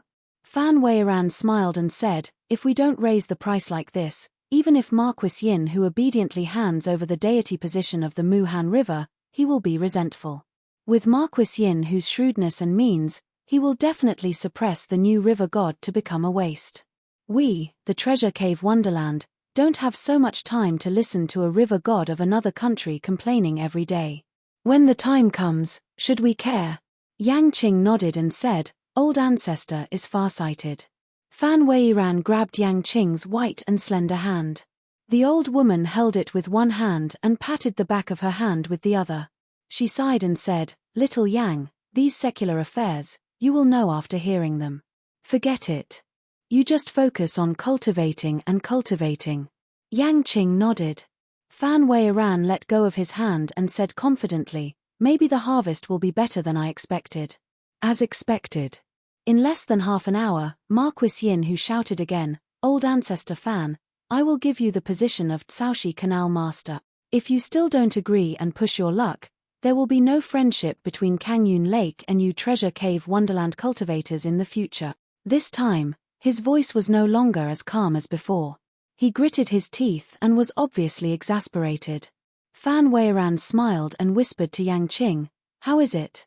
Yang Qing's expression was complicated as she said softly, "Old ancestor, be careful. Little Yang, you probably don't know how the last Golden Body Realm martial artist in the history of the dozen or so countries died, right? When you return to the sect, you can ask your master. That was the battle that made my junior sister famous with the Huangliang city's city lord." Fan Weiran laughed and turned into a rainbow. Yang Qing frowned. Du Yu still stood there obediently, praying silently in his heart. When the rainbow above his head flew to Kangyun Lake, Du Yu felt that it was not very useful. However, if he had 3 incense sticks in his hand, Du Yu would really stick them on the ground. On a small island that had been almost flattened. The huge true body of Marquis Yin who slowly swam around the island. The water dragons controlled by the 2 river gods' golden bodies were already in a frenzy as they crazily pounced on the green figure on the island. As for the ink-black water dragon controlled by the Shaoxi Canal Master, it was floating on the lake outside the island. The Canal Master's skin hidden in the Dragon Palace was on the verge of collapse on a praying mat. The Shaoxi Canal Master's face was snow-white, and she felt that her bones were about to be smashed. The 2 nearby river gods were standing on the praying mat with their eyes closed. Golden light flowed around their bodies, and the water spiritual energy of the Dragon Palace was constantly pouring into their golden bodies. It was just that the skin was here so that they could absorb the abundant water spiritual energy of the Dragon Palace. The true golden bodies of the 3 river gods had completely merged with the 3 water dragons. A water dragon collided with the green-robed man with its huge head. However, its head was pressed against by a palm, and it could not move forward at all. That person smiled and said, "Are you a little tired? Then let me do it." Chen Pinggan took out a clear jade light talisman that was secretly made by the Chongxian Bureau's Yunxiao Palace. He had already finished reciting the incantation and threw it into the sky. It shone brightly. It was as if there was a huge sun shining in the netherworld. As he did not deliberately pursue a wide range, the suppression of this island became more and more indestructible. The water dragon that was transformed by a river god wanted to shake its head and retreat. The palm that blocked the attack of the head in a vertical posture followed the green-robed man's step and gently twisted, moving forward with a knife hand. A line was drawn, and the water dragon that was guarded by the river god's golden body was cut open from its head all the way to its stomach. When that person stood still, a slightly larger fragment of the golden body appeared in his hand. The human-shaped river god's skin in the Dragon Palace immediately withered and turned into ashes. The other water dragon was at a loss at first, then it frantically fled. However, when it collided with the dazzling ceiling wall, a few cracks appeared on its head on the spot. Enduring the intense pain, it wanted to dig into the ground and escape. As long as it drilled through the roots of the island, once it got close to the water, it would have a chance to escape. However, in the next moment, its head seemed to have suffered a heavy blow, and it slid forward close to the island, creating a deep trench for the water dragon. The green-robed man with a sword on his back came to the top of the water dragon and smashed down with his fist. The entire island trembled, and countless dust splashed up. The lake water that was originally surging violently against the shore was even more turbulent. Another fragment of the river god's golden body was held in that person's hand. He looked again. The Lake Lord Yin who had disappeared. This was normal. It was a small trick to break through one by one. If the Lake Lord broke into the range of the talisman array, there was a more valuable talisman waiting in his sleeve. He just happened to give Kangyun Lake a main dish. From the corner of his eye, Chen Pinggan caught a glimpse of the small ink-colored water dragon floating on the lake surface pretending to be dead. With a swing of its tail, it crashed into the lake and splashed a large amount of water. Chen Pinggan patted the blade-strengthening gourd, and the 15th flying sword flew out. Chen Pinggan looked in one direction, which was the direction of the Lake Lord Yin whose escape. The sword immortal on his back unsheathed itself by 2 or 3 inches. Chen Pingan narrowed his eyes and looked at the dense sea of clouds that was constantly accumulating. He said in a deep voice, "Go back." The sword immortal returned to its scabbard. It seemed to have some resentment. Chen Pingan's figure swayed slightly, but he didn't bicker with this sword for the time being. Chen Pingan reached out and grabbed the clear jade light talisman in his hand. This was the disadvantage of most immortal talisman. It was difficult to open the door, but difficult to close the door. Once the talisman gallbladder was opened, one could only watch as the talisman light scattered between heaven and earth. Cultivators could only slow down the speed of the talisman gallbladder shattering and the loss of spiritual chi, but they couldn't completely stop the burning of a high-grade talisman. However, after this talisman closed the door, even if it had become a house with holes on all sides, as long as it wasn't taken out, it shouldn't be difficult to last for 10 years. That Lake Lord Kangyun Lake had his own ways to make him obediently come ashore and do business with him. It just needed to take a little time. However, the greater possibility was that he took the initiative to come ashore. Bad people who had lived long and climbed high were often not stupid. This was a matter that made people feel helpless. As for the 15th flying sword, it was only following the Shaoxi Canal Lord and didn't seek to kill the enemy. Knowing the approximate location of the Dragon Palace at the bottom of the lake, he had more capital to do business. Chen Pingan turned his head to look at the sky and asked with a smile, "Old Mama, why are you rushing over? Are you afraid that I don't know how to swim and can't return to the ferry?" Ancestor Fan Weiran was full of anger. This Lake Lord Marquis Yin actually ran away and used him as a scapegoat. If he didn't sense that he was about to arrive, this unfathomable young man would definitely not stop at the last moment and give up chasing after Marquis Yin. Well, he dared to threaten to not deal with the cultivators of the Treasure Cave Immortal Realm. "In the next 100 years, I'll see if the depth of your Kangyun Lake or the spells of the disciples of the Treasure Cave Immortal Realm are stronger. It just so happens that my junior sister is destined to have no hope of breaking through, so I'll let her bring people here to confront the monsters of Kangyun Lake for 100 years. Looking at the young man who was politely exchanging pleasantries with one hand in his sleeve, 2 fingers pinching the terrifying talisman, it just happened to reveal a bit of golden light. Fan Weiran rode the wind and hovered at the intersection of the island and Kangyun Lake. He glanced at the scarlet wine pot hanging on the person's waist and said with a smile, "You're really a sword immortal, and you're so young. It's really surprising." Chen Pingan removed the blade-strengthening gourd, drank a mouthful of water, and wiped his mouth before he said with a smile, "All along the way, that brother of mine, spoke of a large basket of filthy things at Kangyun Lake, and when he mentioned your treasure cave paradise, he felt heartfelt respect and admiration. So I won't fuss about the matter of tonight with you, old mama. Otherwise, it would cost money to watch such a good show." Fan Weiran sneered in his heart. Suddenly, he realized that the person was staring at him. He slowly said, "So please get lost." Fan Weiran's face was gloomy, and his sleeves fluttered. Fan Weiran suddenly smiled, "There's still a long way to go. I wish this foreign little sword immortal a smooth journey. If you're willing, you can come to our treasure cave immortal realm as a guest." Then, she asked a strange question, "Is your ancestral hall very sturdy?" Fan Weiran could tell that this was not a good sentence, but when she had made up her mind, he no longer hesitated and said with a smile, "Little sword immortal, you'll know when you see it in the future." The old woman rode the wind and returned to the ferry. Chen Pingan raised his head and looked at the pitch-black sea of clouds that had yet to disperse. Other than the collision of the Lake Lord Yin whose true body, which was passable, the collision of the other 3 water dragons could not be said to be beneficial to his physique. Chen Pingan put away the blade-strengthening gourd and stood there for a moment. Then, he tapped the tip of his foot and jumped out of the island. He stepped on the surface of Kangyun Lake and turned into a wisp of green smoke. He skimmed the water repeatedly and headed towards the ferry. When Chen Pingan jumped to the ferry, the old woman and the cultivators of the Treasure Cave Immortal Realm had already left. Du Yu was still wearing the deity's due armor.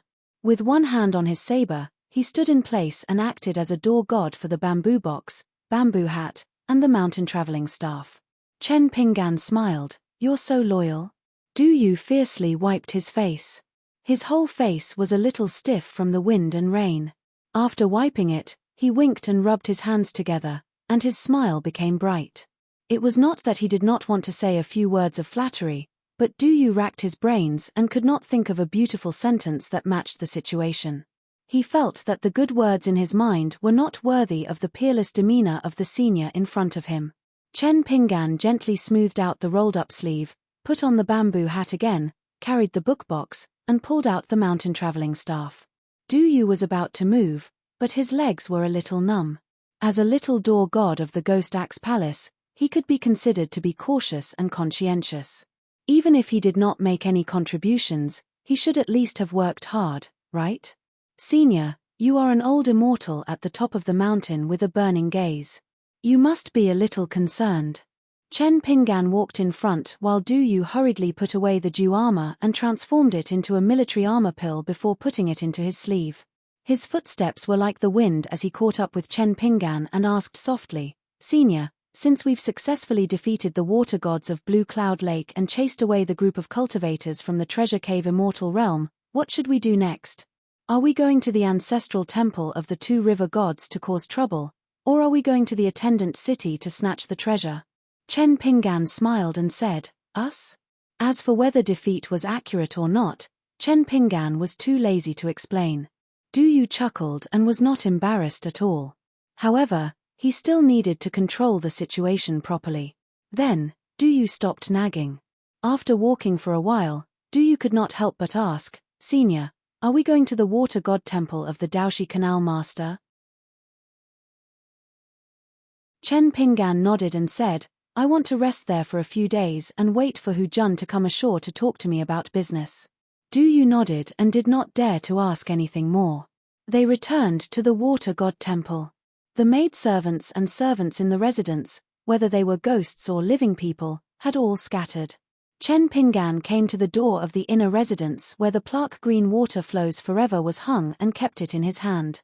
Although the Daoshi Canal Master's golden body had disappeared, this unusual plaque still contained some water spiritual energy. It was very likely that it was the most valuable item in this ancestral temple. Chen Pinggan took off the bamboo box and bamboo hat and sat on the bottom step. He let Du Yu light a bonfire in the courtyard. Chen Pinggan began to practice the sword furnace stance. After a great battle, recuperation was essential. Otherwise, if there were any sequelae, it would be a long-term hidden danger. Moreover, Chen Pinggan also wanted to use the inner vision technique to see if the golden python and the jade snake, which had not been completely refined, could really benefit the water mansion. Du Yu sat cross-legged beside the bonfire and carefully glanced at the senior's sitting posture. He didn't have any thoughts. Cultivating an immortal's divine ability was not just about having a posture. Besides, he reckoned that with this senior's identity, it must be an extremely brilliant spell. Even if he were to be taught the entire incantation, he wouldn't be able to learn it. A firefly streaked across the night sky and drilled into the wine pot at the senior's waist. Du Yu silently told himself that he was used to all kinds of strange things. About 2 hours later, Du Yu added a few dry branches to the tree. Then, Du Yu discovered that when the senior opened his eyes, he seemed to be in a good mood and had a smile on his face. Chen Pinggan raised his head to take a look. The thick sea of clouds that had almost enveloped the entire Kangyun Lake had already dispersed. The full moon was in the sky. Chen Pinggan asked, do you think that no one can change the customs of Kangyun Lake that have been accumulated for 1,000 years? Du Yu said casually, unless from top to bottom, from the Lake Lord to the water gods of the 3 rivers and 2 canals, all of them are changed. Especially the Lake Lord of Kangyun Lake, he must be the first to be changed. However, if you want to achieve such a feat, unless a peak cultivator like Senior personally takes action and spends at least 10 years here to keep an eye on it. Otherwise, according to me, it's better not to change. In fact, Marquis Yin of Kangyun Lake can be considered an overlord who doesn't drain the pond to fish. Those floods and droughts that he deliberately causes are just to add a few beautiful maids with good qualifications to the Dragon Palace. Every time, hundreds of people die. If he encounters some muddle-headed gods of mountains and rivers, he can't even retract his innate magical power. In a flash, thousands of people die. If his temper is a little more irritable, he will easily fight with the gods of mountains and rivers, or make enemies with his colleagues. Within the territory, the people will really have no way to make a living and starve for thousands of miles. I've been in Jianghu for so many years, and I've seen many gods of mountains and rivers, Lord City God of various places, and the people of the land don't care at all. The immortals on the mountain, the martial arts masters who open sects, the relatives of the officials of the capital, and the seeds of hope. These are the people they focus on winning over. Chen Pinggan glanced at Du Yu. Du Yu said with an innocent face, "Senior, I'm just telling the truth. It's not like I'm doing those bad things. To say something unpleasant, the dirty things that I, Du Yu, have done in Jianghu are not as bad as the dirty water that the master of Kangyun Lake and the master of Caoxi Channel have dug out. I know that you don't like the ruthless immortals like us, but I, Du Yu, only speak from the bottom of my heart in front of you. I don't dare to deceive you even half a sentence." Chen Pinggan smiled. Du Yu didn't climb up the pole. He didn't feel that he had really entered the eyes of this old immortal at the top of the mountain, and then he could use the power of others to bully others. At most, he wouldn't kill him with a flick of his sleeve. Du Yu still had this little bit of eyesight. Probably this was the real person at the top of the mountain, the real ruthless great Tao. In fact, Du Yu looked up at the moon before, and he was a little worried. He didn't know why, but after so many years of traveling Jianghu, this was the first time in his life that he missed his parents. But now that the senior opened his eyes, he had to be alert again and carefully deal with the senior's seemingly casual question. Just treat it as a kind of mental training. His parents used to say that it wasn't that important for a cultivator to cultivate the heart. Whether it was the teachings of the sect or the teachings of the Daoist to the disciples, it was just superficial words. Immortal money, treasures, and the immortal techniques that were the foundation of the great Tao, these three were the most important. But the matter of cultivating the heart still needed a little bit. Du Yu gathered his courage and asked, "Senior, how was the result of the battle on Kangyun Lake?" Chen Pinggan smiled and said, "Like you said, I just repelled them. Amiability breeds wealth." Du Yu felt that this wasn't the case. But he didn't have the courage to get to the bottom of it. The courage and boldness of this old man for the rest of his life was almost used up tonight. "What kind of heroic spirit do you want me, Du Yu, to be considered a real man?" Then Chen Pinggan began to focus on practicing the sword furnace stance. Du Yu began to use the unique secret incantation of the Ghost Hatchet Palace, and slowly entered a meditative state, breathing in and out. At daybreak, Chen Pinggan stood up and began to practice the 6-step stance. He said to Du Yu, who hurriedly stood up and said, "Look around the water god temple and see if there are any valuable items." Du Yu nodded, and was about to try his luck to see if he could find a magic tool or a few small summer coins for the senior. But that senior suddenly said, "My so-called value is just a piece of snow that costs money." Du Yu was stunned for a moment, and mistakenly thought that he had heard wrongly. He carefully asked, "Senior, are you talking about the small summer coins?" Chen Pinggan said helplessly, "With your hearing, it's really hard for you to be able to walk the Jianghu to this day." Du Yu suddenly came to a realization and began to plunder the land. With the senior by his side, not to mention the ownerless River Granny ancestral temple, he could even dig 3 feet into the ground of the Dragon Palace at the bottom of the lake. Chen Pinggan closed his eyes and just practiced the walking stance. It wasn't until noon that Du Yu returned with 2 large bags. He returned from a rewarding journey. Chen Pinggan said, "The bag of valuable items is mine, and the other one is yours." Du Yu's face was sad. "Senior, what did I do wrong?" Chen Pinggan still practiced the walking stance without stopping, and said slowly, "There are rules for cultivation, rules for walking the Jianghu, and rules for doing business. Do you understand?" Du Yu actually didn't understand, but he pretended that he did. No matter what, he just had to nervously accept one of the bags. But Du Yu thought for a moment, opened the 2 bags, and put the few valuable items in his bag into the senior's bag. Chen Pinggan didn't stop him. Chen Pinggan stopped practicing the walking stance, and flew to the ridge of the tallest building, looking in the direction of the attendant city. Then Chen Pingan practiced the walking stance on the ridge of the buildings. Du Yu was puzzled. Why did it look like the Jianghu people's boxing stance, and not some kind of immortal magic? Du Yu was immediately impressed.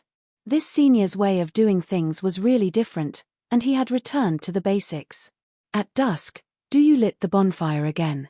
Chen Pingan said, "Okay, go back to your Jianghu." After staying in the ancestral temple for a night and a day, all the onlookers already know what to do. Du Yu was a little embarrassed. His little thoughts couldn't escape the senior's eyes.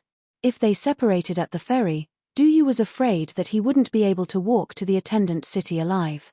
Du Yu thought for a moment, and felt that he should stop while he was ahead, so he picked up the sack and went to the attendant city. Chen Pingan suddenly said, "Stay a little longer."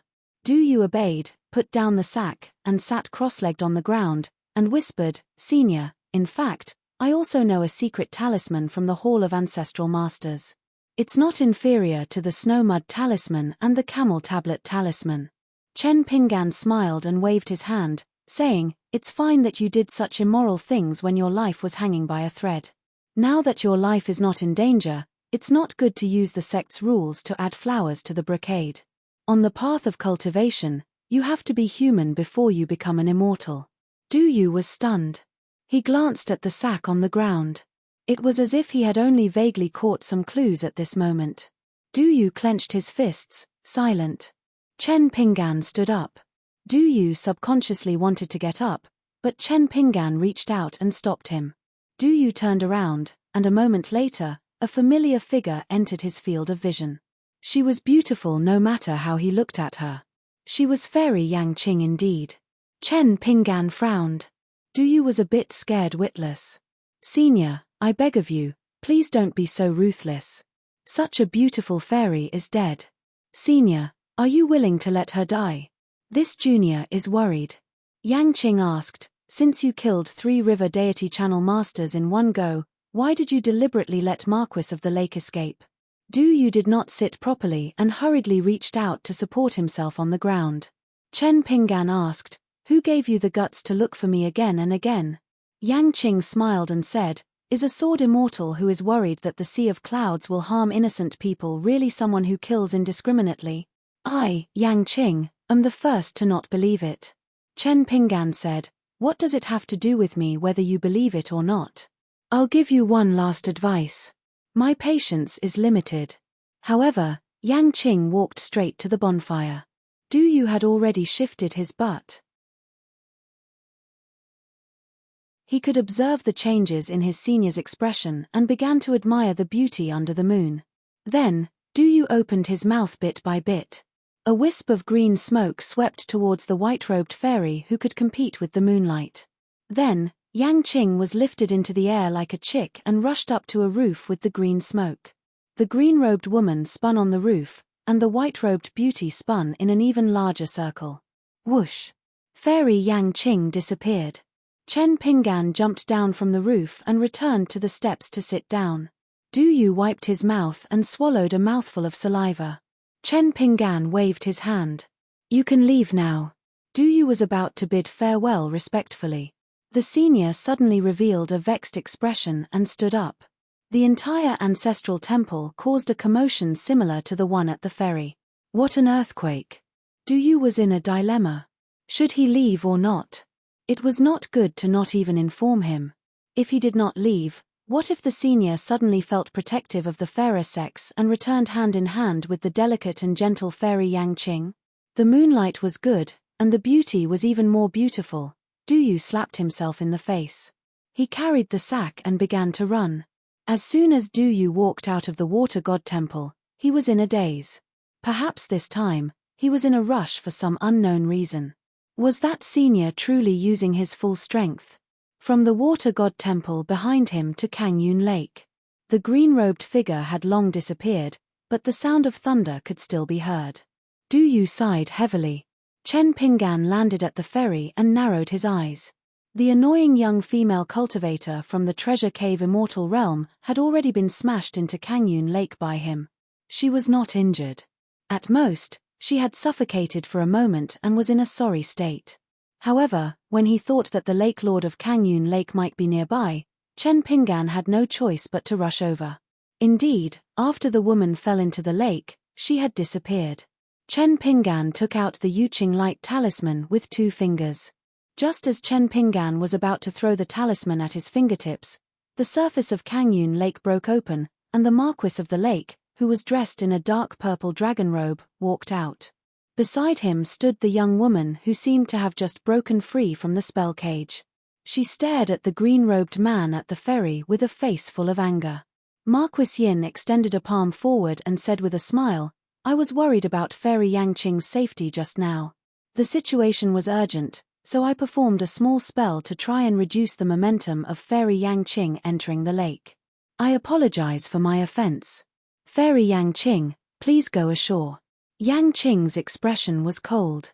She shook off all the remaining water vapor on her body and floated to the ferry. If the culprit had not rushed to the ferry, Yangqing could not imagine what would have happened to her. Chen Pingan glanced at her. "Why aren't you leaving?" "The tea of the Algae Creek Canal Master is delicious, so I can't help you. However, if you feel that the water of Kangyun Lake is also delicious, I can help." Yangqing snorted and flew away with the wind. Chen Pingan looked at the vigilant Lake Lord of Kangyun Lake and said with a smile, "You should know very well that if I'm determined to kill you, it's really not difficult." Marquis Yin nodded. "Indeed. Therefore, I'm very curious why Sword Immortal showed mercy." Chen Pingan looked around and remained silent. Marquis Yin's feet were still submerged in the water. Not only that, the sky above the entire Kangyun Lake and all the waters under its jurisdiction began to be covered in dark clouds again. Chen Pingan asked, "What's the matter with the secret letter that the attendant city governor sent to the capital?" Marquis Yin said without hesitation, "The content of the letter is nothing new. Sword Immortal must have guessed it. It's nothing more than hoping that a good friend in the capital can help the governor continue to reverse the case after his death. At the very least, he should find an opportunity to make it public. However, there's one thing that Sword Immortal should not have thought of. At the end of the letter, the governor confessed that if his friend can't become an important official of the imperial court in his lifetime, he shouldn't be in a hurry to take the risk. Otherwise, if he fails to reverse the case, he would be implicated." Chen Pingan took out a pot of wine, opened the mud seal, and slowly drank. Marquis Yin continued with a smile, "I have some connections in the capital. Sword Immortal is aware of my bad relationship with Attendant City. I didn't have any other thoughts when I sent the Daoist River Canal Master along. I just wanted this secret letter to be smoothly delivered to the capital.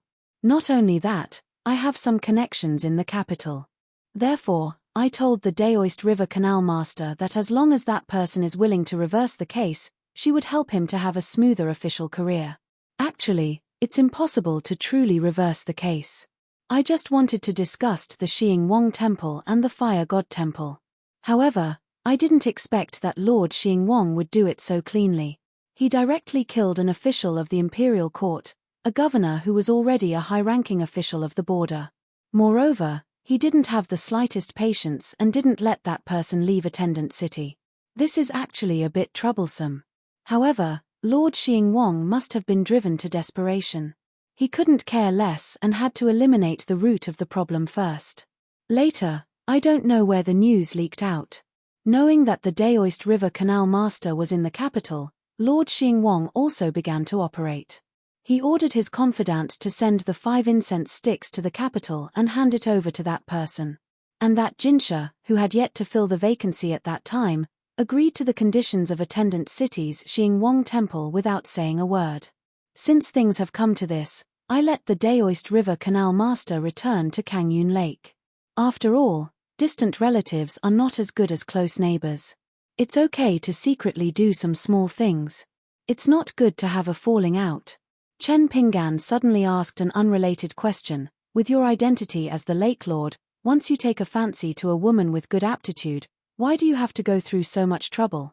The Lake Lord Marquis Yin smiled and said, "First, the people are ignorant and fearless. Second, it's not that my dragon palace needs beautiful maids.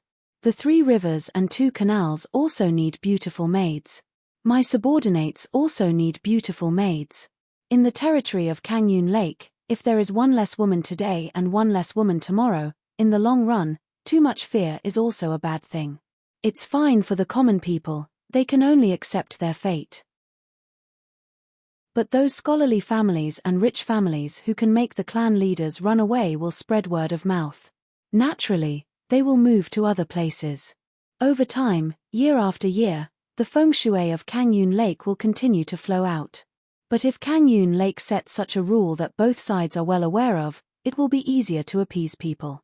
In addition, the Dragon Palace can be considered to have generous compensation for the people on the shore.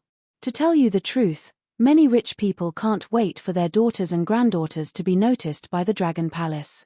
The Lake Lord of Kangyun Lake paused for a moment and said with a sigh, "The good business in the world is never a sudden wealth with a small capital. It will only flow slowly over the years. What do you think, Sword Immortal?" Chen Pingan used his thumb to wipe the corner of his mouth and smiled. Such a good principle. Why does it sound so strange coming from Hu Jun's mouth? Marquis Yin smiled without saying anything. He was waiting for the other party to make a bid. He didn't care about how much he hated the person in front of him. Since his skills were inferior, the other party could do whatever he wanted in his blue cloud lake.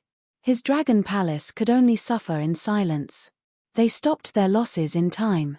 It was much better than making mistakes on top of mistakes. At the very least, the former would allow people to survive and not have to worry about firewood. The latter would often affect the whole situation and cause the building to collapse overnight.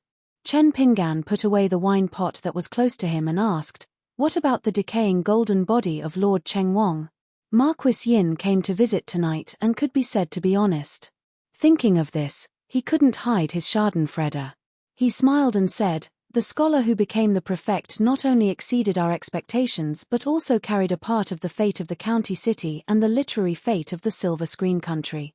Moreover, the share was much more than what I and the Dragon Escort City imagined. In fact, if it wasn't so, how could a young boy escape from the Dragon Escort City by himself? Moreover, he had another marriage. At that time, there was a princess of the Silver Screen country who fell in love with him at first sight and couldn't forget him for the rest of her life. In order to avoid marriage, she became a Taoist nun who was painstakingly guarding the green lamp. Although she didn't have the qualifications of a chi cultivator, she was a princess who was deeply doted on. She unintentionally entangled a trace of the country's throne with that prefect. Later, after hearing the bad news in the Taoist temple in the capital, she stabbed her neck with a golden hairpin and resolutely committed suicide. Two together, there was the sin of Lord Cheng Wang, which directly caused a fatal crack to appear on the golden body that couldn't be repaired with virtue.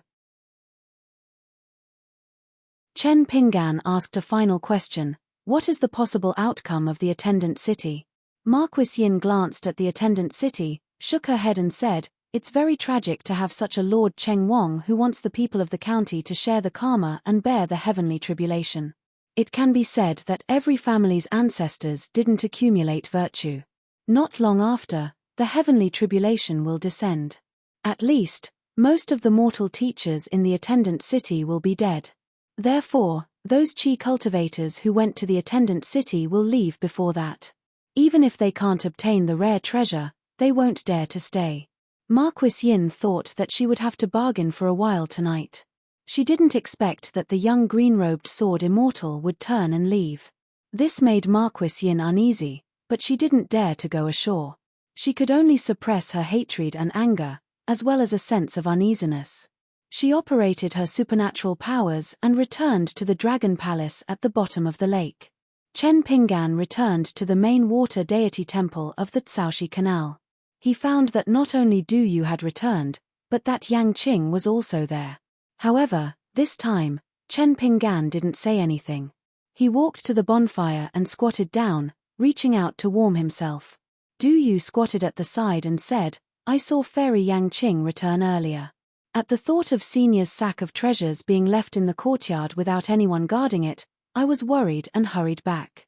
After Yang Qing entered the ancestral temple, she stood on the steps and looked at the ghost hatchet palace cultivator. She didn't have any impression of Du Yu in the past. However, she had heard of him once or twice, and that was because his parents were a pair of Tao companions on the mountain. She only knew that he was someone who bullied the weak and feared the strong, and liked to wander the pugilistic world. Yang Qing said, "I'm only asking a reason. I'll leave after that." However, that person only stared at the bonfire in silence. Yang Qing was silent for a moment. "Why did you reveal your hand to he? It's normal for you to be ruthless and do whatever you want after hearing some filthy things about Kangyun Lake from Du Yu's side. However, you shouldn't have seen He Lu before." Du Yu rolled his eyes and made a face. "Oh my, she's still here to cry out for her gigolo lover. He deserves to be thrown into Kangyun Lake by Senior to drink water." In fact, Yang Qing was already mentally prepared that this person would remain mute. However, she did not expect that person to say slowly, "The first thing He Lu said to dissuade me was not for me, but for the Daisy Creek Canal master who invited you to tea." Yang Qing was not stupid and naturally knew about this. That person continued, "Because He Lu felt that I was a cultivator with a higher cultivation level than the Daisy Creek Canal master." Yang Qing wanted to listen more, so she hesitated and planned to sit at the top of the steps. However, that person looked at her sideways. Seeing that person's heart-palpitating gaze, Yang Qing immediately stopped and did not do anything else.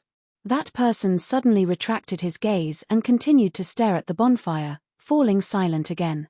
He clearly did not finish speaking, but he had no intention of speaking. Yang Qing felt ashamed and resentful. Was she so insignificant that it was difficult for him to say a few more words? Yang Qing's heartstrings trembled.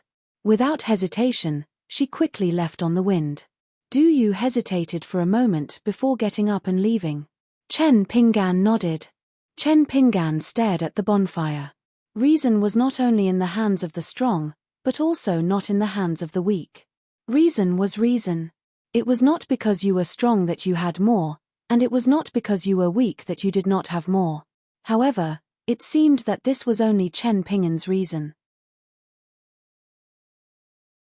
It was not Du Yu's, nor was it the young female cultivator named Yang Qing's, nor was it the proud son of heaven, He Lu's. In the Jianghu of Shu Shui Nation, there was Song Yufan. In the smoky Bookslip Lake, there was the ghost general who was willing to draw his saber against his colleagues. In the Ghost Valley full of bones and ghosts, there was the swordsman Piyu Yarrow and the sect master Zhu Quan.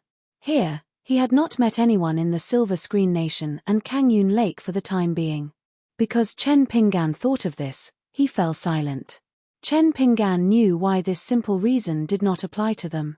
It was because it would not bring them any benefits. On the contrary, it would only make them feel that they were dragging their feet on the path of cultivation and that they were not happy doing things. Therefore, it was not that they did not understand, but that they pretended not to. After all, the great Tao was high and the scenery was too beautiful. The human world was low and full of mud.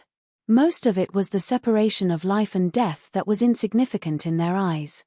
Indeed, it was not always a good thing to know the context and explore the details of many things that had nothing to do with oneself.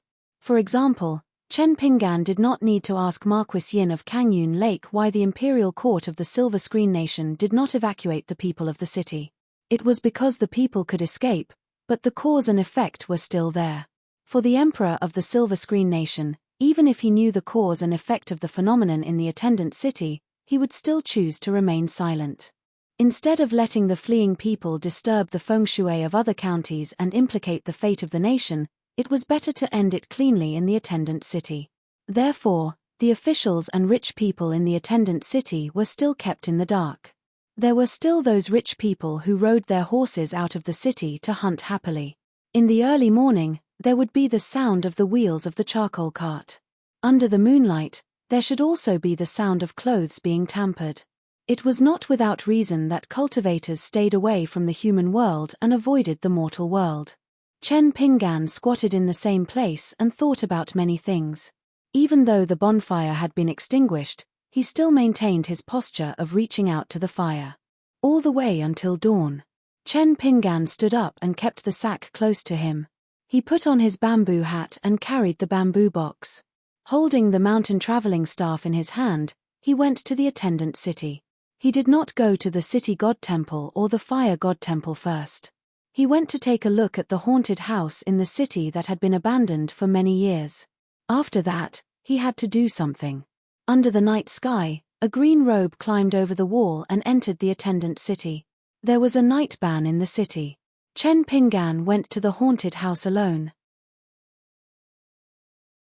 The last time he entered the city, he asked about the ruins at the incense shop. Chen Pingan stood outside the door in the dead of night. Chen Pingan looked at the rotten door. There was no longer the door god or the spring couplets. That scholar didn't even manage to avenge his parents' death. Then what about Chen Pingan from the mud bottle alley? A young man who no longer wore straw sandals and no longer needed to go up the mountain to gather herbs took off his bamboo hat. Some of the Qi refinement warriors who had been lurking, hiding, or taking root in the vicinity of the haunted house. Almost even the Qi refinement warriors who were the slowest and had the lowest cultivation level were shocked. All of them panicked without warning.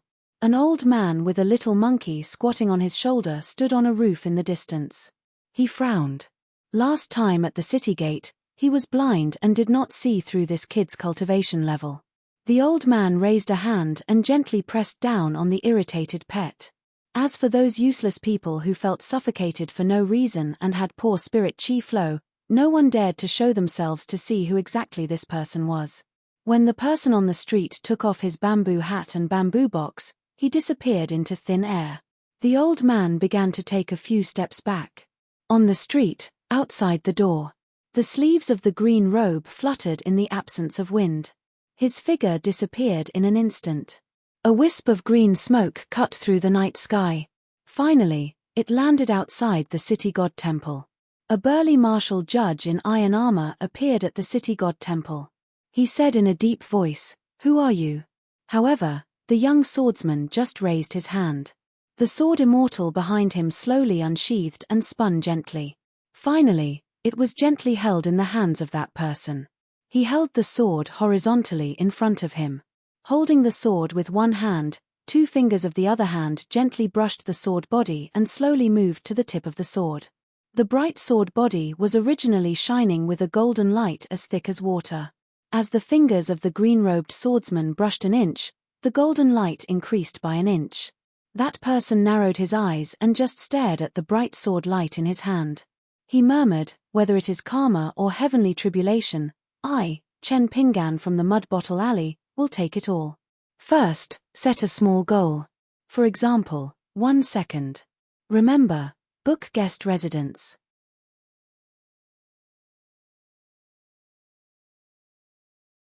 5:05.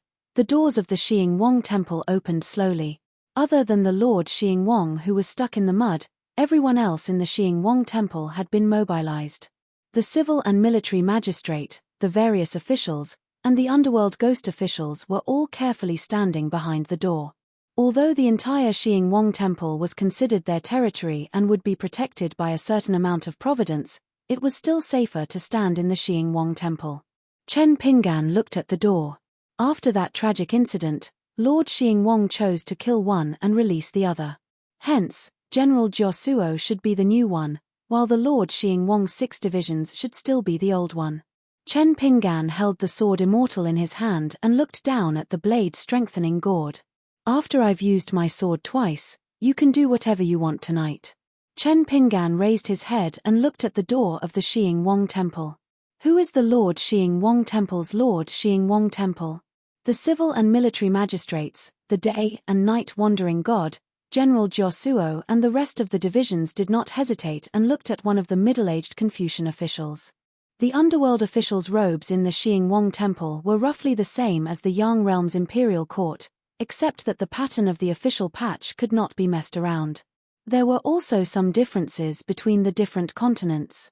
For example, in the North Continent, the official robes were mostly black and white, and there was a bronze seal engraved with their official position hanging on their waists. He took a step forward in fear, and his eyes wandered. He suppressed the fear in his heart and bowed with cupped fists. "Sword Immortal, please forgive me for not coming out to meet you. May I know why you're looking for me?" Those with good intentions did not come, but those who came did not come with good intentions. Not only him, but all of his colleagues also understood this simple logic. Otherwise, they would not have appeared together. The next moment, the green-robed sword immortal was already standing in the Xiying Temple. Behind him was the Lord Xiying Temple's Lord Xiying Temple. The civil and military magistrates, even though that person had already barged into the Xiying Temple, they still moved symbolically as if to make way for him. Then, they all looked at their colleague. From the Lord Xiying Temple's forehead, there was a straight and thin golden line all the way down. In the blink of an eye, one of the golden bodies shattered into pieces. Even the Judge Wu, who was the best at killing malicious ghosts in the city god temple, and the new General Jiosuo, who liked to go out of the city to hunt for wandering souls and wild ghosts, did not see clearly how and when the other party attacked. For a moment, all of the city god temple officials had gloomy expressions. It was tragic. He really was a foreign sword immortal who had traveled all the way here. It was said that sword immortals were the most eccentric and domineering in their actions. They definitely could not be judged with common sense. The statue of Lord Xiying that was enshrined in the back hall of the Xiying Temple glowed with a faint golden light, and a scholarly old official walked out. The front hall was not obstructed by him at all, and he floated to the stairs of the front hall.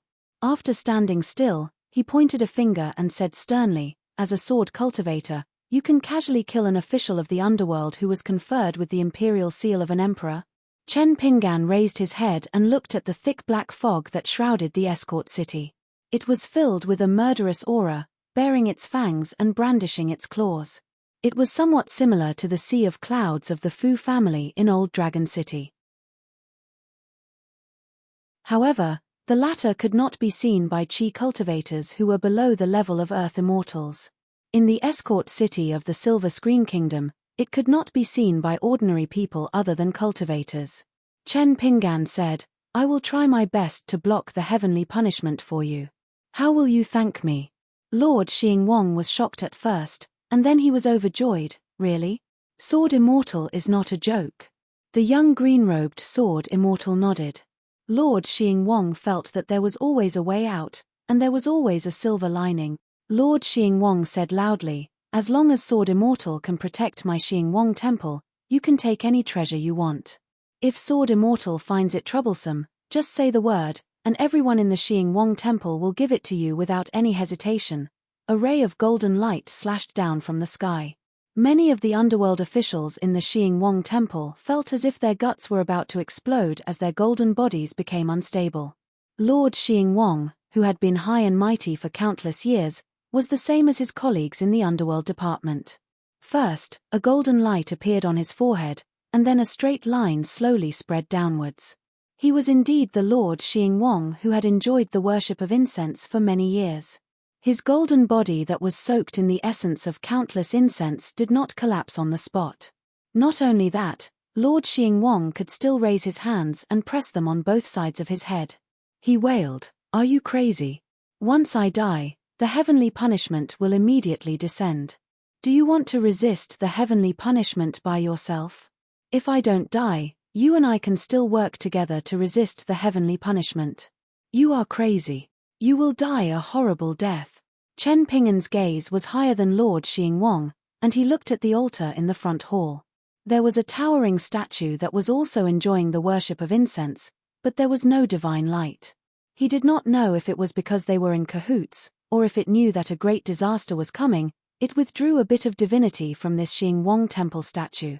Chen Pinggan said, "I'm sorry, I forgot to say something just now. You need to thank me with your death." Lord Xiying's hands pressed tightly on his head. From all directions, there was an endless stream of incense that did not care whether it was pure or not. As long as it was the incense of the person offering incense, no matter how impure their thoughts were, they were all detained by him in the Xiying temple. As for whether this was quenching thirst with poison, he did not care. As long as he increased his cultivation base, there would be a slight increase in his chances of keeping his golden body after the heavenly punishment descended. As for whether the Xiying temple would be destroyed, whether the ghost officials' cultivation base would be insufficient and they would all be implicated, or even the lives of the people of the county, From the first day of the great loss of merit and the decay of the golden body, Lord Xingwang had not cared at all. For this reason, he even specially invited a group of cultivators that he had good friends with to go to the capital. They brought heavy gifts, lobbied the Ministry of Rights and the Qintianjian, and persuaded the Emperor of the Silver Screen Kingdom to let the court suppress the news and not allow the people of the city and the county to flee. Otherwise, it would be the worst outcome of a country's feng shui and a Xingwang losing both sides. During this period of time, the descendants of the person who received the letter in the capital, especially the current family head, could be considered to know the severity of the situation. As a result, they put in a lot of effort. They used the connections and incense that they had accumulated in the court and the officialdom over the generations to help the Xingwang temple slowly plead for mercy. Only then did Lord Xingwang finally see a ray of hope.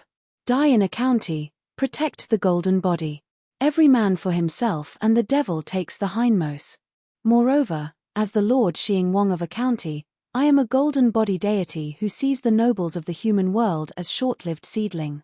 Lord Xingwang pressed his hands on his head and looked down slightly.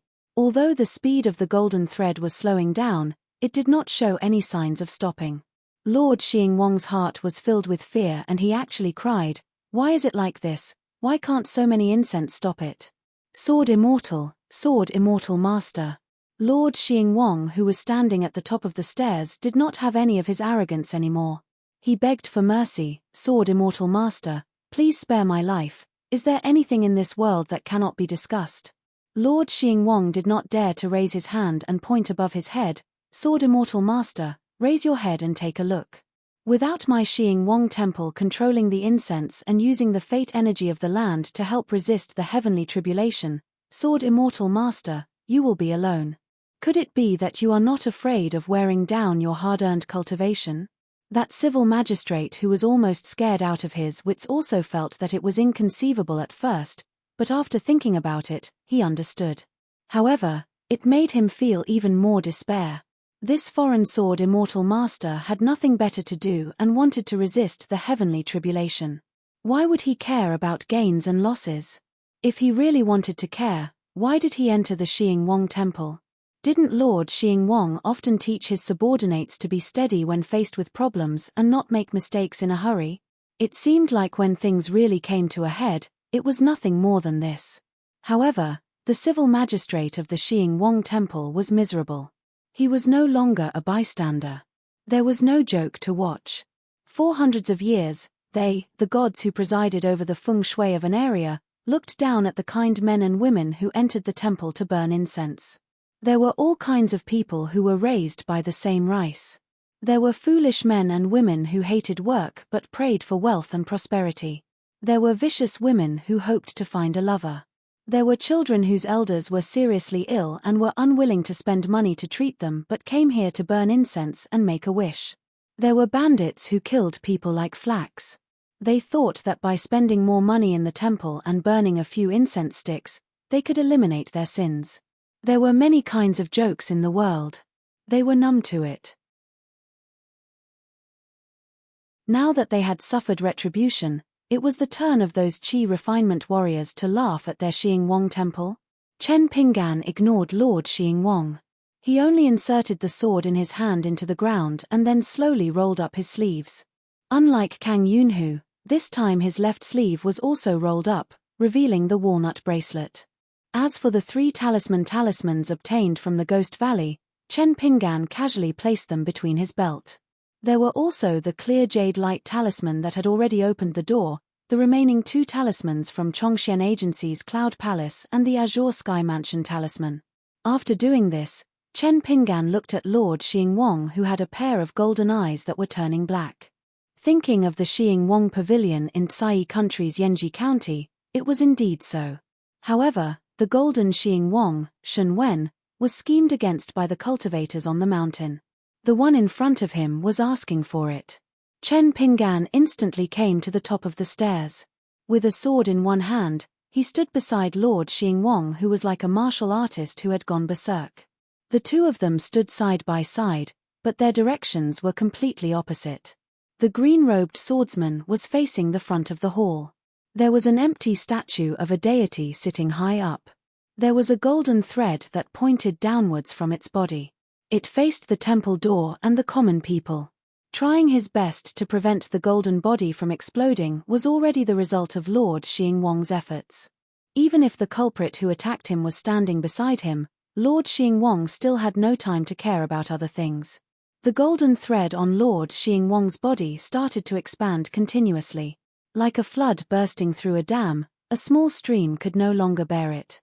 He suddenly laughed. "What a good sword, immortal. You also came for that modern world treasure, right?"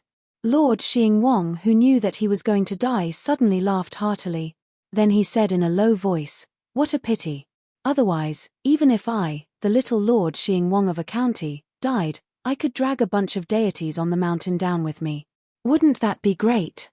Chen Pinggan suddenly stretched out a hand and covered Lord Xingwang's face. Then his 5 fingers formed a hook and he slowly said, "What face do you have left to take a look at the world?" Lord Xingwang's golden body suddenly shattered.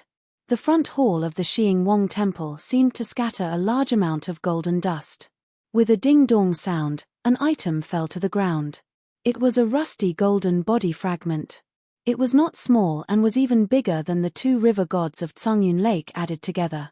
Chen Pinggan was about to use the tip of the sword immortal to shatter it when the blade-strengthening gourd that had not appeared for a long time flew out. A white rainbow sword light pierced into the rusty golden body fragment. The flying sword Chu Yi and the golden body fragment actually disappeared into the ground together. When the golden body of the Xingwang temple shattered, the sky above Escort City was instantly filled with thunder. The sound was far louder than normal thunder. It was like firecrackers exploding beside one's ears, causing countless people to wake up from their deep sleep. Black clouds rolled as if there were black dragons swimming in the sea of clouds. Not only that, the sea of clouds started to slowly descend. First, some of the families in the city were woken up by the thunder and started to light up their lanterns. The rich families also hung up lanterns one after another. In a bustling county, the dots of light kept connecting into a piece. There were also the sounds of children crying, one after another. Last but not least, the Qi cultivators who had sneaked into the Escort City were all dumbfounded. After a moment of panic, they began to curse loudly. How could they have known that the damned heavenly tribulation had arrived in advance before the real treasure had appeared? There was a lot to pay attention to here. The heavenly materials and earthly treasures in the world were born with innate spirituality. It was extremely difficult for Qi cultivators to capture and seize them. The city lord of Huangyi City once brushed past a treasure because the celestial treasure's flying speed was too shocking. It was said that the treasure in Escort City was of a very high grade. It was the condensation and nurture of a county's 1,000 years of spiritual luck. Not only that, it was said that when Escort City was first built, there was actually a military celestial weapon buried deep underground. In the end, the two merged and became a supreme treasure of the human world that had both civil and martial luck. It was both offensive and defensive. Whoever obtained it could reach the sky in one step and become a top cultivator. That was why Huangliang City and the Treasure Cave Wonderland, the 2 top immortals, had moved out together. They were determined to get the rare treasure. If Huangliang City could get it, they would be sitting firmly on the top of the mountains of dozens of countries, leaving the Treasure Cave Wonderland far behind. If the Treasure Cave Wonderland could get it, their power would surpass Huangliang City. After the strange phenomenon of the city god temple appeared, Fan Wei-Iran, who had settled down in Escort City, made a prompt decision. She led the cultivators of the Treasure Cave Wonderland and sent people to remind the Qi cultivators who relied on her sect to quickly leave Escort City and go to the Blue Cloud Lake. After all, that lord who owed her, Fan Wei-Iran, a big favor. After his vitality was greatly damaged at the Blue Cloud Lake, he would not dare to be like that night at the banquet. That was why Yang Qing was able to find an excuse to leave the Dragon Palace banquet on the elder ancestor's side. She said that she was going to the water deity temple of the Daozi Creek Canal Master to relieve her boredom. After that, there were endless storms. After Yang Qing came to Escort City, she was somewhat uneasy. Not to mention Fan Wei-Iran, even Yang Qing's martial nephews could see some clues. Fan Weiran's deep-seated hatred for that young sword immortal increased a little. How dare he spoil my Yang Qing's Dao heart? She had already been appointed by that immortal as one of the candidates for the future leader of the Treasure Cave Wonderland and the mountain-top immortals of the dozens of countries. Once Yang Qing stood out in the end, the Treasure Cave Wonderland would be able to obtain another immortal Dao technique. For so many years, the Treasure Cave Wonderland and Huangliang City were nothing more than two chess pieces that were secretly chosen to rear fish in the dozens of countries' ponds. The so-called life and death battles were like water and fire. However, how many cultivators from the two sects had really died? Not many. Moreover, those who died were those who seemed to be in a passable realm but had no hope of reaching the Great Tao. Weren't most of those who died actually the cultivators of those subordinate sects? Why had there not been a single golden body realm martial artist in the dozens of countries' pugilistic world for 200 years? One had to know that the last one was killed by her junior sister and Yi Yu back then. Now, those sixth realm martial artists who were flaunting their prowess in the secular dynasties, the so-called martial arts grandmasters, the number one swordsman, and the number one fist master, which one wasn't a person who was about to die peacefully with rotten skin? Fan Weiran turned his head to look at Yang Qing, who was following beside him, and smiled slightly. He didn't know why his junior sister had to kill that golden body realm martial artist back then, but he knew clearly why. After all, this was a great secret that only one person in the Treasure Cave Wonderland and Huangliang City knew about in each generation. As for the other mountains, they simply didn't have the opportunity and qualifications to meet that immortal. As for that foreign sword immortal who appeared inexplicably, it would be best if he was affected by the heavenly tribulation and accidentally died in the city god temple. That would be too easy for you. Otherwise, you would be heavily injured and captured by me, Fan Weiran. Compared to the unique secret technique of the Treasure Cave Wonderland's ancestral hall, Marquis Yin's blue cloud lake water lantern was nothing. The cultivators of the Treasure Cave Immortal Realm and the various vassal sects all headed in the same general direction, and all of them rushed towards Blue Cloud Lake at top speed. However, those that were unable to ride the wind could only rely on their two legs to fly on the ground, and those that were the worst off could only ride horses out of the city. After Fan Weiran rode the wind and left Escort City, he suddenly asked, "Didn't the mediocre military cultivators of the Ghost Hatchet Palace follow us out of the city?" Beside the old woman, a junior cultivator of his family who was hiding in the wilderness with the identity of the current governor of the county said respectfully, "Ancestor, after receiving my news at an inn, I don't know why they didn't leave immediately. They said that they needed to deal with some urgent matters. I didn't dare to stay any longer, so I left first. In the end, I found that they left Escort City in another direction. I don't know if they will go to Blue Cloud Lake to meet us for the time being." Fan Weiran was furious, and his face was full of killing intent. He asked again, "What about that guy named Du Yu? Did you see him?" The old cultivator said, "I saw him at the inn. He was really, as the rumors said, a mischievous and incompetent person. That night, the movement over at Kangyun Lake was big, but no cultivator in the Escort City dared to come close to watch the battle. When immortals at Kangyun Lake's level fought, if you clapped and cheered from the side, neither side would appreciate it. With a casual flick of their sleeves, they would turn into ashes with a slap. What's more, immortal treasures and immortal spells didn't have eyes. If they went to the gates of hell to take a stroll, wouldn't they die in vain? Therefore, the old cultivator asked doubtfully, "Ancestor, why did you ask this person alone?" Fan Weiran's face was gloomy. He didn't reveal the secret and only sneered, "I'll settle the score with this bastard later." The premise was, of course, that the foreign sword immortal surnamed Chen was dead, or had lost half of his life in Escort City. When Yang Qing rode the wind, she looked back at the blurry outline of Escort City. Vaguely, she could see a golden talisman exploding at the bottom of the sea of tribulation clouds. Yang Qing sighed faintly in her heart. Such a young sword immortal who was so good at scheming people was actually a fool. At the peak of the Black Glaze Mountain, which was further away from the Escort City than the Kangyun Lake, there was a slightly rough mountaintop viewing pavilion.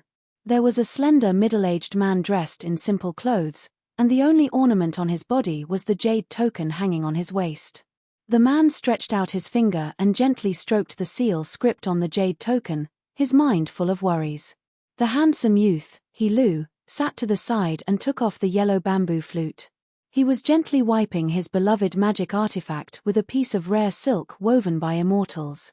The middle-aged man only looked at Escort City. The incomparably thick black clouds slowly descended, as if the entire sky was hanging down on the mortal world. At a glance, he couldn't see the top of the sea of clouds at all. A white-haired old man sitting cross-legged laughed and said, "Heaven and earth are connected for no reason. This is the great calamity of the mortal world.